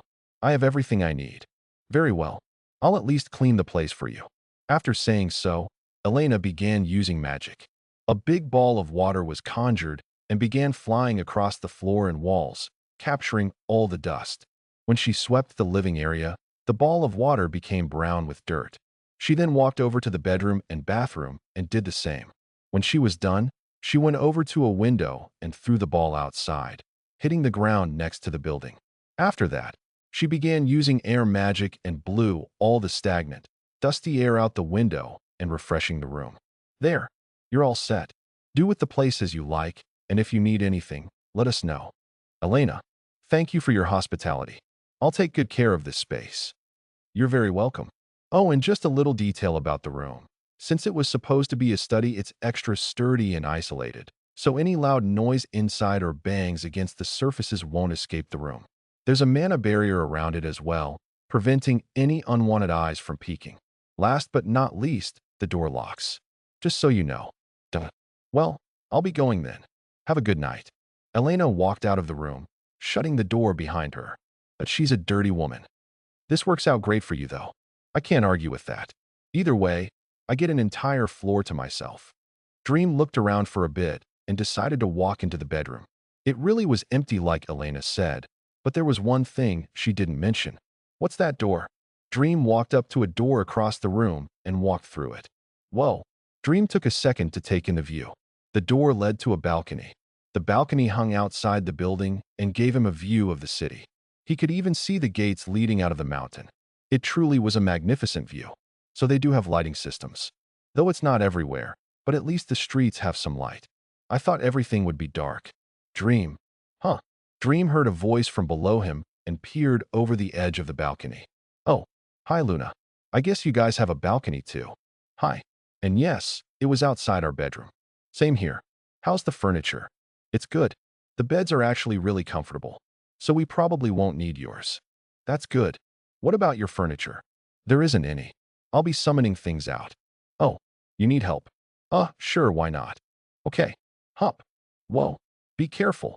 Dream got caught off guard after Luna just decided to jump up to his balcony rather than go up the stairs. She grabbed the ledge and Dream grabbed her arm, pulling her up. Thanks. Sure. They walked into the bedroom and Luna looked around. There really is nothing. Luna. It's fine though. That just means that I can do what I want. Starting with the bed. Dream began summoning out items. He first put the bed over close to the balcony door. He then summoned out a dresser, a giant wall mirror, and a really big carpet that filled almost 80% of the room. Next, he brought out a big TV and put it on the wall. He then took out a couple of power walls for electricity. All right, that does it for the bedroom. I should do the bathroom next. Dream walked over to a door in the bedroom that led straight to the bathroom. When he entered, he found that it was very spacious. It had a bath, toilet, and sink. Thought it was bare, it was all he really needed. Wait, toilet. Yeah, they have working bathrooms like our old house. I was surprised too. Thank the Lord. Dream gave his heartfelt thanks. He also tried it out and found that it worked almost the same as regular toilets. The bath and sink also worked the same as regular ones. Well, I do believe I'm set then. Not much I need to do here, other than soaps. Dream threw some soap bottles near the tub and sink. He then walked out of the bathroom into the living area. Now, I really don't know what to do with all this space. Dream, a place for your experiments. Luna, maybe, or I'll do it in graph study. Speaking of, how did you like them, by the way? Dream turned to Luna for her opinion on the family. He didn't forget that her, along with Iris, could sense the true state of souls and, in turn, someone's emotions. This helped with seeing if people were fake or genuine. They were nice.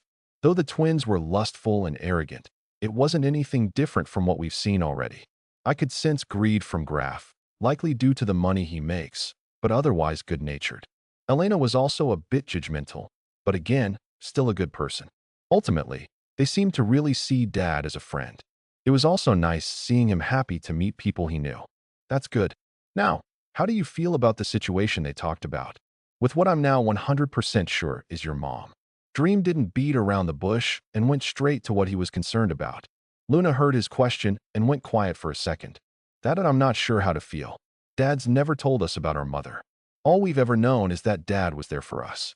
But after hearing what they said, that someone took Mom away, it makes me angry. I was supposed to have a mother all this time, and I know that I don't know what it's like, but after seeing other families at the kingdom and you talking to your mom, I suddenly feel something missing. It's not like Dad isn't enough either. I love Dad, but it's just, I want to know what it's like. Is that wrong? To want more? I just feel ungrateful.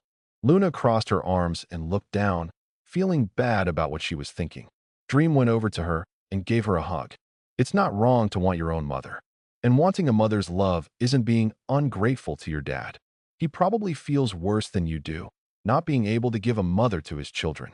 Not to mention how he doesn't even get to see her. I didn't think of it like that. What I'm amazed about, though, is who the hell your mother must be, and how powerful the people who took her away are. Your dad said that he would need to get to 4th class.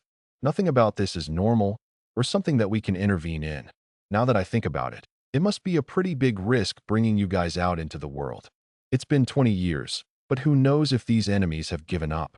They could still be on the lookout. Then it's another reason to get stronger. So we aren't a burden. We hid for so long. Even got trashed on by those stupid clans. Clans? Dream asked, remembering where he heard that. They had mentioned it back when Dream first met them. Something about how other clans used the hunting grounds. Luna explained. The forest our house was in had multiple clans of animals. Wolves, deer, birds. They all used the area, especially that tree dome. They would come and harass us occasionally. Sometimes they would drive us out of the hunting grounds, not letting us get. One time, they even destroyed our house while we were gone. After we grew up, we found out how powerful Dad was, but he still never fought back unless it was necessary. Iris always got really heated and would yell and try to fight them whenever they did something. I wasn't as vocal, but I was still angry. Not being powerful enough to fight back made me mad. They could just push us around whenever they wanted. Dream felt Luna getting angry as she spoke. He began stroking her hair in an attempt to comfort her. Luna went quiet and stayed buried in his chest for a bit, eventually calming down. Sigh, I'm sorry. I know you need to help your world. Luna. No, it's fine. I know you needed it. Although maybe you should go be with your sister. She might not be feeling so hot either. I can just bring her up here. We can stay here while you work. 'Cause I know you're not going to sleep anytime soon. I guess so. All right. I'll start setting things up. You get Scarlet. Luna nodded and separated from Dream, walking towards the balcony. Dream also walked out into the living area. All right, Sophia. We got our work cut out for us. Get me a big panel. On it. Moments later, a huge set of screens appeared around Dream. There were 30 screens in total curving around in front of Dream. This was called a panel. It was one of the premium devices found on Earth, costing a pretty penny. I could be used for anything, but mainly gaming and for a home theater. All 30 screens integrated seamlessly together, allowing gamers to see everything perfectly, as if they were on the battlefield themselves. One by one, the screens lit up, brightening up the previously dark room.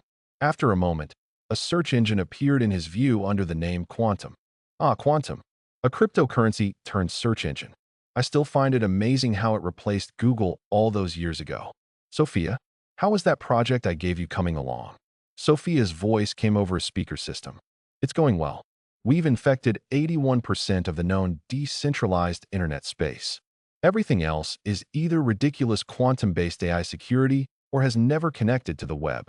And although it's only 81% of the internet, we can make contact with 98% of the world's population. Whether it's over social media or direct to their terminals, there is a way for us to deliver data. Dream nodded and recalled his time back in the forest. When he had become able to connect to the internet, he had many things he wanted to do. The biggest one, though, was to create a super-intelligent AI. Although he had Sophia, creating AI was something he had always been interested in. And he could obviously never do it himself, but that's why he had Sophia. When he began to mess around, though, he began thinking bigger.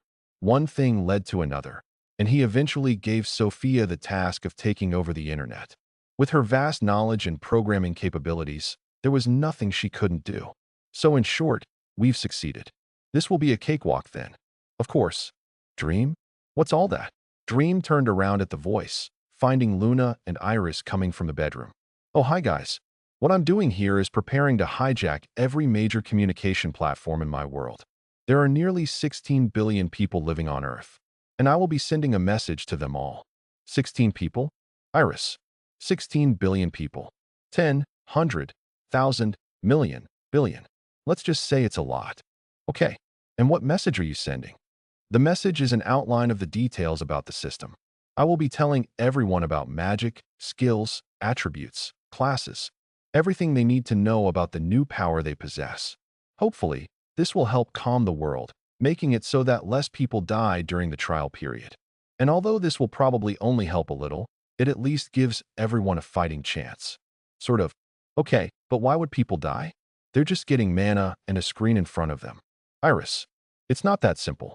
The introduction of the record overturns what they know about the universe, and more than that, it gives everyone a chance to gain power. Before, everyone was pretty much the same. Sure, there were strong and weak people, but weapons made it so that everyone was equal. It didn't matter who you were. If you took a shot to the head, you were dead. But now, that's no longer the case. There's a true path to strength in front of everyone, and there are many people who want someone else dead. Nations will be meaningless to the powerful.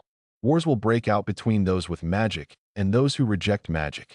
There will be many bad people drunk on the power who will do anything to get stronger. Monsters will be created and rampage. Everyone will be thrown into chaos as people begin to figure out this new way of life. How many people will die? I'm not sure, but there is no doubt that the number is massive. Dream went quiet after explaining everything to Iris, who managed to get a hint of how critical a situation it was. I didn't realize mana was that bad. Iris. It's not bad. Dream. But won't tons of people die because of this? Families destroyed, kingdoms burned. Is that not what you just told us? Yes, but there's something you need to understand. That while the introduction of mana is chaotic, it also represents something. What's that? It represents hope. In a world of materialistic societies, mana is the door to something greater, to pursue something that truly matters and open the doors to a higher realm of being. Huh? Is mana really that important? Iris. Iris looked at Dream, who had stopped looking at the computer. Do you remember after our fight in the forest, when I told you that I was one of the people who gave up? And during the talk with my mom, when she said that it was suicide? Well, it was. Because I had lost hope on that world, and because I longed for knowledge that I could never get, I decided that death was my best option. Death was the only release, the only way out that I could see. And I wasn't the only one. There are many people who lose hope, and even more who choose to ignore it and distract themselves with entertainment. Mana, however, signifies a greater calling. Mana is the way out of the cage. It shows us that we can become powerful by our own strength. And most of all, it lets us see a higher realm of existence. Now, everyone knows that godhood isn't just some made-up concept in religion. Now, everything is truly possible. Even if I were the one choosing if Earth got mana, I would say yes. That hope is worth the death that will occur because of it. Although I'm kind of salty about the fact that it's come only 4 months after I got sent here. Dream sighed about that fact. If he really just waited that much longer. Or it wasn't a coincidence, and this happened because of me. It really does seem odd. The timing is lined up with you getting your class, especially if you give leeway for the time needed for mana to saturate the earth. I'm just wondering why my class would trigger such an event. Of all the things, Dream put on a thoughtful face, though only for a moment. Anyway, what's done is done. Currently, not everybody is aware of mana, or at least isn't affected by it. Yet, so I need to send out that guide. Sophia, what do you think is the best way for people to believe my information? Dream. Dream focused back on the immediate problem and inquired with Sophia. The girls were left to watch. Well, just the act of accessing everyone's devices will garner a reputation and level of credibility. Another thing that will be helpful is creating a name. As things become chaotic, everyone will need someone to follow. Not that it should be you, but someone who knows about what's going on will comfort people. So you need a name for people to look to. Whether you use yours or not is up to you. Giving away my name has the possibility of harming my family if the connection were ever to be made. I'm not willing to take that risk. What about Seeker? From your title? That would work. It's unique and easy to remember. All right, now we need an easy-to-read but in-depth outline. I don't plan to hide anything. Though inputting speculation won't be good either. We need to keep it 100% factual so that nobody, especially governments, can claim we're fake. Well, the easy part is explaining the status. Maybe make the distinction between the record, system, and status. The record is the unknown entity that runs the system. The system is the, system that gives us our skills and levels. The status is what displays it all. You open it by either saying it out loud or in your mind. A screen appears in front of you giving you name, species, class, titles, level, attributes, and all skills plus their level. Put along with titles that if you don't have one, then it won't show up. Apparently Riddick has a blessing, but since I don't have one I can't see that category. I'm sure it's the same for titles. As Dream and Sophia spoke, a document was being created on the screen. This had all the descriptions of what they were talking about. It had an example status screen, the classes and their levels to get them, and the letters for attributes. Everything on the screen was explained in as much depth as possible, but kept factual. Now, what everyone will want to know is how to level up, what skills are, and how to raise their skill levels. Skills, in my opinion, are the techniques for the application of mana. There are passive skills that are always activated and or don't require mana, and active skills that require the activation and use of mana. Skills can be attained through effort, just like how I got my stealth skill by sneaking. Skill leveling is done by becoming more proficient in the given skill. Basically practice, but also understanding what the skill does and how it works. That's actually a great way to put it. Luna. Now what I'm afraid of is outright telling them that the way to level up is through killing. This could lead to mass killings as people attempt to raise their level.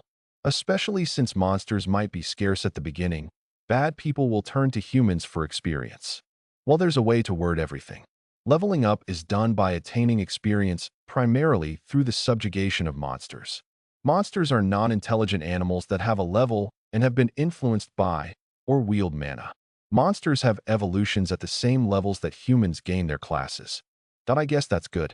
It'll get their mind off the fact that they could kill each other for experience. Dream nodded in approval at Sophia's thinking. The power his words would carry would be huge, and everything needed to be paid attention to. Sophia also knew this, and with her knowledge of psychology and literature, could best pick how things were said. Dream watched as everything came together in the document on the screen. Sophia had decided to outline everything like a manual or guidebook that would make things simple and straightforward. Now we need to explain what mana is. But I'm not totally sure myself. Dream. Other than that you gain it through the magic attribute, there isn't much that we've learned about its base properties. Although I have noticed that mana can be separated into types. Mana can take on certain qualities, one of the most common being elemental. Wind, fire, water, and earth, otherwise known as the four states of matter, can affect base mana. I've noticed this mostly through Luna and Iris while they were controlling their magic. So there is such thing as elemental magic. Does that mean that Luna and Iris control this elemental mana through their skills? Since I haven't directly used their skills, I'm not 100% sure. All I know is that they either control elemental mana or turn raw mana into a certain type. I believe the former is more of a certainty, but I could be wrong. I think so too. The other option would be very OP. Anyway, we should come up with a general description of mana. Nothing specific since we don't know much. Mana can be described as an energy of the supernatural. It is something not inherent to the physical world, but through its use, can directly influence the physical phenomena and matter. Mana is controlled through the will of the soul, to which skills are associated. But I don't think I could come up with something better. Go ahead and use that. Next, you should put warnings in there about animals and how they could possibly turn into monsters. And now that I think about it, introducing mana could be much worse than I thought. Why is that? Iris. Iris spoke up as she had thought it was already as bad as it could get considering countries would fall and millions could die. Mana affects everything. That includes insects, bacteria, and viruses. This means that small bugs can turn deadly. The bacteria in people's bodies could get out of control and hurt them, and viruses would become stronger and more resilient. Plants are also going to grow bigger. Maybe even new species will be created. And don't get me started on the sea creatures. Humanity may lose its sea trading business for a long time. And airborne creatures would also be able to harm aircraft. The flying creatures are a real problem. Dad actually told us that if he didn't scare away all the flying monsters while we were in your helicopter, we would have been attacked tons of times. Iris. Dream went quiet as he processed what Iris said. So if he were by himself, he would have been attacked in the sky? If that's true, then Earth really is in trouble. I just hope Earth doesn't get thrown back to the Middle Ages. And that means it's necessary to put all those warnings in there. People probably won't think about those things until it sucker punches them in the face. Make sure that they're shown as just straightforward warnings. All set. Anything else we can send out would be mostly speculation. We can also send out anything else we think of later. This is already a big help. Plus, people can figure some things out themselves. This is just to make sure everyone is aware of their new situation, not to teach them how to live. Are you set to send it out? I am. Though it won't happen instantaneously. I say 2 hours at most for everyone to receive it. Everything will be translated into everyone's home language as well. All right, call it Seeker's Guidebook to the record. Another thing I want you to do is to give it a tag. Something for everyone to use to verify the guidebook. If someone wants to edit the original work, the tag will change and anyone who sees it will know that it's not the original. To make sure nobody can pass one off as the original. Already ahead of you. Great. One last thing. Create a forum. Call it Seeker's Grimoire. Or maybe just the Grimoire. That'll catch people's eye. It'll be used for the discussion on all things magic. Everybody will automatically have an account since we're already forcing the guidebooks on them. Make it like a regular social media platform. Anybody can post anything, but there should be 2 sections. One will be the Reddit section where everyone posts their random stuff. The other will be the actual magic discussions. I'm sure your programs will be able to tell 1 from 2. I can do that. Should I also create a profile for you? We can put the guidebook under your username and any updates we have will be posted there. Sure, I guess I can handle being famous. But will that reduce credibility? They may see me as just another person on Earth and not believe what we tell them. I think you'll be surprised. With how everything is changing, People would believe you even if you told them that you're from another world. It would surely explain your knowledge. My guess. Why not? Another thing we can do as we launch is to give an announcement or a notification to make sure that they can't gloss over it. Talk about marketing strategies. I know, I'm the best, right? Now, without further ado, let's get this thing going. Give me a real-time display of everything too. Okay, commencing world takeover. With an ominous statement, Sophia filled the screen with a picture of Earth. There were also numbers in the corner giving different stats on the people who found the guidebook, forum, and those who hadn't. Sophia's method of choice for infection was to start from the big transmitting stations around the most populated areas in the world. From there, it spread like an unstoppable flood. Blips showed up everywhere, as even the devices passed the infection to each other, not having to rely on cell towers and such. The numbers also showed just how fast it spread. 200,000, 1 million, 50 million, 400 million. It only took a minute or so to surpass 1 billion people. From there, though, it started slowing down, taking a few minutes to get another billion. Honestly, even if they stopped there, it was enough. People would spread it themselves, but neither Sophia nor Dream would stop with this little. Dream stood and silently stared at the screen for almost 15 minutes before his guests alerted him. Did you do it, Dream? Luna. Dream turned around to see Luna sitting on the floor. Iris was in fox form cuddling on her lap. Oh yeah, now it's just a matter of time. I'll probably sleep and come back tomorrow morning and check on everything. Dream. That's good. We should also get to sleep. I wonder what this family's routines are. Luna. Probably similar to ours. Elena will probably let us know. All right, come give us a kiss before we go. Dream smiled and walked over. Iris transformed back into a human and gave him an embarrassed kiss first. Dream tilted his head. Why are you so embarrassed? Dream. Well, I've never kissed you in front of Luna. Iris. Oh yeah, huh? You really don't kiss me as much as her either. Dream. Well, sorry if I'm not as bold. Iris' face reddened more as she acknowledged her defeat in that department. Luna smiled and spoke. You don't have to be bold, Iris. Just a little more passionate. Luna. Luna wrapped her arms around Dream's neck as she said that, giving him a deep kiss. Meanwhile, Iris, who never liked to lose, seriously took those words to heart. Dream and Luna separated after a moment while looking into each other's eyes. This girl, she has those eyes.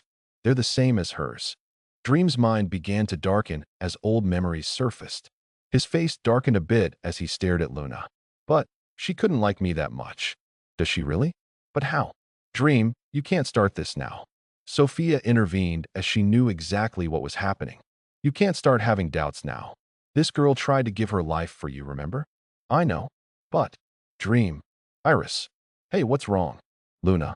Luna and Iris quickly picked up on his rapidly changing mood. They also began to see his soul darken, which alarmed them.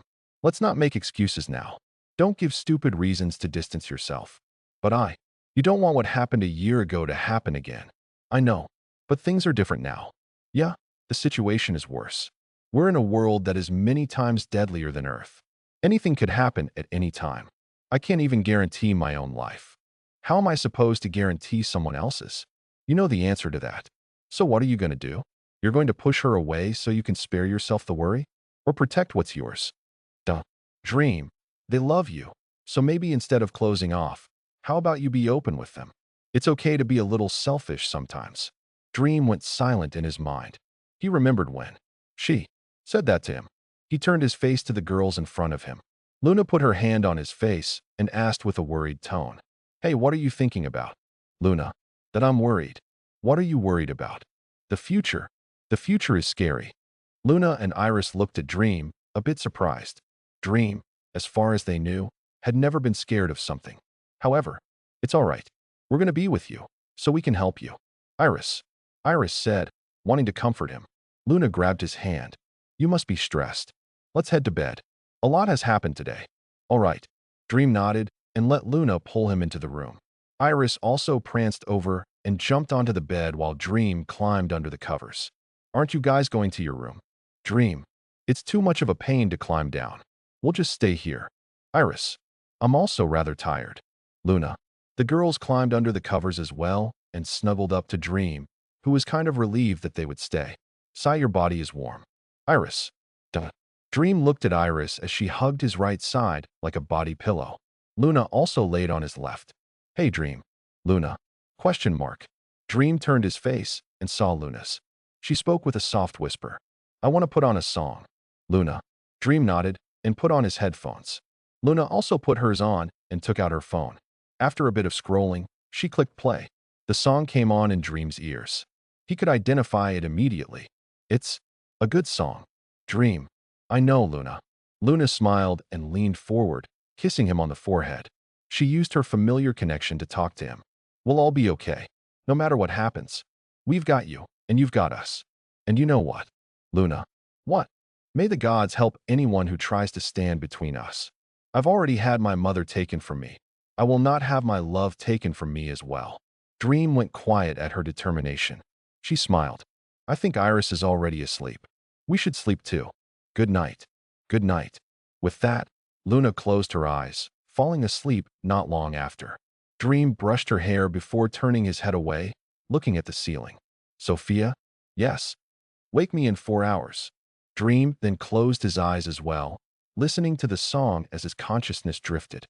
For hours later, Dream's eyes opened. Since it wasn't a long sleep, he was a bit drowsy, though nothing a little mana circulation couldn't solve. Dream looked to his sides and saw that the girls were still wrapping him up like blankets. He activated Mystify and pulled himself from their grasp, trying not to wake them. Once he was out, he walked out of the bedroom and into the living area where the panel was. He looked at the images and numbers. 14.2 billion out of 15.7. Not bad, though the number of people that have actually read it is only 3/4. I estimate another 12 hours before absolutely everyone becomes aware. Well, many are sleeping.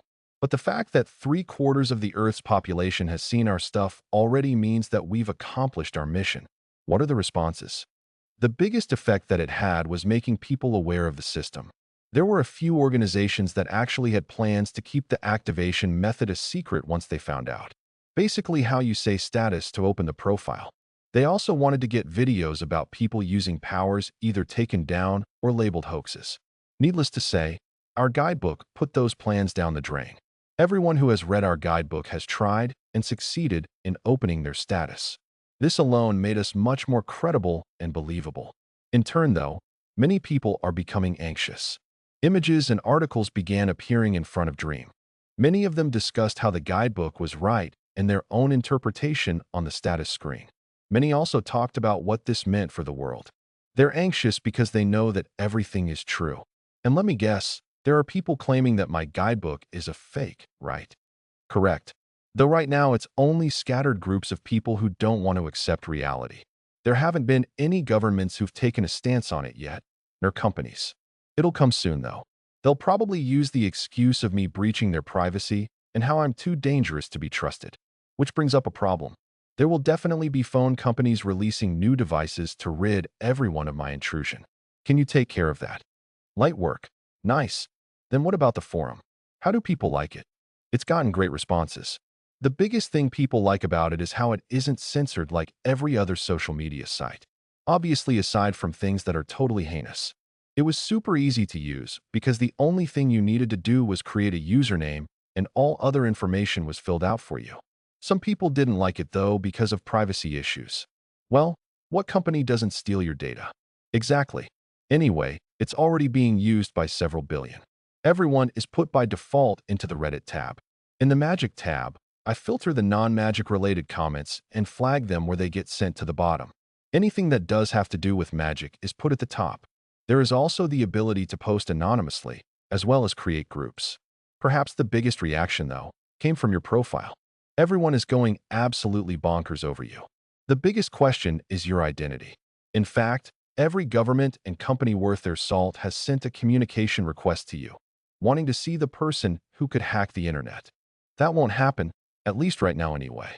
Has there been anybody posting in the Magic tab? There are a couple of people who have begun discussing their magic findings. Take a look.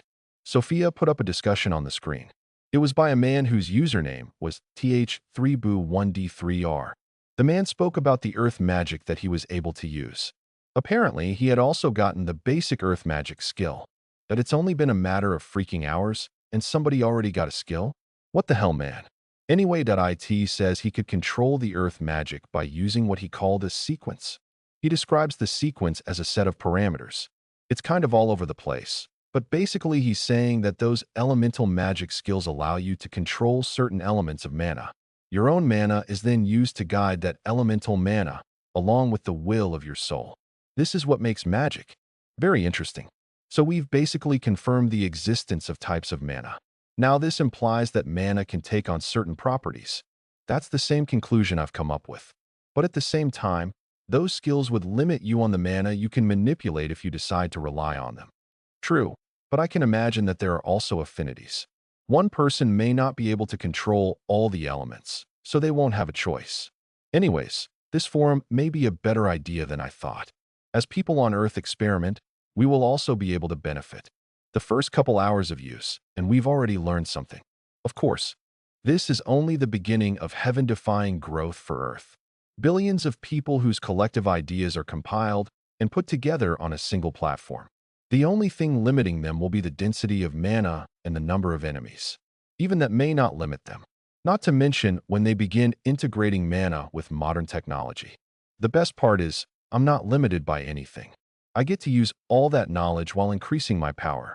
It's only a matter of time before I ascend classes again. Dream's heart began to pump harder as he thought about what would come of his forum. He has access to the collective information production of 15 billion people, as well as the means to produce the results of their experiments. Not to mention Sophia, who could see all of it and organize it. He also thought about how he may have created a monster of a species. The things humans could do when they band together were amazing. But never has an entire planet been brought together like this. When they become more powerful, ascending to third class, fourth class, even above, whatever that was, they would be unstoppable. The people of Earth would come to conquer and control the solar system, even other stars, gaining access to unfathomable amounts of energy. They would create technology that harmonized mana and raw energy to create and destroy. What then would be the difference between them and gods? Well, that'll all take time. This ultimately is for them to reduce the chaos and confusion, which so far is doing a great job. Now all you need to do is gather the knowledge of graph. We need to learn the ways of magic, as well as create weapons that harness it. Agreed. It's still a couple of hours before everyone wakes up though. Maybe you should use this time to finish setting up your floor. I know that's what you wanted to do, since we'll likely be here for a while. Sure. First, get rid of the panel. Sophia did what he said, and the panel of screens disappeared. Dream then looked around the empty room. All right, let's turn this place into a real living area. Luna and Iris began to wake up as the sun rose. The first thing they noticed was that Dream wasn't there, though they knew he wasn't far. He's in the living room? Iris. Uh-huh. Luna.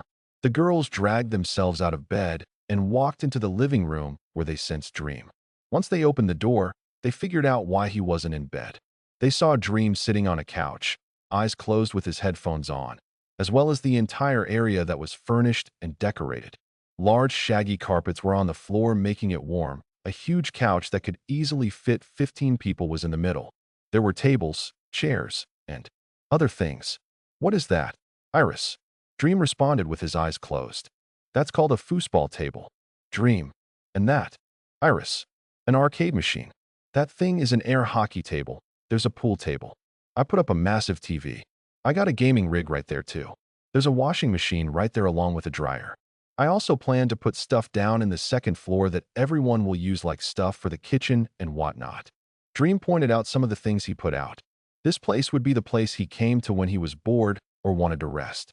Though when he thought about it, he probably wouldn't use half the stuff, but it took up space that there was a lot of.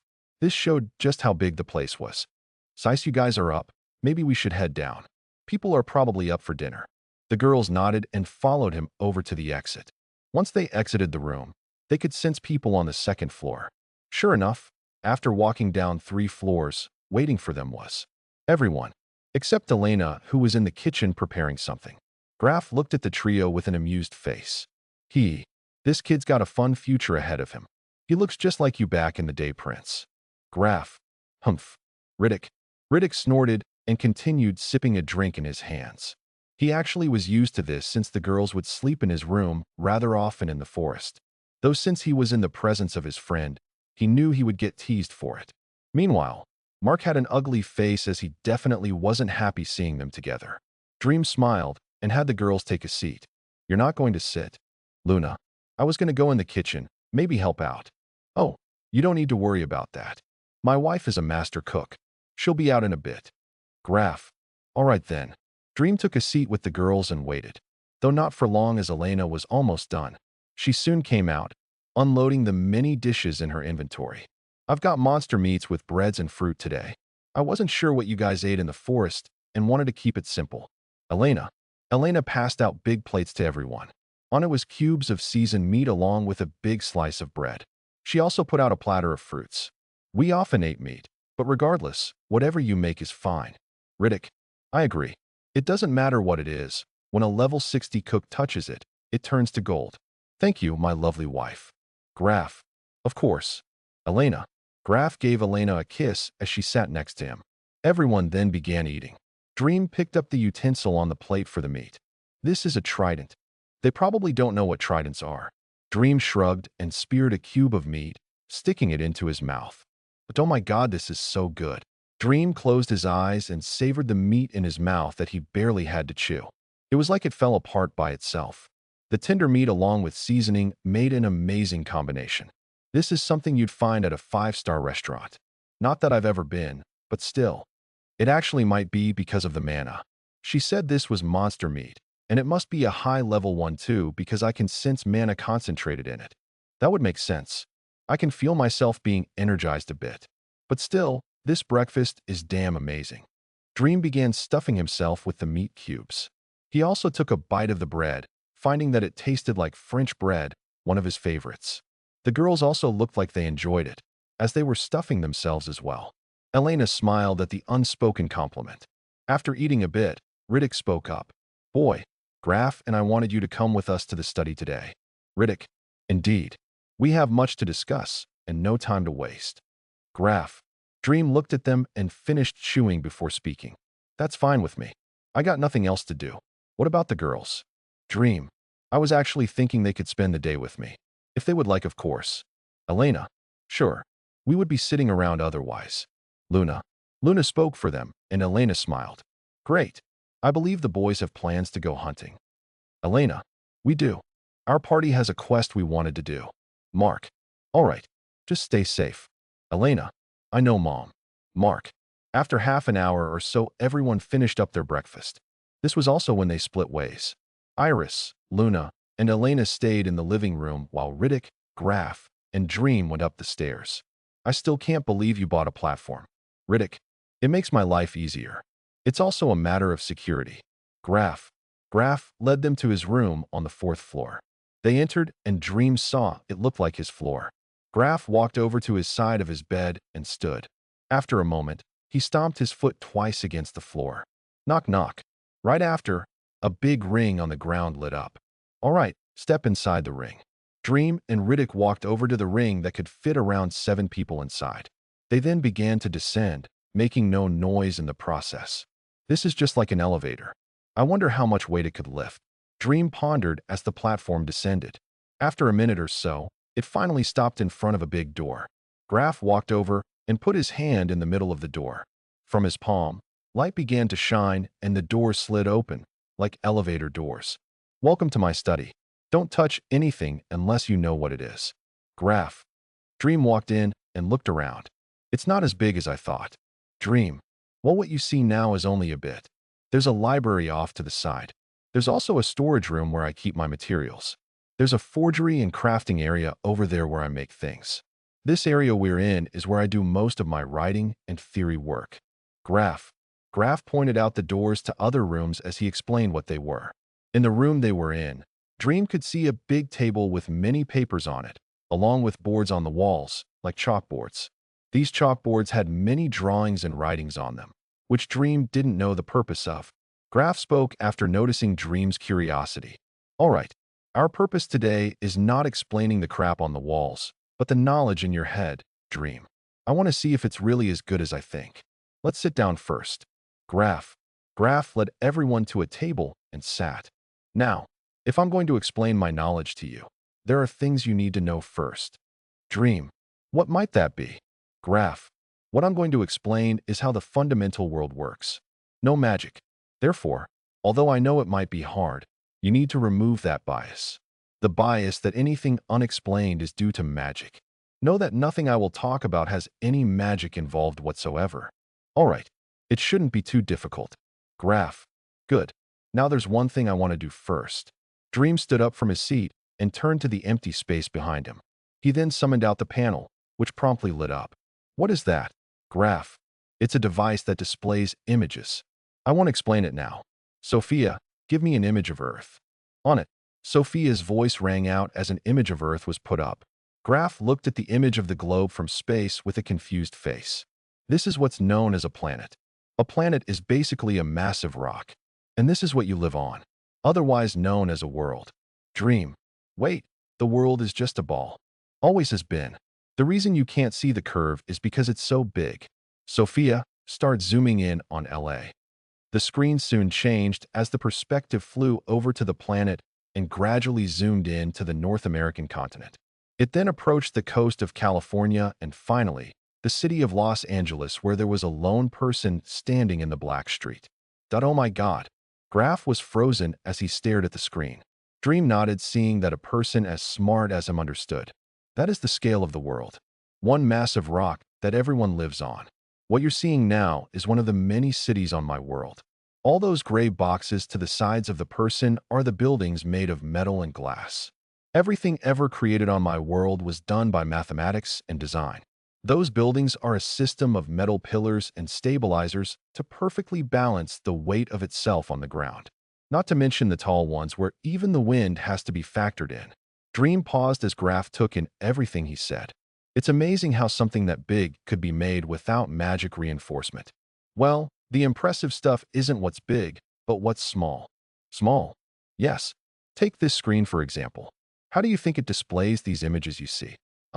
Graph thought long and hard before giving his best guess. Well, all I know is that it releases light. Graph. That much is correct, yes. This screen is made of millions of tiny boxes. Each box can shine different colors. Every one of those boxes are also connected through wires that lead to a brain inside the screen. A brain? You mean this screen can think? No. The brain inside of it has a long set of instructions that it follows to do everything. It has no life of its own. The brain is used to tie everything together. It controls the millions of boxes inside. Now to create something like this, you need to get small. Really small. That's why it's so much more impressive than a building. Come up and see if you can see any of the millions of boxes inside this screen. Graph stood up and walked over to the screen. Riddick also went up as he was curious as well. Both put their face really close, trying their hardest to see anything Dream was talking about. That I can't see any boxes.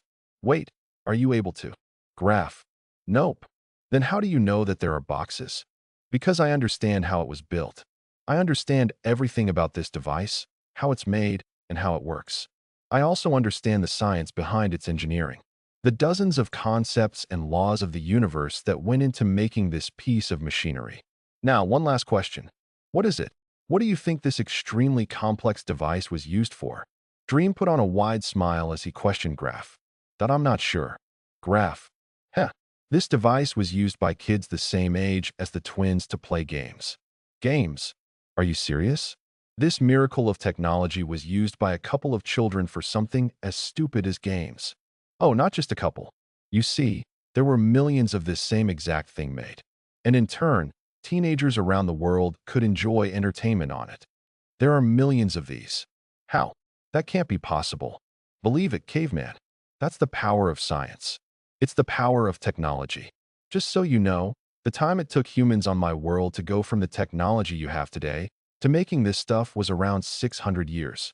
If we start from the Renaissance. 600 years. Amazing. Graph stroked his chin as he went deep into thought. Now, this was just to give you perspective on what to expect. The way that I will impart my knowledge to you is not actually through teaching you everything, but instead using another method. What method is that? This is actually something I did back when I first met Riddick and the girls. I figured that if I could telepathically communicate words to someone, there was no reason I couldn't for other forms of information. So I directly input my language into their minds, allowing them to learn my language.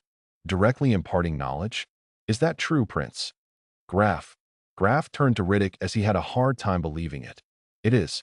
I was surprised as well since I've never seen such a method or use of telepathy. There was sorting involved, but it wasn't much. Though that raises a problem, boy. How much information are you planning to give us? Riddick, there is absolutely no shortage of information, so as much as you can handle and process. I will also give you guys devices that will have all the information on it, like a book. That way, after you process the information, you can look through the book to help further understand and take your time learning. Dream. Very interesting. Since the prince trusts and approves of your method, then I have no reason not to. I can handle a lot of information, but I still have limits. So make sure not to overload my mind, or I'll just forget everything. Graph. Sure. I will be handing out the information by subject, just to stay organized. Afterward, you can have the device to look through. It will also have an assistant to make navigation easier. An assistant? Yes. It'll be a piece of intelligence inside the book to help guide you, since things will be confusing at first. So you can even create intelligence. What hasn't your world been able to do? Graph. Many things. You'll understand after attaining some of my knowledge. Very well. Shall we get started then? I'm interested to see how this goes. Graph. Sure. Give me a second. Dream went quiet as he turned his attention to his mind. Sophia, the best way to do this is a channel directly to each other's minds. Just make contact, and I'll do the rest. Though we will also need approval from them. Dream nodded to her and spoke. We will need to make contact, and you will be prompted with a question. This question will not come from me, but another being. Her name is Sophia, and she's my partner. I heard you say that name earlier. So where is she? Graph. She is inside of me. Specifically, she's my ability. Ability? Like a skill? I've never heard of such a thing. Well, don't think about it too much. Just give her permission. Here, sit down and get comfortable. Dream had Graf sit in a seat. He then put his hand on Graf's head, and Sophia took over. In Graf's mind, hello, Graf. My name is Sophia. Oh, hello. So you're that ability. In order to carry out this process, I need permission from your soul. This will allow me to send information directly to your mind. I will also be able to monitor your processing limits to keep from overloading. During this time, you will still retain control over yourself and can break the connection at any time for your own safety. Very well. I give permission. Understood. Beginning transfer. After Graf's soul consented to her interference, Sophia began sending information. The material that she would be sending was left for her to decide. Dream knew that Sophia understood best how to teach that stuff, and he couldn't do it himself anyway. So, she decided to start with basic fundamentals. Things like how atoms are the building blocks of the universe, basic physics, states of matter, things of that nature. She would build up to everything else after they learned the 5th grade science. In order to transfer the information, Sophia went and found Graf's mind space. The mind space was the space used by the soul for information processing and decision-making. This was one of the things discovered by her and Dream after she was created. They found that the brain, while it was a processor, was more geared for instinct and sensory processing. It was actually the soul that held someone's sentience. Without it, humans would just be instinctual animals with thumbs, like monkeys. So when Sophia found the mind space, she began gradually inputting data. When she had done this for Riddick and the girls to teach them the language, the way she had input knowledge was through presentation. Sophia then hadn't figured out exactly what knowledge was in the soul. But what she did know was that if you provide a stimulus, the soul would create its own interpretation and store the new knowledge. So she provided the stimulus, while the soul in question began interpreting. Now, however, she was able to use the effects of the skill, Mystify. The skill said that it could directly influence the cognition of the target. And while she didn't 100% know how that worked or what it did, she knew conceptually how to use it. Basically, with that ability, she could make the target see what she wanted it to see. She could make the soul think something specific. That means she could just give the soul a chunk of information and determine the interpretation for it. This drastically sped up the data input and understanding of the subject, but it didn't mean that she could do it infinitely. The soul still had to retain the information, and too much info at once would make it forget some, hence overloading. If the person had a weak mind space, it could even cause harm. On the outside, from Dream's perspective, the process took about 20 minutes. Graf had his eyes closed the entire time, just processing everything he was given. When Sophia was done, Dream pulled back his hand while Graf stayed motionless, as though unconscious. He'll probably need a bit of time to sift through everything. I guess that means we can begin with you, Riddick. Dream. Dream went over and repeated the same thing with Riddick. In the end, Riddick also kept his eyes shut, processing everything. Dream sat down after finishing. Everything went smooth. Yup, their mind spaces were very strong, and I could have given them more, but starting slow would be better for their absorption. Although I'm able to use Mystify, the mind still has to go through new knowledge and associate it with previous knowledge. This process could take a bit. Makes sense. Well, I have no idea what to do now, since they're unresponsive and all. How about you go to the library? That place is exceedingly important right now. Oh, you're right. I guess Graf wouldn't mind me snooping through his books. Dream stood up and walked over to the library door, leaving the two unconscious men there. When he entered the room, he was met with a sitting area, along with many bookshelves. Though, there's actually not as much as I thought. There likely isn't an established printing system. Someone as rich as Graf, and there's only this many books. Not to mention, he's likely written many of them himself. Very true. I see that the bookshelves are labeled. I guess that makes it easy for navigating. Thank God. I couldn't imagine walking through here blind. Let's see what these are about. Dream went over to a shelf that was labeled Code Theory. It had 4 books on it. This seems interesting. Sophia, am I going to have to flip through each page to get all the information? Not at all. I can send your mana through the book and read the writing and such. Though since there's so many pages so close together, I can't read precisely from a distance. You'll need to hold the book at least. All right. Have you read this one then? What's the summary? This book was written by Graf. It's his work on codifying the magic signals of the communication wires. The wires are actually a way to guide mana and keep it from dispersing as it travels. He also had to develop a language similar to Morse code so the wires could work and transfer data. So to talk through the wires, they need to use taps. Not exactly. Basically, you would write out your message, scan it with a device, and send it through the wire. The device would change the writing into signals and shoot it to its destination, and when it arrived, it changes back into writing. Think of it like turning an image into bytes and back to an image.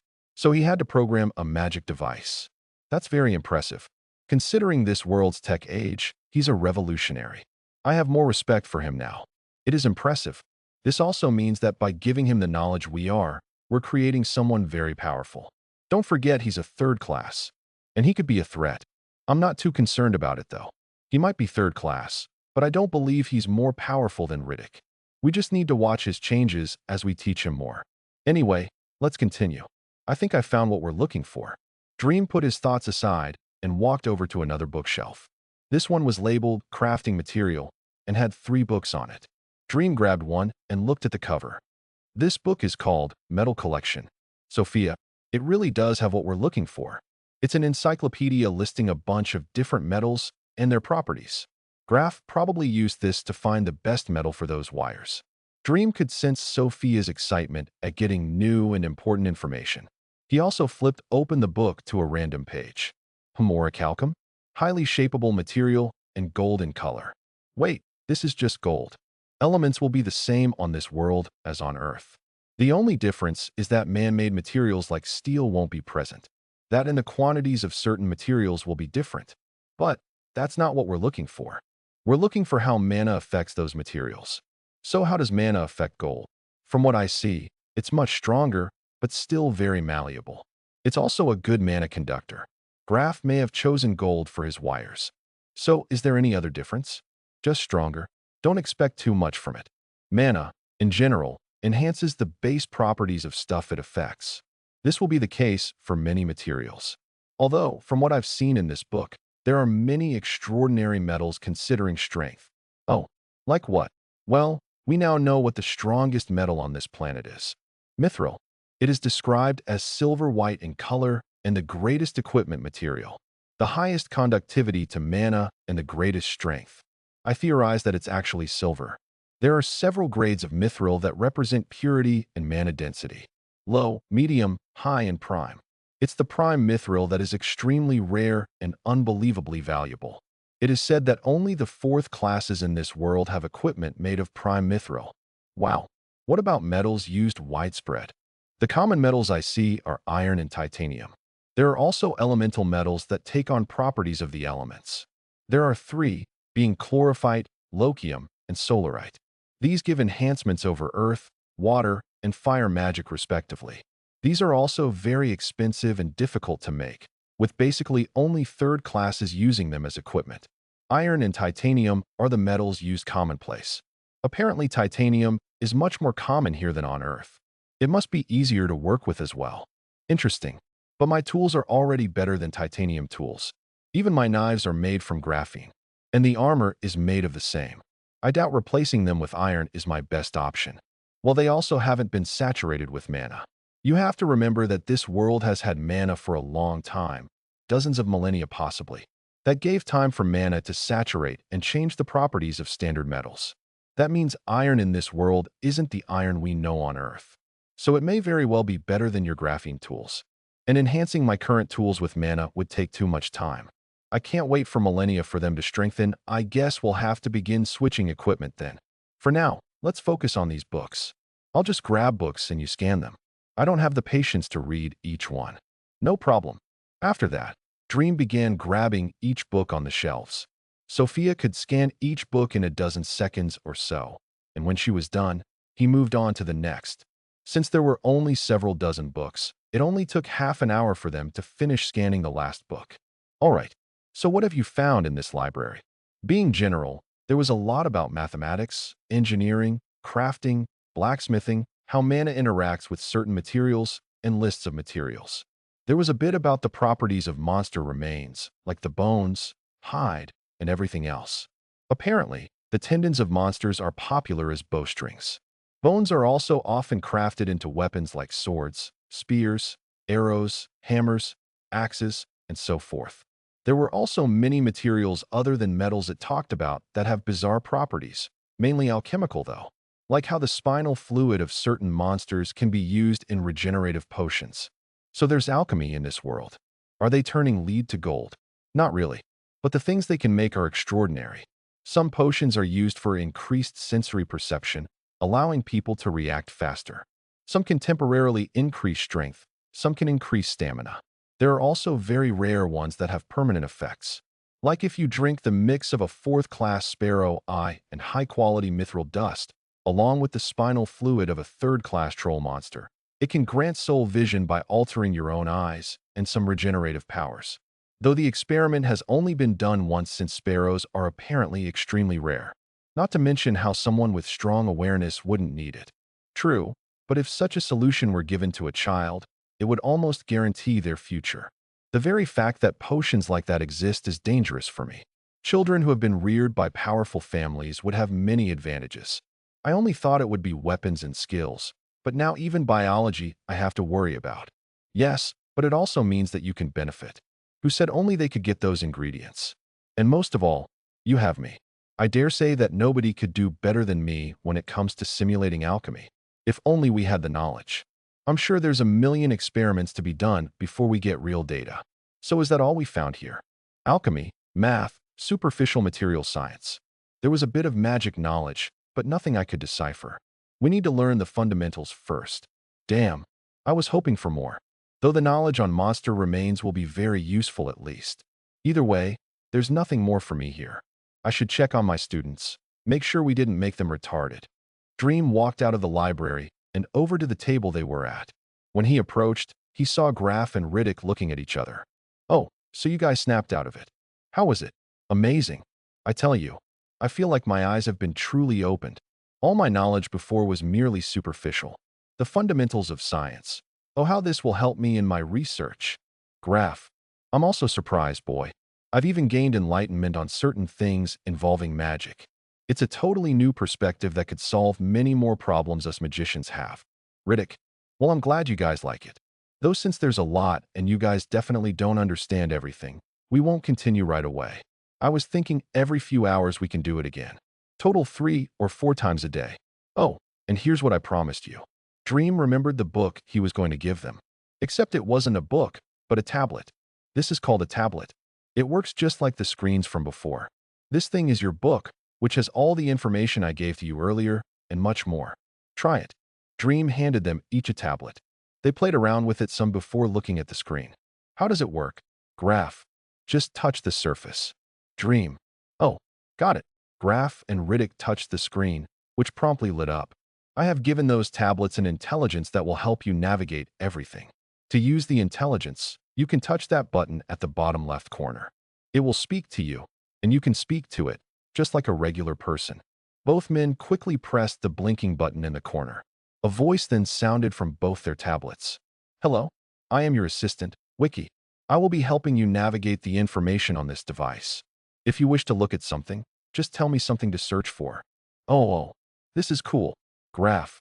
Both men seemed surprised and impressed by the AI. Dream smiled. If you want to look at information on a certain topic, just give the topic. Graph, I suggest you look at electrical engineering. Old man, I actually don't really have a suggestion for you. I'm not sure what you do. Dream, I'm a magician. My magic involves destruction through fire and breaking down substances. Riddick, and how exactly do you break down substances? Like this. Riddick brought out a piece of meat from his inventory in his hand. The meat then began to corrode. Very quickly, it disappeared as if never there. I held back a lot there, so you could see the process. Usually, I could even destroy high-class metals in seconds. I can also cause explosions that destroy everything in a wide range. My fire is also very powerful, able to burn many things. Alright, so you have the power of corrosion and fire. Then I want you to search and study those two things. Those will tell you about how your power works and interacts with matter. Knowing this could also be the key to making stronger magic, and therefore becoming more powerful. With this knowledge and your talent, I believe that fourth class is closer than you think. Don't underestimate fourth class, boy. But alright. Wiki, show me fire. Understood. The next thing Riddick saw was a detailed page about the process of combustion, otherwise known as fire. Since both the AI and the book were created and run by Sophia, she was able to format all the information to help the reader understand the information. If she just threw the definition of fire at Riddick, he wouldn't understand. So she had to treat it like teaching a second grader. It was also the same for Graph. She walked him through the concept of electrical engineering, starting with the physics of electrons and electricity. Since up to this point, he had only done things through mana, not anything else. Dream sat back as he watched them fervently read through their tablets, neither saying a word. I feel like a school teacher. Anyway, I was thinking we could do some experiments with magic, since I can't expect to find many books on it until we get to the spire. I agree. Maybe you should head to the storage room. We can test some materials out as well. Okay. Dream stood up from his chair and walked over to the storage room. When Dream found the door and walked through, he was greeted with the sight of boxes and shelves strewn across the area. So he isn't exactly the cleanest. What's in these boxes? He walked over and looked inside a wooden box that could easily fit 3 of him. Inside, he found many scraps of metal in many different forms. Iron. It looks like it. It at least isn't titanium. Take out a scrap. Dream reached in the box and grabbed a scrap the size of his head. After he had it in his hands, the right side of his body was quickly covered in his armor. He then ejected the arm blade and slashed at the scrap. Shrink. Dream looked at the blade that only cut through 2/3 the scrap before being stopped. If it were given more force, it might have gone through. But the fact that this iron can stop the sharpest blade on Earth at all is incredible. They could easily stop your weapons as well if made right. So although it isn't as strong as your armor, it isn't as far off as we think. So titanium will probably match my armor. A widespread material on this planet can match the peak of human engineering on my planet. It's almost laughable how unfair it is. Well, no use sulking about it. Maybe one of these boxes has titanium. Go look around more. Dream nodded and put the scrap away, walking over to other boxes. Some boxes were filled with more scraps, some had bars of iron, some had other materials like gold. They also found silver and tungsten. The silver was obviously the low-grade mithril, and the tungsten was shaped in weird chunks. Here's the titanium. They're shaped in ingots. There are also scraps over here. Let's test it. Dream quickly picked up a head-sized scrap. It wasn't very thick, looking like someone had tried to flatten an ingot before failing and tossing it aside. He took out his arm blade and slashed at it. Ting. Size. This time, the blade cut not even half an inch into the scrap. Dream sighed at how amazing that was. I think we have our new target material. I'm going to have to learn some manufacturing techniques. You won't have to since I know everything there is to know. We will just have to summon the necessary equipment. That may not work for forging this stuff, though. We'll need better tools, and we will need to know how to factor in mana during the forging process. After that, though, yes, our knowledge of modern metalworking will be a huge asset. Speaking of mana, I wonder how much this stuff can hold. Dream looked back into the scrap box, digging through before pulling out a palm-sized chunk of titanium. Last time when I infused my bullets with mana, they imploded at a certain point. Some of the bullet even disintegrated. Now let's see how much these can take. After recalling his previous tests, he began infusing mana. The mana in his body moved to his hand and then into the chunk.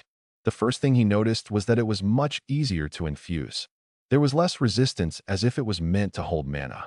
Very soon, Dream had infused 8x more mana than in the bullet, equal to about half his mana. This is when he noticed the changes in the chunk.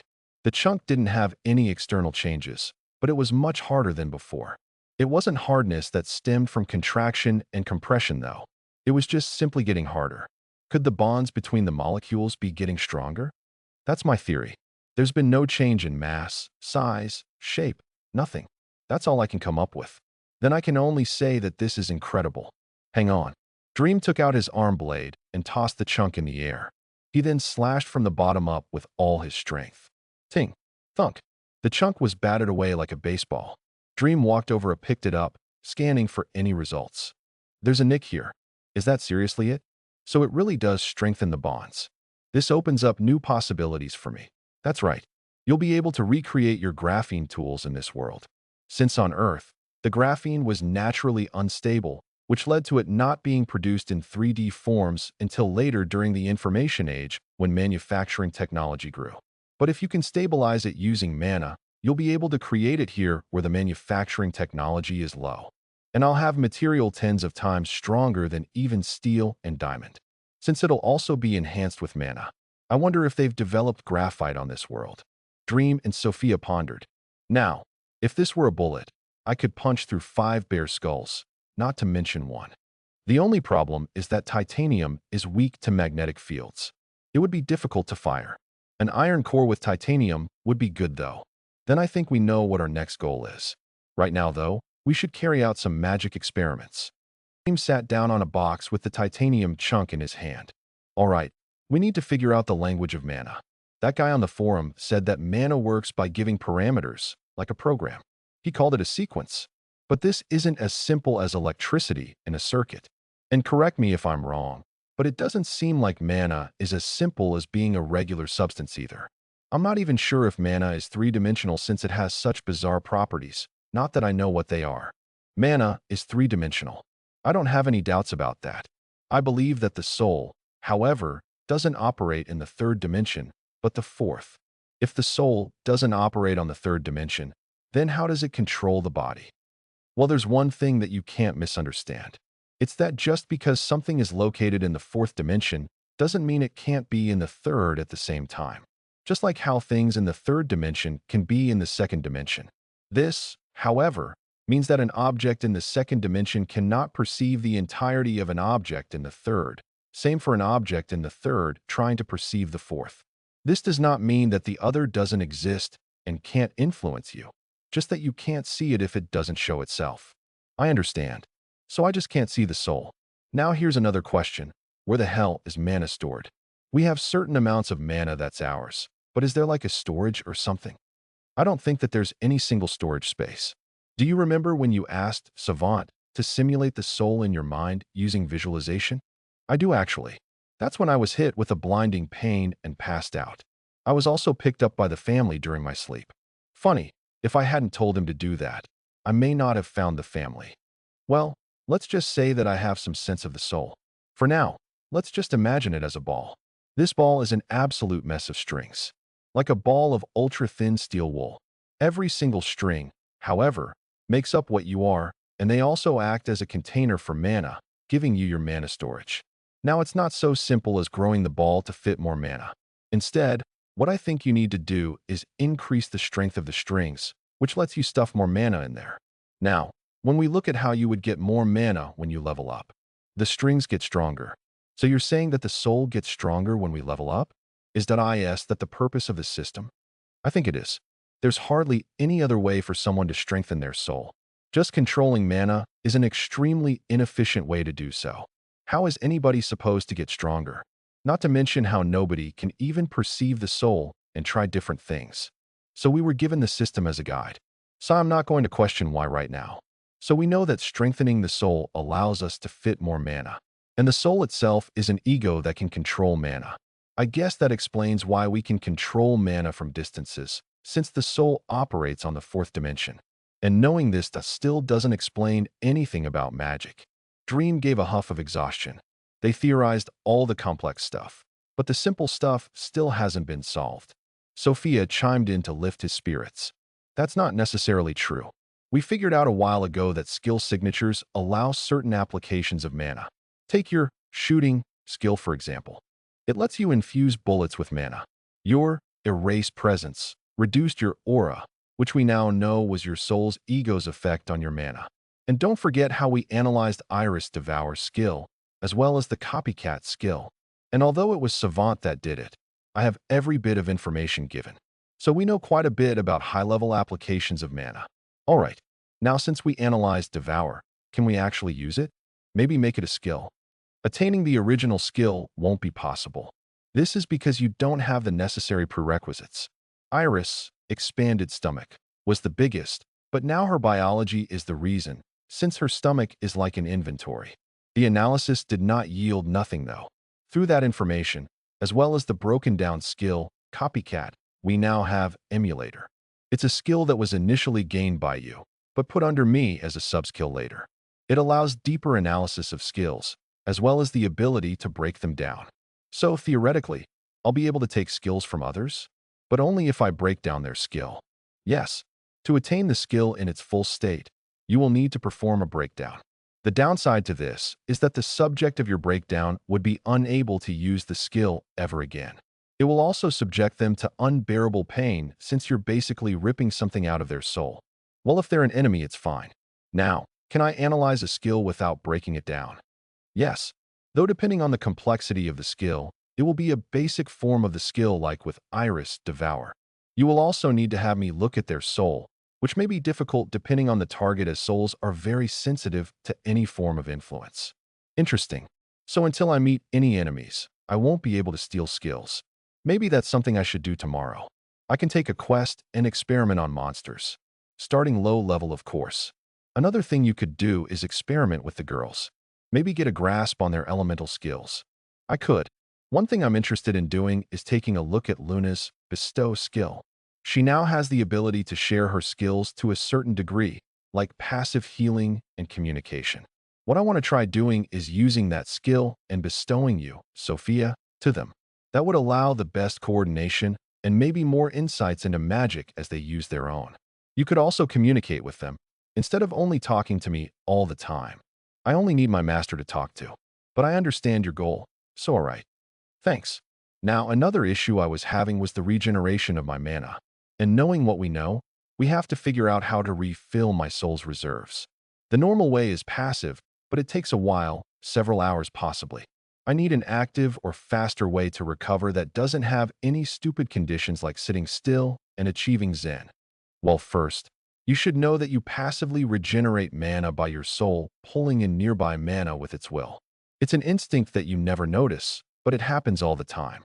If you want an active way, it will either require you to change the way your will is utilized or use mana to collect more mana. The second way will definitely be easier. I think so too. What we want is a way for my own mana to reach out and pull outside mana in.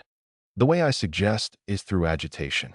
We can create a vortex with your own mana and have it catch and guide mana inward through some physics. Another way is to use a system of vacuums. This method will involve the soul's instinct to collect mana. Since the instinct kicks in more when there is less mana, we would need to create empty gaps and force the soul to kick into overdrive to fill them. I think both would work, but the vortex one sounds more powerful. How about we try it? All right.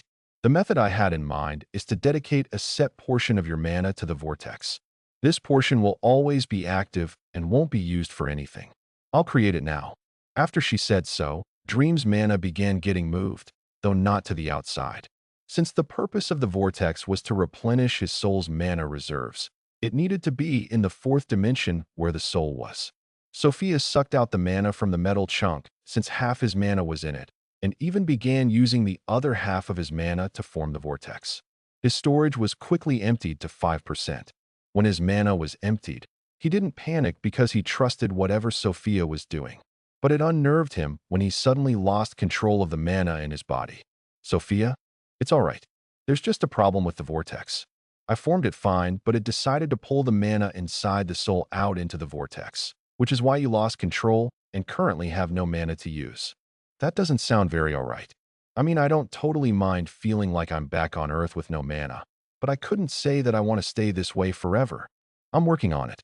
I just need to counter the pull of the vortex. Although what? Hang on. Duh. Dream had a what the hell is she doing face as he sat there at her mercy. It wasn't like he didn't trust Sophia, just that he really was very vulnerable right now. He wasn't lying when he said he felt like he was back on Earth. He could feel the loss of the majority of his strength and stamina. It was good that this place was a super safe bunker guarded by 2 friendly class 3s. And after some time of no response, he could finally feel his strength returning. He could also feel his mana reserves quickly filling up. I did it. Huh. Dream took a second to process the sudden outburst. That's so you made a skill? Wasn't it just going to be a vortex? Sure, but why not a skill? Since it had to be passive, I gave the will of your soul parameters to follow, and it developed a skill signature. Okay, but what did you do with the vortex? Well, since a regular vortex didn't work, I changed it. Vortexes don't only have to be like tornadoes, especially in the fourth dimension. So what I did was make the vortex into an omnidirectional accretion disk, like the swirl of a galaxy except from every direction. It would be impossible in the third dimension, but I was able to do it in the fourth. I guided everything into a nucleus centered in the soul, which will replenish mana. In fact, if you look around you with mana sense, you'll see mana being sucked in. Dream did what she suggested and activated mana sense.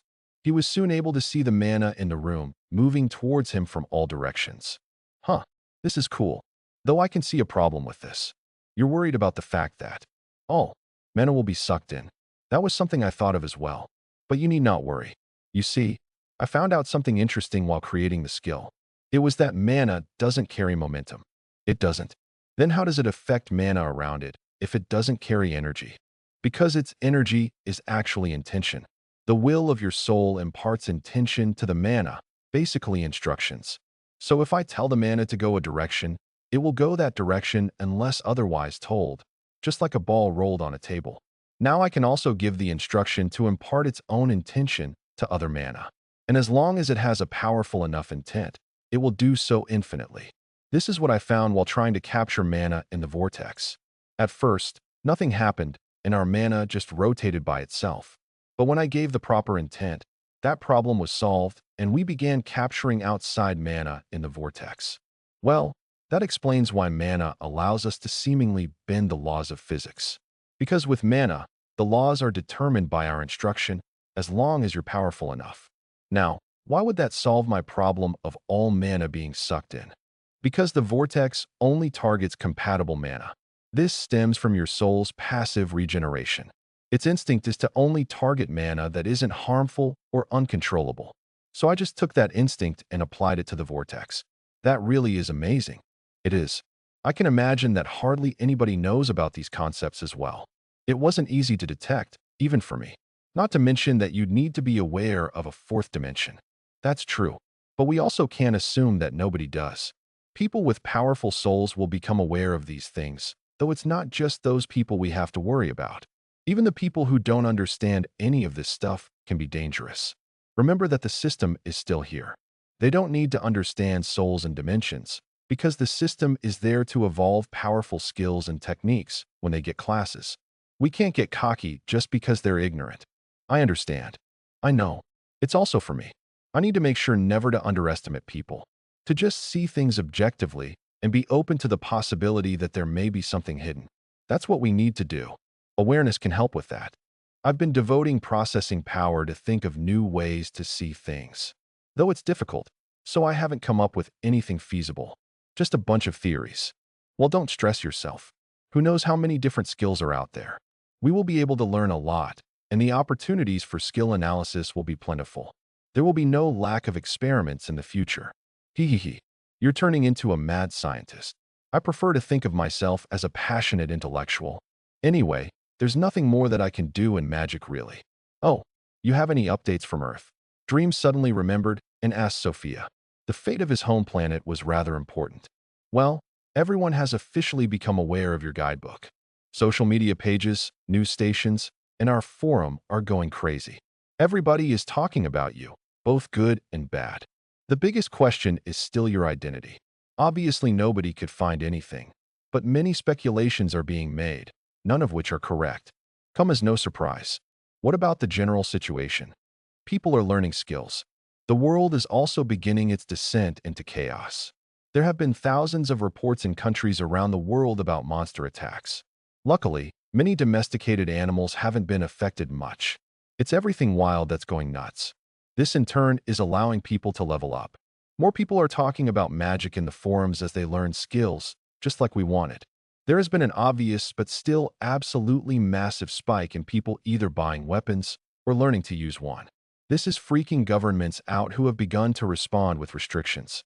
Though I can already see this turning bad pretty quickly. Of course, people are scared and want to have a weapon, and governments won't be able to stop them but will still try, which will piss people off and cause rebellions. New groups will also rise like guilds and associations. This will undoubtedly tip the power balance in the world, causing economic and political chaos. Sigh. Dream pinched the bridge of his nose in thought as he stressed over the future of the entire planet. Dream sat there contemplating for a bit. There's not much we'll be able to do to help from here. All we can do is warn people, and they'll have to figure everything else out. I know, but I still can't help but wish I were there. You said that people are leveling up? What about skills? The most common skills are shooting and basic sword mastery. There's also sports-related skills popping up. Cooking is another one. I guess that's good. I was actually thinking of posting some of our findings about magic, like how levels strengthen the soul, skill signatures, how the soul is four-dimensional, stuff like that. I can do that. We can post it as an addition to the guidebook. Maybe make a section for our findings. Sure. Another thing, make a general AI for them, like Siri. It can help with various things and give them something else to focus on. All right, but is there anything else? There isn't. At least for now. It's been barely a day since we sent things out.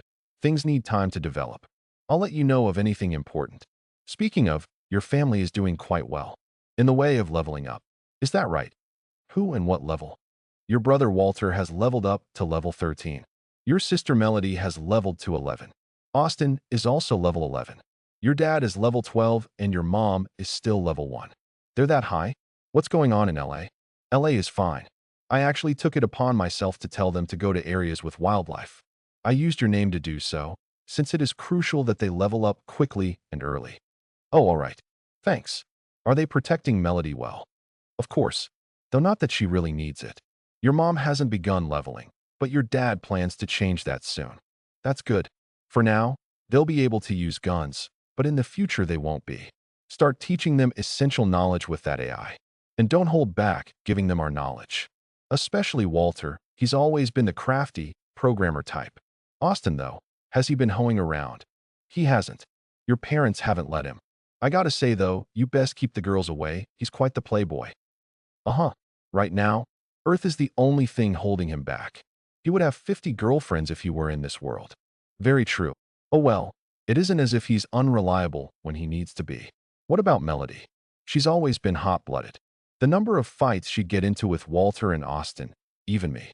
She's doing fantastic for a 17-year-old girl. At least she's almost on par with the other guys. Turns out she's just as brutal with monsters as she is with you guys. That sounds about right. I'm just glad she hasn't shied away from monsters. Well, thanks for taking care of them. I guess I'll have to call them sometime. Sure. And they do want to see you. Especially Melody. She misses her older brother. I know. It just sucks not being able to actually see them. Then we need to get more power. Maybe one day it'll be possible to return. Agreed. Sigh anyway, how far into the day are we? There's no sun down here. It's afternoon. All right. Dream stood up from his seat and walked out of the storage room, meeting with Graf and Riddick. Oh, what do we have here? Graf, you've learned a recovery technique? Riddick, both magicians were able to notice the abnormal mana movement and pointed it out. I guess you guys would be able to see it. Yes, I've developed a technique that can help pull mana in quicker. Dream. Impressive. Don't stress yourself, though. It's not like you're in a fight right now. Graf. HM. Why would I be stressing myself? Dream. Well, in order to pull mana in, you have to concentrate on your innate ability to recover. That's what recovery techniques are, and doing it outside of meditation is very strenuous since it requires you to maintain concentration on recovery as well as the outside, which you're doing right now. Graf. Oh, right. I guess so. Dream. Sophia mystified. Got it. After Dream nodded to Graf, the men saw the mana around them stop flowing towards Dream. Graf nodded at that while Riddick put on a complicated face. Dream also began sweating on the inside. I didn't think passive recovery would be something unknown. Wouldn't they have something like that? Like I said earlier, there's probably nobody who could develop the same technique. They don't have the knowledge nor processing power to do what we did. And someone who does wouldn't only be a third class. Luckily, we can mask it with your skill, though Riddick doesn't look so convinced. Well, I've actually thought about trying to teach the old man something like this if he didn't already have a technique, since he needs to get back his wife and all. Dream put on a relaxed face and took a seat at the table. So how's the studying coming along? Dream. It's great. I have to say, the functions behind engineering are rather confusing, but I've already gained many insights. Hell, I doubt I would ever develop this knowledge even if given thousands of years. Graf. That's good. What about you, old man? Have you learned anything about your magic? I have. In fact, I've already modified my magic and made it more destructive and efficient. I say that in these past hours, I have risen my combat power by almost 10%. I haven't had such huge gains since my early days as a magician in the Spire. Riddick, it truly is marvelous how your world was able to attain such knowledge. It's such a raw form of information. The laws, the math, everything comes together in such a perfect way. I already have many tests that I wish to carry out. Graf, it's good that your perspective is being widened. It's about using mana in conjunction with matter to produce the results you want, not one against the other. Now, since some time has passed, I can transfer some more knowledge. After that, we can call it a day. Dream. Of course. Graf. Dream walked over to them and did the same thing as last time. This time, though, a lot more data was given since they had begun to change their way of thinking and could process more. Dream sat back and threw on his headphones as he watched them process. This is when I wish the girls were here. They could keep me company while I sit here with nothing to do. It's only been a day. I know, but still. If I imagine a loading icon above their heads, it makes it fun. Hee, I can actually put one there. Oh, there it is. Sai, I kind of wish I could go back to the forest. I mean, I know I couldn't stay there forever. Well, I could, but either way, it was nice being able to just relax sometimes. Whenever I'm somewhere unfamiliar, my body always has some tension. It's just natural. But even after several months of being in this world, I haven't totally gotten used to it. The pressure is piling. And recently it's only gotten worse. Everything with Riddick and how the girls could be getting hunted is subconsciously making me want to gain strength. But if I rush, I know bad things happen. That may not be the case.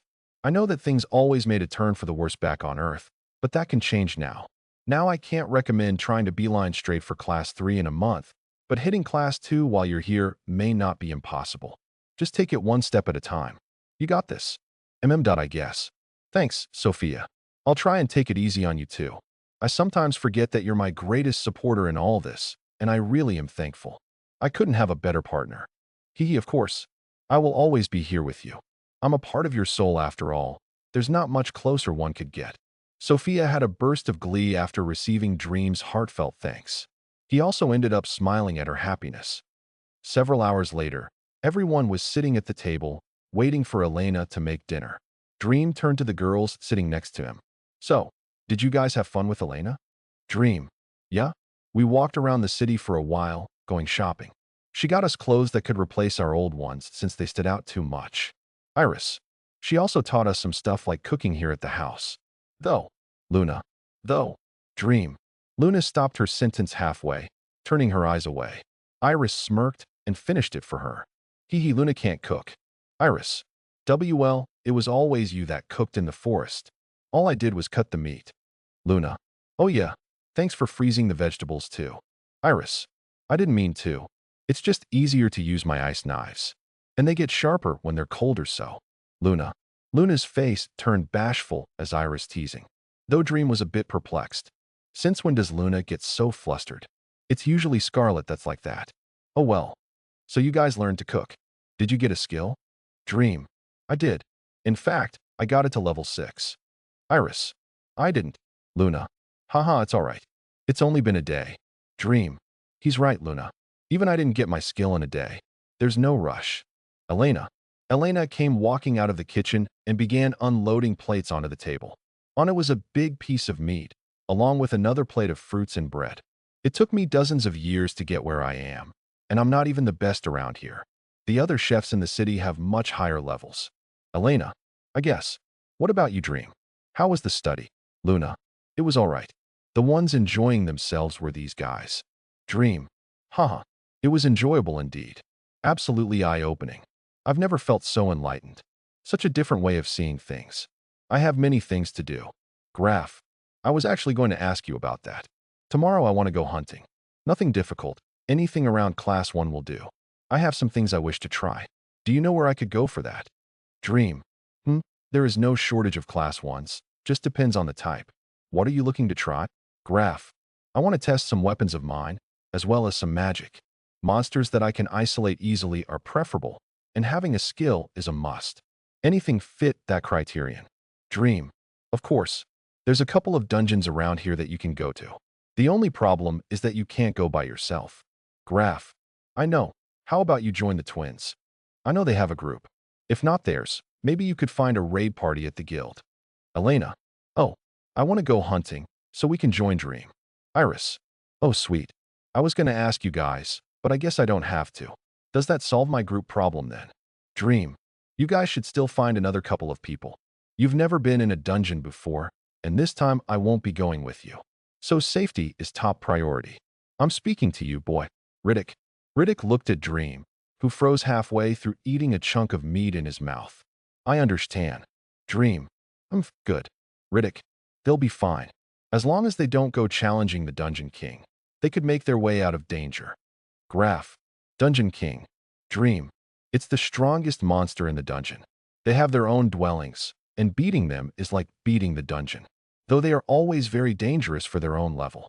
A Class 2 king will take 6 average Class 2 people to kill it. Graph. Wow.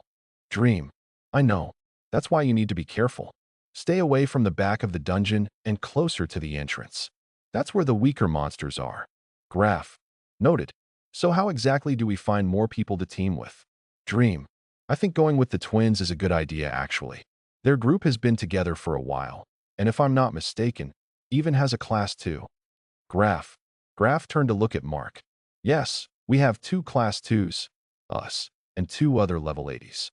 Mark. So there's room. Then take these 3 with you tomorrow. Since they're new, they can just watch. Maybe give them a couple of kills. I'm sure your leader won't mind. If he does, tell him I sent them. Graph.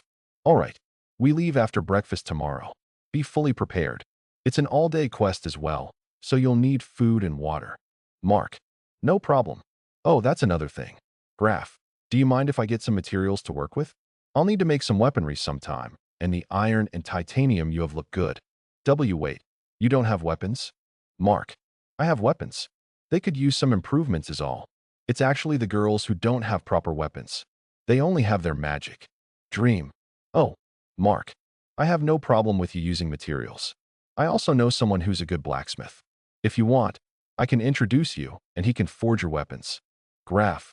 Sure, that'd help. Maybe I could learn some things from him too. Dream. Dream nodded in thanks and finished up his food. Everyone else also finished dinner and left for their rooms. Dream sat on his bed in sweats. His hair still damp from the bath he just took. He sat there with a contemplative face for a bit before the balcony door was opened. He didn't need to turn to know who it was. Hi. You wanted to see us. Iris. Luna and Iris walked in and made themselves comfortable on the bed. Dream snapped out of it and focused on them. He did indeed let them know that he wanted to see them through Luna's familiar connection. I did. I have some things I wish to try, and you guys are needed. So you just called us up for an experiment? Iris. Iris sulked a bit. Dream smirked at her disappointment and responded, maybe. Though I happen to enjoy the company of two gorgeous women, so maybe it wasn't only for an experiment. Oh, but there is still an experiment. One that is rather important, actually. I can play with you guys later. Does it have to do with tomorrow? Luna. Not necessarily. Basically, what I want to do is give you guys access to Sophia. Sophia? She's your skill, right? Iris. That's right. I plan to use Luna's bestow skill to give you both a connection. You'll be able to talk to her, and she can help you as she does with me. Here, let's all hold hands. Dream decided to show them and took each of their hands. Sophia officially greeted them through a channel. Hello, girls. I'm Sophia, Dream's helper, and when we make the connection, I'll be able to help you guys as well, with things like magic, strategy, and communication. But first, Luna, I'll need permission from you to scan your skill bestowed. Oh, that's fine. Luna. Great. Activating emulator. Sophia went through the familiar connection to Luna and arrived at the skill signature for bestow. She then began using emulator and collected its information. The process only took a couple of minutes before she came back. Emulation complete. Thank you, Luna. I will now be able to assist you and Iris in anything you need, whenever you wish. Dream has also expressed his wish for our communication, so I hope we can all become friends. I would like that too. Luna. As would I. Hey, Sophia, how much do you know about Dream? Iris. Absolutely everything. What would you like to dash? Okay. I like the quick bonding, but not right now.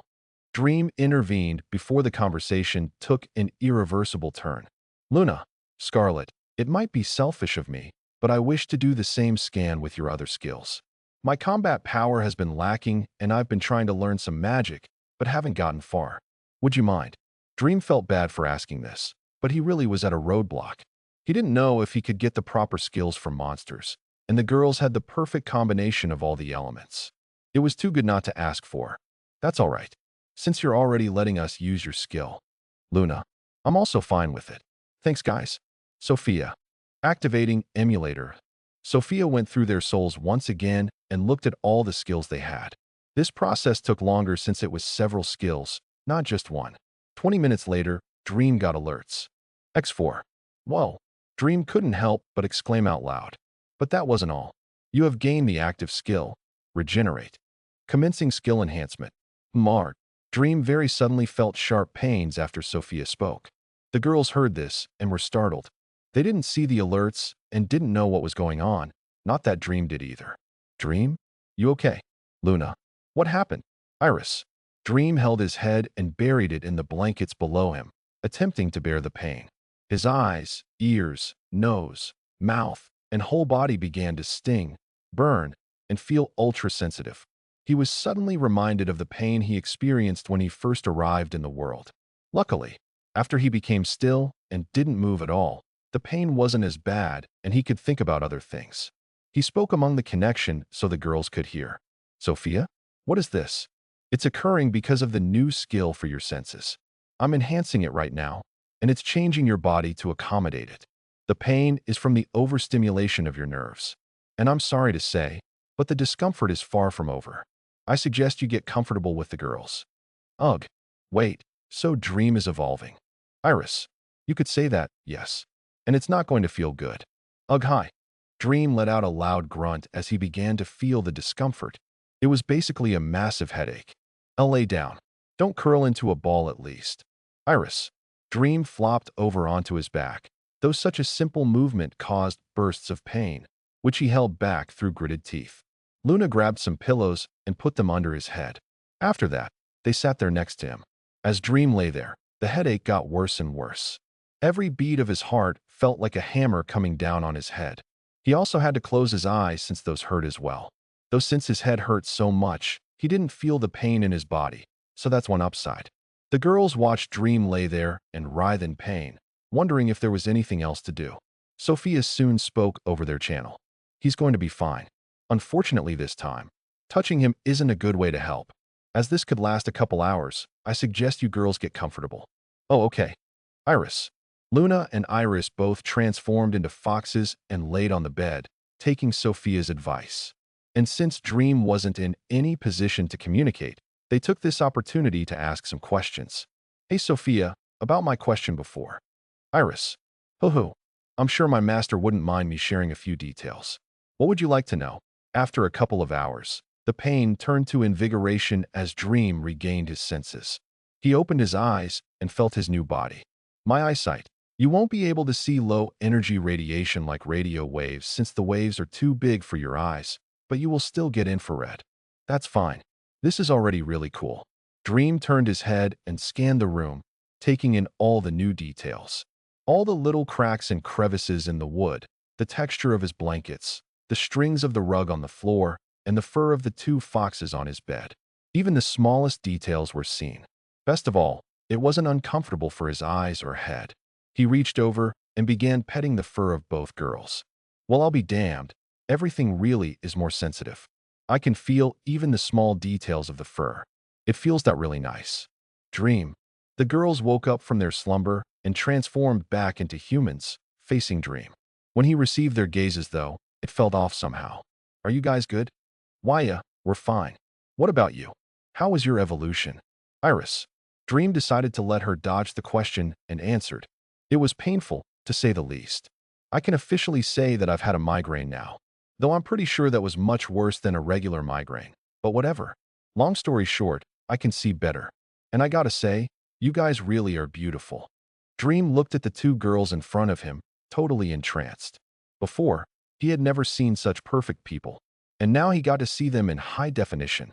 He admired once more the exotic look of their hair with their signature tints, their eyes that shone even in the dark, and best of all, those bombastic figures. The girls began getting embarrassed as they felt his gaze turn from admiring to lewd. Though neither of them minded, it definitely wasn't the first time. Anyway, I thank you guys for letting me get those skills. This really was important for me. Dream. Talk about flipping a switch. I guess that's self-control for you. Iris murmured in her mind. It's no problem. Sophia actually told us about how she would be able to help us with your skills, though the effects would be limited. Luna. Oh, that's right, huh? Unfortunately, we won't be able to use something like Scarlet's Devour skill. Although, hey Sophia, would you be able to recreate the vortex for them? It is possible, yes, though it will consume some of your mana as well as all of theirs. Sophia's voice came to all three of them. The girls tilted their head in confusion. That's fine. Then let's get started. You too, do not resist. Do not say it like that. What are you going to do? Iris. Hee, an experiment. Dream began crawling over and tackled Iris, holding her still while Sophia went to work. A short while later, the vortex was made and Iris began recovering her mana. He then did the same for Luna. When he was done, the girls sat there and felt their mana recovering by the minute. Both were surprised. I've run out of mana plenty of times, and I've never recovered it this fast. It wouldn't even take an hour to recover from empty. Iris. This'll help a lot during combat. Long battles won't be as dangerous anymore. Luna. Yup. I plan to try the same with your dad if he needs it. Sophia will cover up the mana flow as to not alert anyone, since I can share my stealth skill. And with that out of the way, let's get on the same page for tomorrow. The hunt? What about it? Iris. This is the first time we'll be without a guardian and in a dangerous place. I just want to make sure that we stick together, especially since there will be other people. Not saying that everyone is dangerous, just that you must trust your innate ability, the one that lets you see souls. It'll be your greatest asset. Other than that, tomorrow should be a breeze since we're doing next to nothing, just following and getting our feet wet. If we wish to talk to each other, use our connections. Capiche? No problem. All right. The girls nodded in understanding. Dream then flopped down and crawled under the covers. Then let's sleep now. I'm tired. Finally, Iris. After everyone cuddled up, they fell asleep. The next morning, everyone woke up and prepared for the hunt. Since Dream and the girls had inventories, though, there wasn't much to prepare other than the clothes they wore. They walked down and met everyone for breakfast, which was quickly finished. The twins and the trio, along with Riddick, left the house together and head to the guild. One odd thing, though, that Dream noticed as they walked down the street was that Luna and Iris actually put on their masks. Though the peculiar thing about it was that the mask turned ghostly, like it was invisible except for an outline that showed it was on. Hey, what happened to your guys' masks? Dream asked about the ghostly effect rather than why they were wearing it. What do you mean? Iris, it's basically invisible, but I can still see an outline. I don't remember it being that way. Dream, really? It's normal for us. Are you seeing it different? Iris, maybe. Hold on. Dream turned to the nicer twin Bo and asked, Hey Bo, what do you think about the masks they're wearing? Do you see those around here a lot? Dream, Oh, I guess they're fitting. It matches their hair color. And not really. We only see humanoids with masks occasionally. Bo, interesting. So you call them humanoids? Dream, yes. Beastmen who can transform are often called humanoids, though you don't see a perfect transformation like them often. Most of the time they still have their tail, eyes, ears, and sometimes hands still in their beast form. Is that right? Dream. Dream went quiet as he thought that there must be catgirls in this world. Would he really get to see one? In the flesh? He added finding one high up on his bucket list. We're here. Dream was pulled away from Fantasyland as they approached the guild building where they got their title plates. Many people could be seen walking in and out, showing how popular this place was. If you encounter any problems, I'll be out here. Riddick. Riddick spoke before they entered the building. Everyone gave him a nod and walked in. They were met with many groups of people doing various things. Just follow us. We have a meeting spot for our party. Mark led the group over to a side area with many tables. Nearly every table was occupied with groups of people who were clearly hunters, with armor and weapons on. This looked like the resting area before everyone headed out for the day. After a bit of weaving between people and interested looks due to the masks of the girls, they came up on a table. This table had 4 people already there, 3 girls and 1 guy. Mark. Bo. Good morning. Good morning. Mark. A girl stood and greeted the twins. Mark explained the presence of the 3 extra people with him. Hey guys, I actually have these 3 with me today. They're class 1s and haven't been to a dungeon before. They're looking to get a safe first experience and needed a group to join. I hope you don't mind them joining us today. Mark. Newbies? I'm not exactly keen on dragging around luggage all day today. The soul man at the table spoke up with his disapproval. Looking to be mid-20s, he had short hair and stubble on his chin. He was covered with light plates of armor around various points on his body, built with mobility in mind. He also had a long sword on his waist and 2 daggers on his legs. I think it's all right. They're at least first class, so it's not like they're that weak. What are your names? A woman who was likely a leader along with the man asked about them. Dream spoke for them. My name is Dream. This is Luna and Iris. Hello, Dream. My name is Elisa. If you don't mind me asking, what classes are you guys? Take a look. Dream took out his plate, as did the girls. He handed them to Elisa, who looked at the details.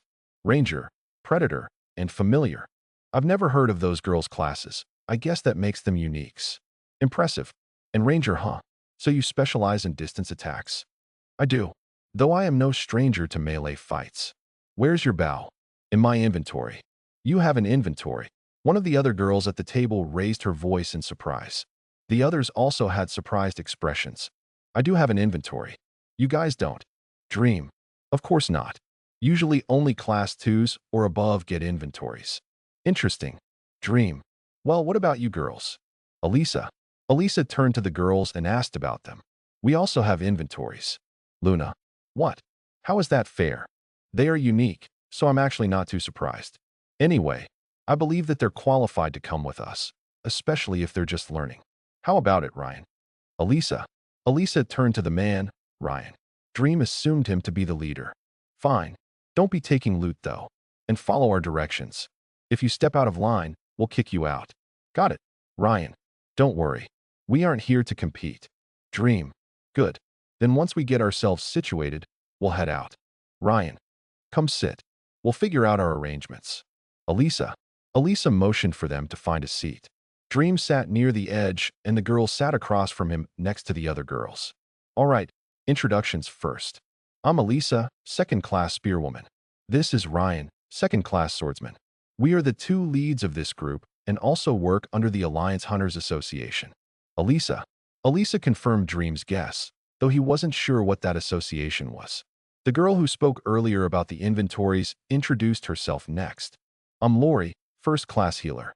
Nice to meet you, Lori said with a warm smile. She was blonde and average height. Dream would put her down as a rather cute teenager. I'm Carla, first-class sniper, Carla said with a monotone voice. Dream figured she was the reserved type. Carla wore a black cloak and had black hair. Her looks weren't bad, but nothing to write home about. He noticed that she wore her bow around her shoulders too. Nice to meet you guys. What's this association you work for? Dream. It's the company run by the guild. We are official hunters, not freelancers like many others. Basically, we report to the guild and take jobs instead of quests. Not much different from normal, since we can still work with freelancers like these guys. Anyway, if you're planning to hunt with us, we need a general idea of your style. Elisa. All right. I can fight both distance and melee. I also have a stealth ability. Dream. I use fire magic with melee. Iris. I use water and earth magic. Luna. Oh, that's rather fitting. Our party has its own formation, and you guys will fit in at the rear. The monsters we'll be facing today have some numbers, so just don't get separated and give them a target. Are you guys looking to get kills and experience? Elisa. Well, experience is always nice. I actually have an objective by coming here though, and that's to test some techniques of mine on monsters. I'll need them alive and incapacitated to do what I need. Depending on the monster, it shouldn't take too much time. Dream. I see. It shouldn't be too difficult to do that, though we won't take any chances. If the situation doesn't allow for it, then we'll have to kill it. But doing magic tests in the dungeons isn't rare, especially for first classes, so it won't be a problem. Elisa. Thanks. Then I think we're set. We already have the quest, and I'd like to get there on time. So we should move. Ryan. Ryan stood up once they were done and began walking to the exit. Elisa put on a bitter smile. You'll have to excuse him. He's not the friendliest person, but he's a reliable swordsman. Elisa. It's all right. I've seen worse. Dream. Indeed. But he's right. We should head out. Let's go, everyone. Elisa motioned for everyone to follow Ryan. Once everyone piled out of the guild building, they began walking through the streets. They weren't the only ones, as other hunter parties were also walking the same way. Dream assumed they were all going to the same place. Dream turned his attention to the channel with the girls. So what do you guys think? They're nice, though I'm not too fond of that blonde girl. Iris. You see something? Uh-huh. She looks at me and Luna with a bit of disgust. Her soul is also kind of ugly. She's definitely fake, but I don't know why. Iris. I saw that too. Her act is very different from how her soul looks. Luna. Huh. That kind of sucks. Just keep your distance then. Once we get our first taste, we can do things on our own and won't need other people. No need to cause conflict now. Dream. The girls nodded, though Iris still wasn't very happy.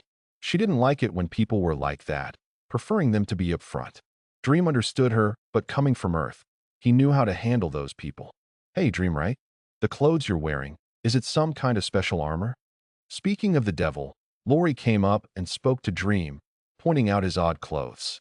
Today, since they were hunting, Dream decided to wear athletic clothes. Compressions with basketball shorts and a nice fitted shirt. Stuff that wouldn't get in his way if he had to move around.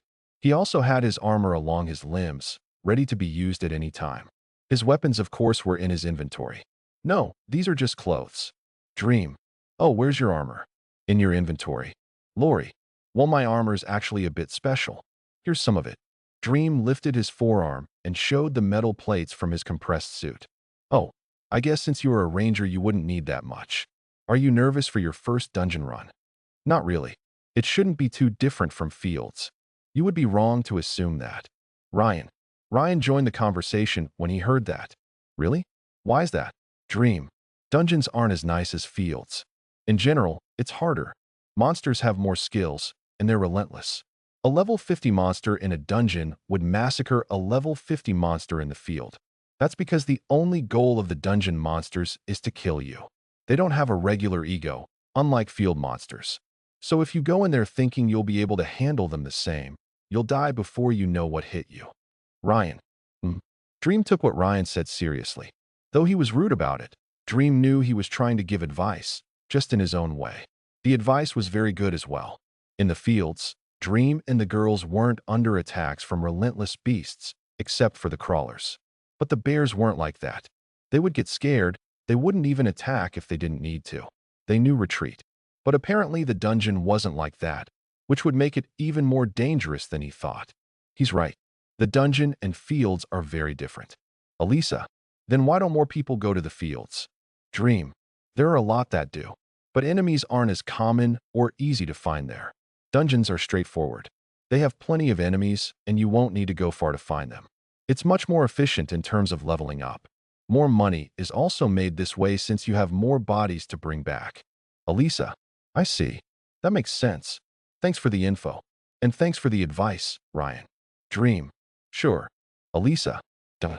After a while of walking with the crowds, they began coming up on a fenced area. They walked up to the gates where people were checking the hunter's plates. That's the check-in. It's to verify that you have the minimum required level to enter. It also serves to know who goes in and out. If someone doesn't leave the dungeon after 3 days, they're marked as missing. If nobody sees them after a week, they're considered dead. Fun. The group of 9 walked up to a check-in. The man scanned each person's plates and let them through. Level 50s, huh? Don't get cocky and die in there. Man, we won't try to. Dream. Everyone walked through the gates and were greeted with a massive cave that went into the ground. There were several shops and tables around the cave where hunters were gathered. So that's a dungeon? It is. The cave doesn't actually go into the ground. There's a portal that transports you into the dungeon space. This one's a Class 2 dungeon. It'll last about 50 years total before it disappears. Elisa, they disappear? Of course. It can't last forever. Apparently, as monsters inside are killed, the mana will get lower and lower. When it can't spawn any more monsters, the portal disappears and the dungeon can't be used. Elisa, very interesting. So are we entering it now? Dream, as long as everyone is ready. When Elisa said that, the twins, Lori, and Carla went through their gear, their armor, weapons, and anything else they had on them. We're ready. Mark, so are we. Lori, all right, let's enter. Ryan. Ryan gave the word, and everyone began walking towards the cave. When Dream looked inside from the entrance, he saw that it was pitch black, almost like a fog that consumed light. His heart palpitated as he walked into the fog. They walked in and soon walked out. They were met with a cave. Elisa checked on everyone and saw Dream's weird face. What? Expecting something else? Elisa, well, I didn't know what to expect. I just thought that since it was a portal that it was taking us somewhere different. Are you sure that fog is a portal? This looks just like a regular cave. Dungeons tend to match the area that they're in. Technically, we're inside a mountain, so this dungeon is a cave. Oh, nice. All right, get in formation and keep close. Newbies, keep with us and don't get separated. The monsters we're fighting are the lower-leveled ones, rodents. Further in are stone monsters, and trust me when I say you don't want to get caught fighting those. Let's move. Ryan. Ryan gave the command, and everyone formed up. He and Elisa were in front, and the rest behind them. Lori took out a short staff from the bag she had. The twins also took out their own staffs. Carla grabbed her bow and knocked an arrow from the quiver on her back. Meanwhile, Dream and the girls just got behind them. The girls didn't have anything to prepare, and Dream left his guns in the inventory. The group began walking forward steadily. Ryan and Elisa held onto their sword and spear, both of which had various designs on them. Dream noticed that Lori also had designs on her staff. They looked like runes. I'm guessing those are some kind of enchantments since this is a fantasy land and all. Probably, though I'm not sure what they do, or why they need those staffs in the first place. Probably for their magic. There's those odd-looking stones in their staffs. Maybe it amplifies their magic. I don't know if that's possible. It's not like it can just add more mana miraculously, unless it consumes more. But again, for what purpose if they can cast the magic themselves? Not sure. The group walked for a bit more before Dream sensed some monsters. Since Luna and Iris were connected to him, they also sensed it. We got our first batch. I'm not sure how many, so keep your eyes peeled. Ryan. It turns out Ryan also sensed them, though not as accurately as Dream. He didn't know that they were 4 of them 74 meters away. The group walked a bit farther before the monsters were alerted.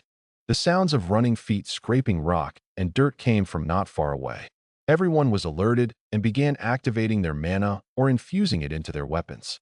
Dream could see what they looked like from Sophia, but seeing them in person was a bit different. The monsters were giant rats with white eyes, atrophied from how dark it was in the cave.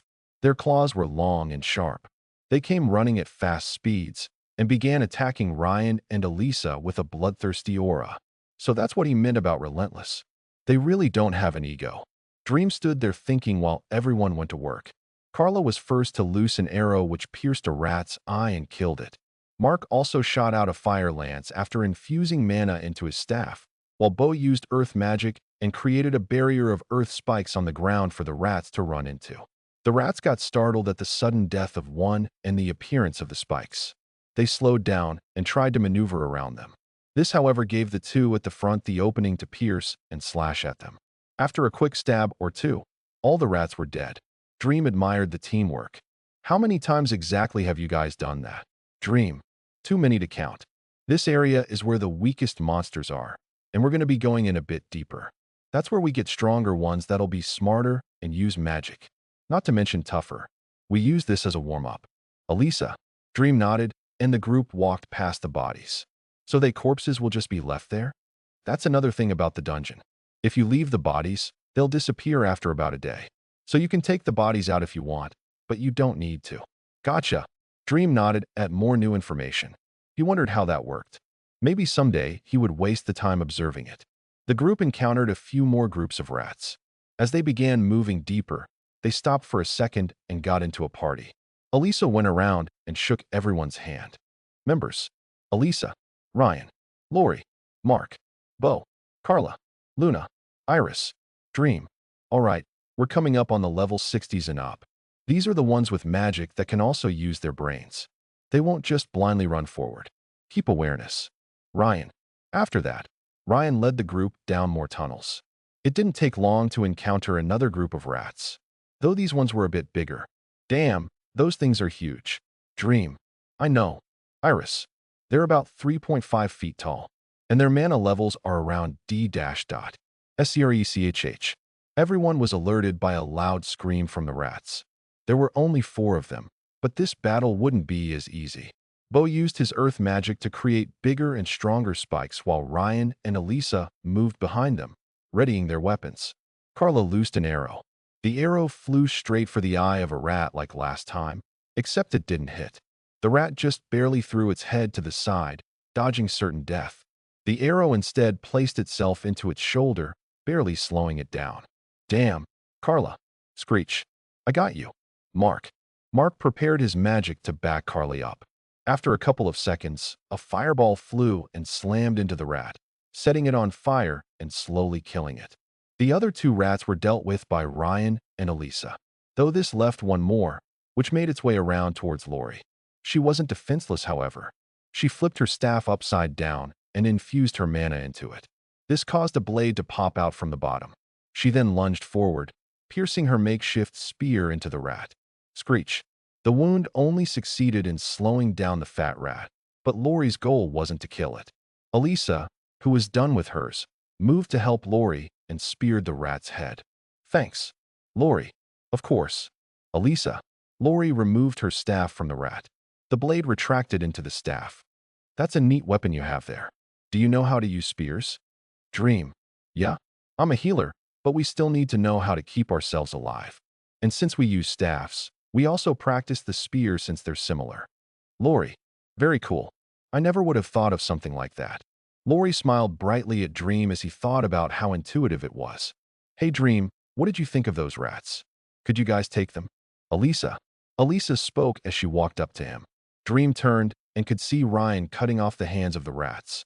We could, though if the groups got bigger, we would need to be careful. Dream.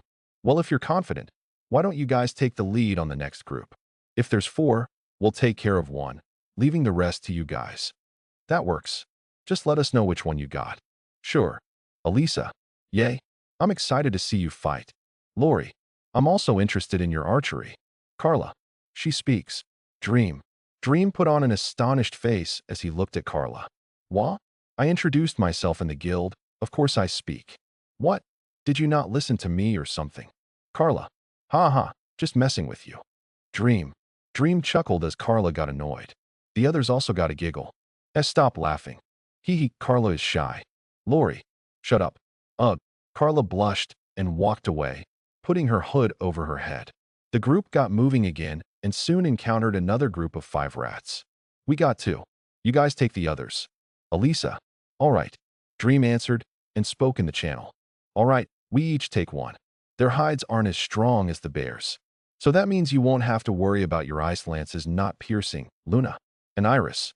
I'm actually not sure how you plan to deal with them. Well, first, I was planning to transform back into a fox.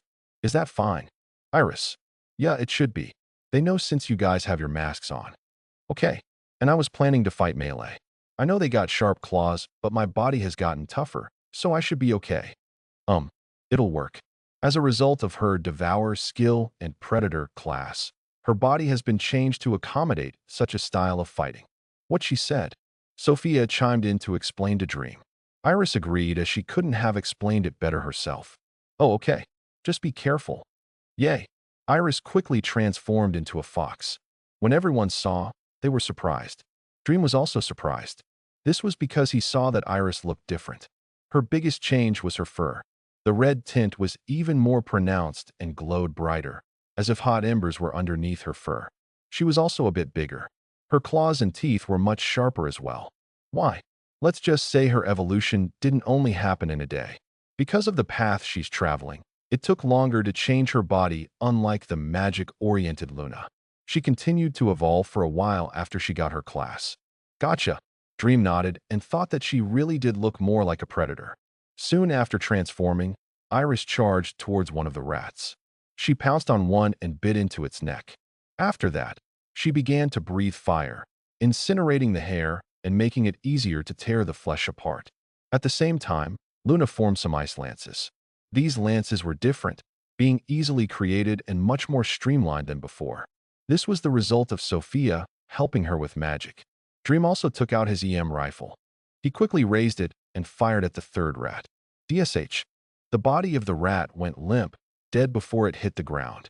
Apparently their skulls aren't as sturdy as bears. Luna, on the other hand, wasn't able to pierce her rat. This was because the rat raised a wall of rock, blocking the lances. The rat then went around the wall to continue to attack, but was met with more lances as soon as it turned the corner. They pierced its head before it could even react.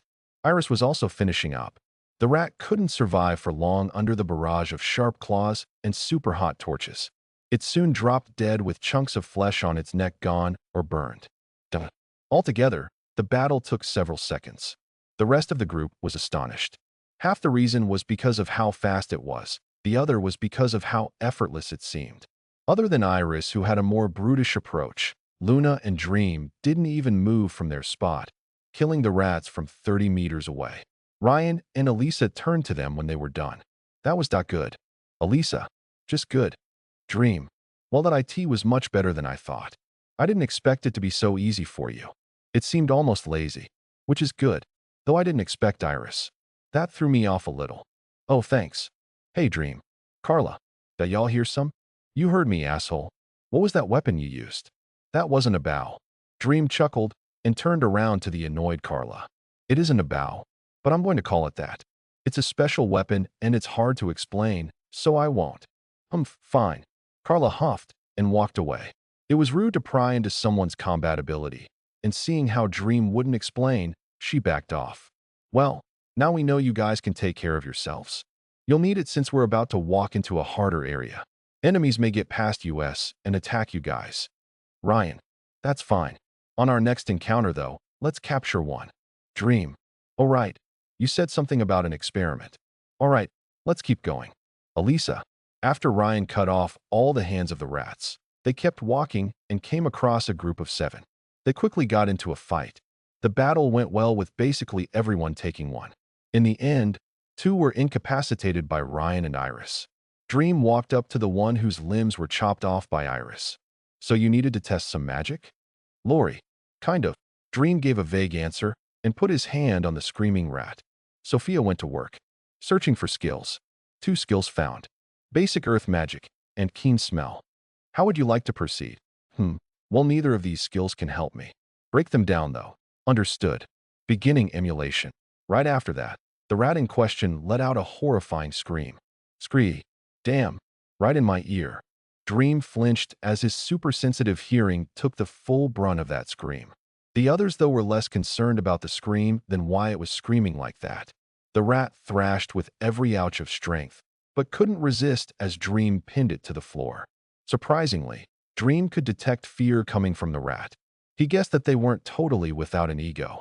After a full minute of utterly desperate screaming and trying to bite Dream, the rat stopped. Breakdown complete. Oh, sweet. Dream was pleased with the unexpected gain.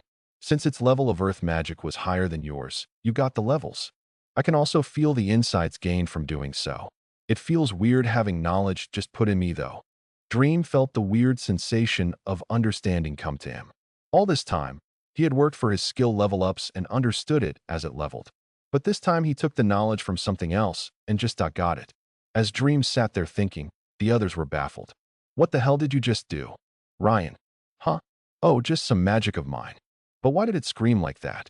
Well, my magic isn't exactly painless. At least not in the way I used it. Duh. Ryan stared at Dream, suddenly feeling a bit threatened by him. Anybody who could cause any animal, monster or otherwise, to scream that way wasn't someone he wanted to get on the bad side of. Not even chopping its limbs off caused something like that. So what the hell was he capable of that could drive an egoless animal insane? The others felt the same, if not more fearful than Ryan. At least Ryan was a second class, but people like the twins weren't. Though regardless of how anyone felt about Dream, they all pitted the second incapacitated rat. Dream killed off the first rat with his knife and walked over to the second. The skills are the same. How would you like to proceed? This time, let's kill it while watching the soul. I want to see what happens. Understood. Hey, Elisa. Dream. Why, yes. Come here for a sec. I want you to kill this rat. Oh, okay. Elisa was actually a bit relieved that she didn't have to hear that scream again. She walked over and struck her spear down onto its head, killing it. Analyzing. Sophia paid extra attention to the soul, though not for very long. Soul has dispersed. Literally? Yes. When the body was destroyed, the soul retracted its connection to the body and was left in the fourth dimension. Quickly after, it unraveled and dispersed, unable to hold itself together. All right. That told me nothing other than stronger souls might be able to hold themselves together even after dying. I have the same theory. Dream stood up and nodded. All right, I'm done. Okay. Let's keep moving then. Ryan nodded, and everyone silently followed, going deeper into the tunnels. Nice.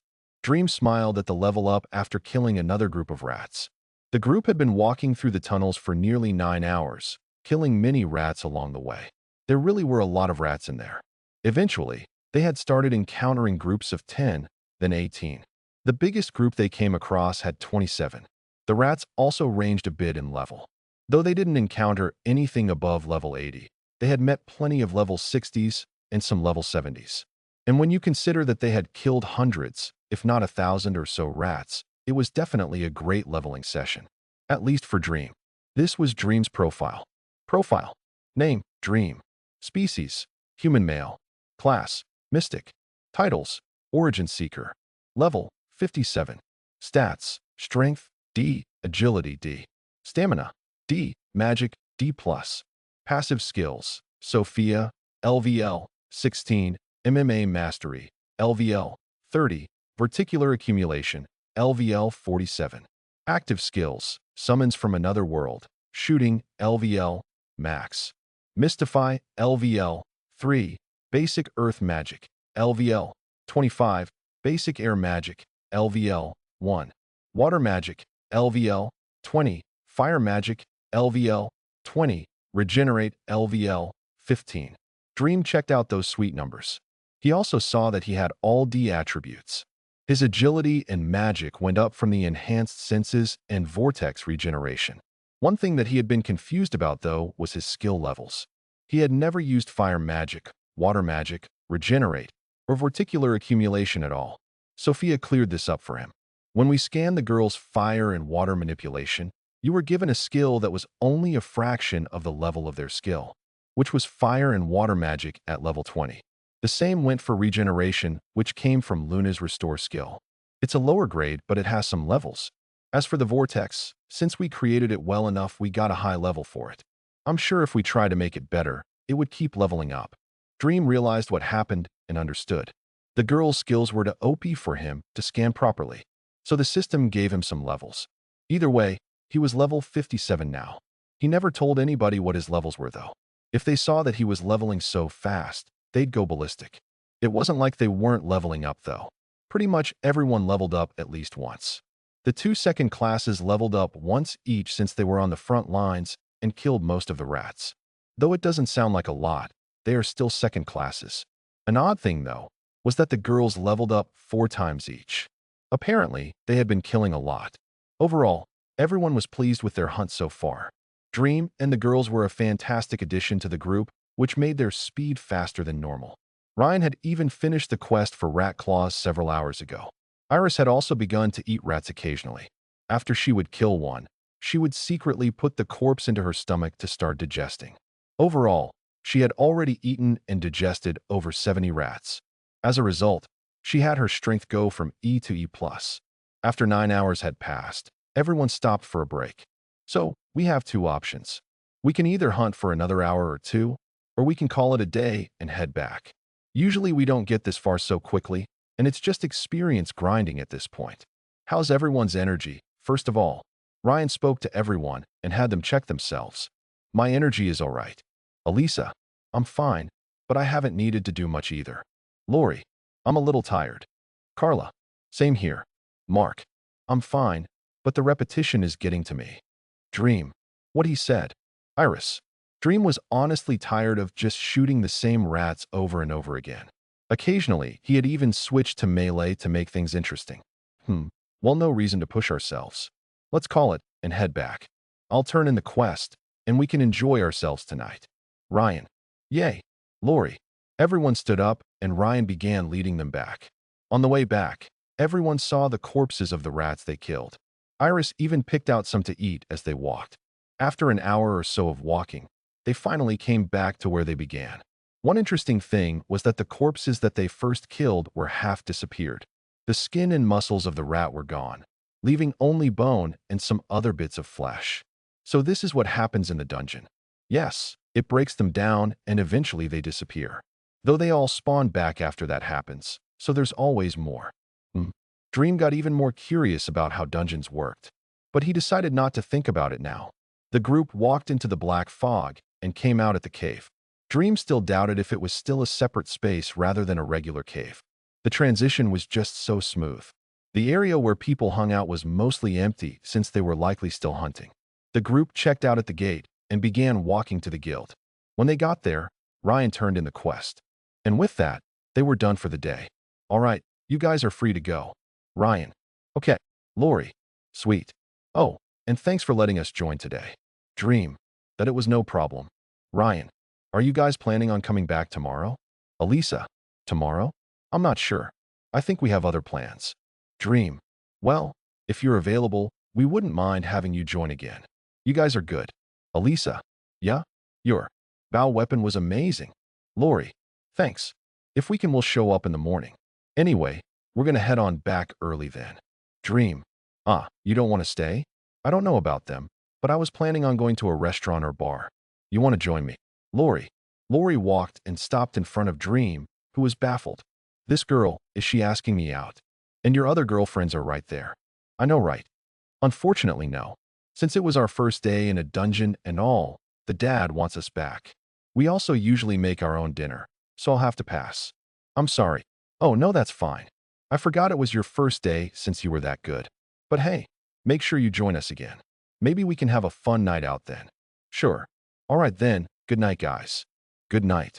Elisa. Dream waved everyone goodbye and walked off with the girls. Glad he was able to get out of that trap quickly.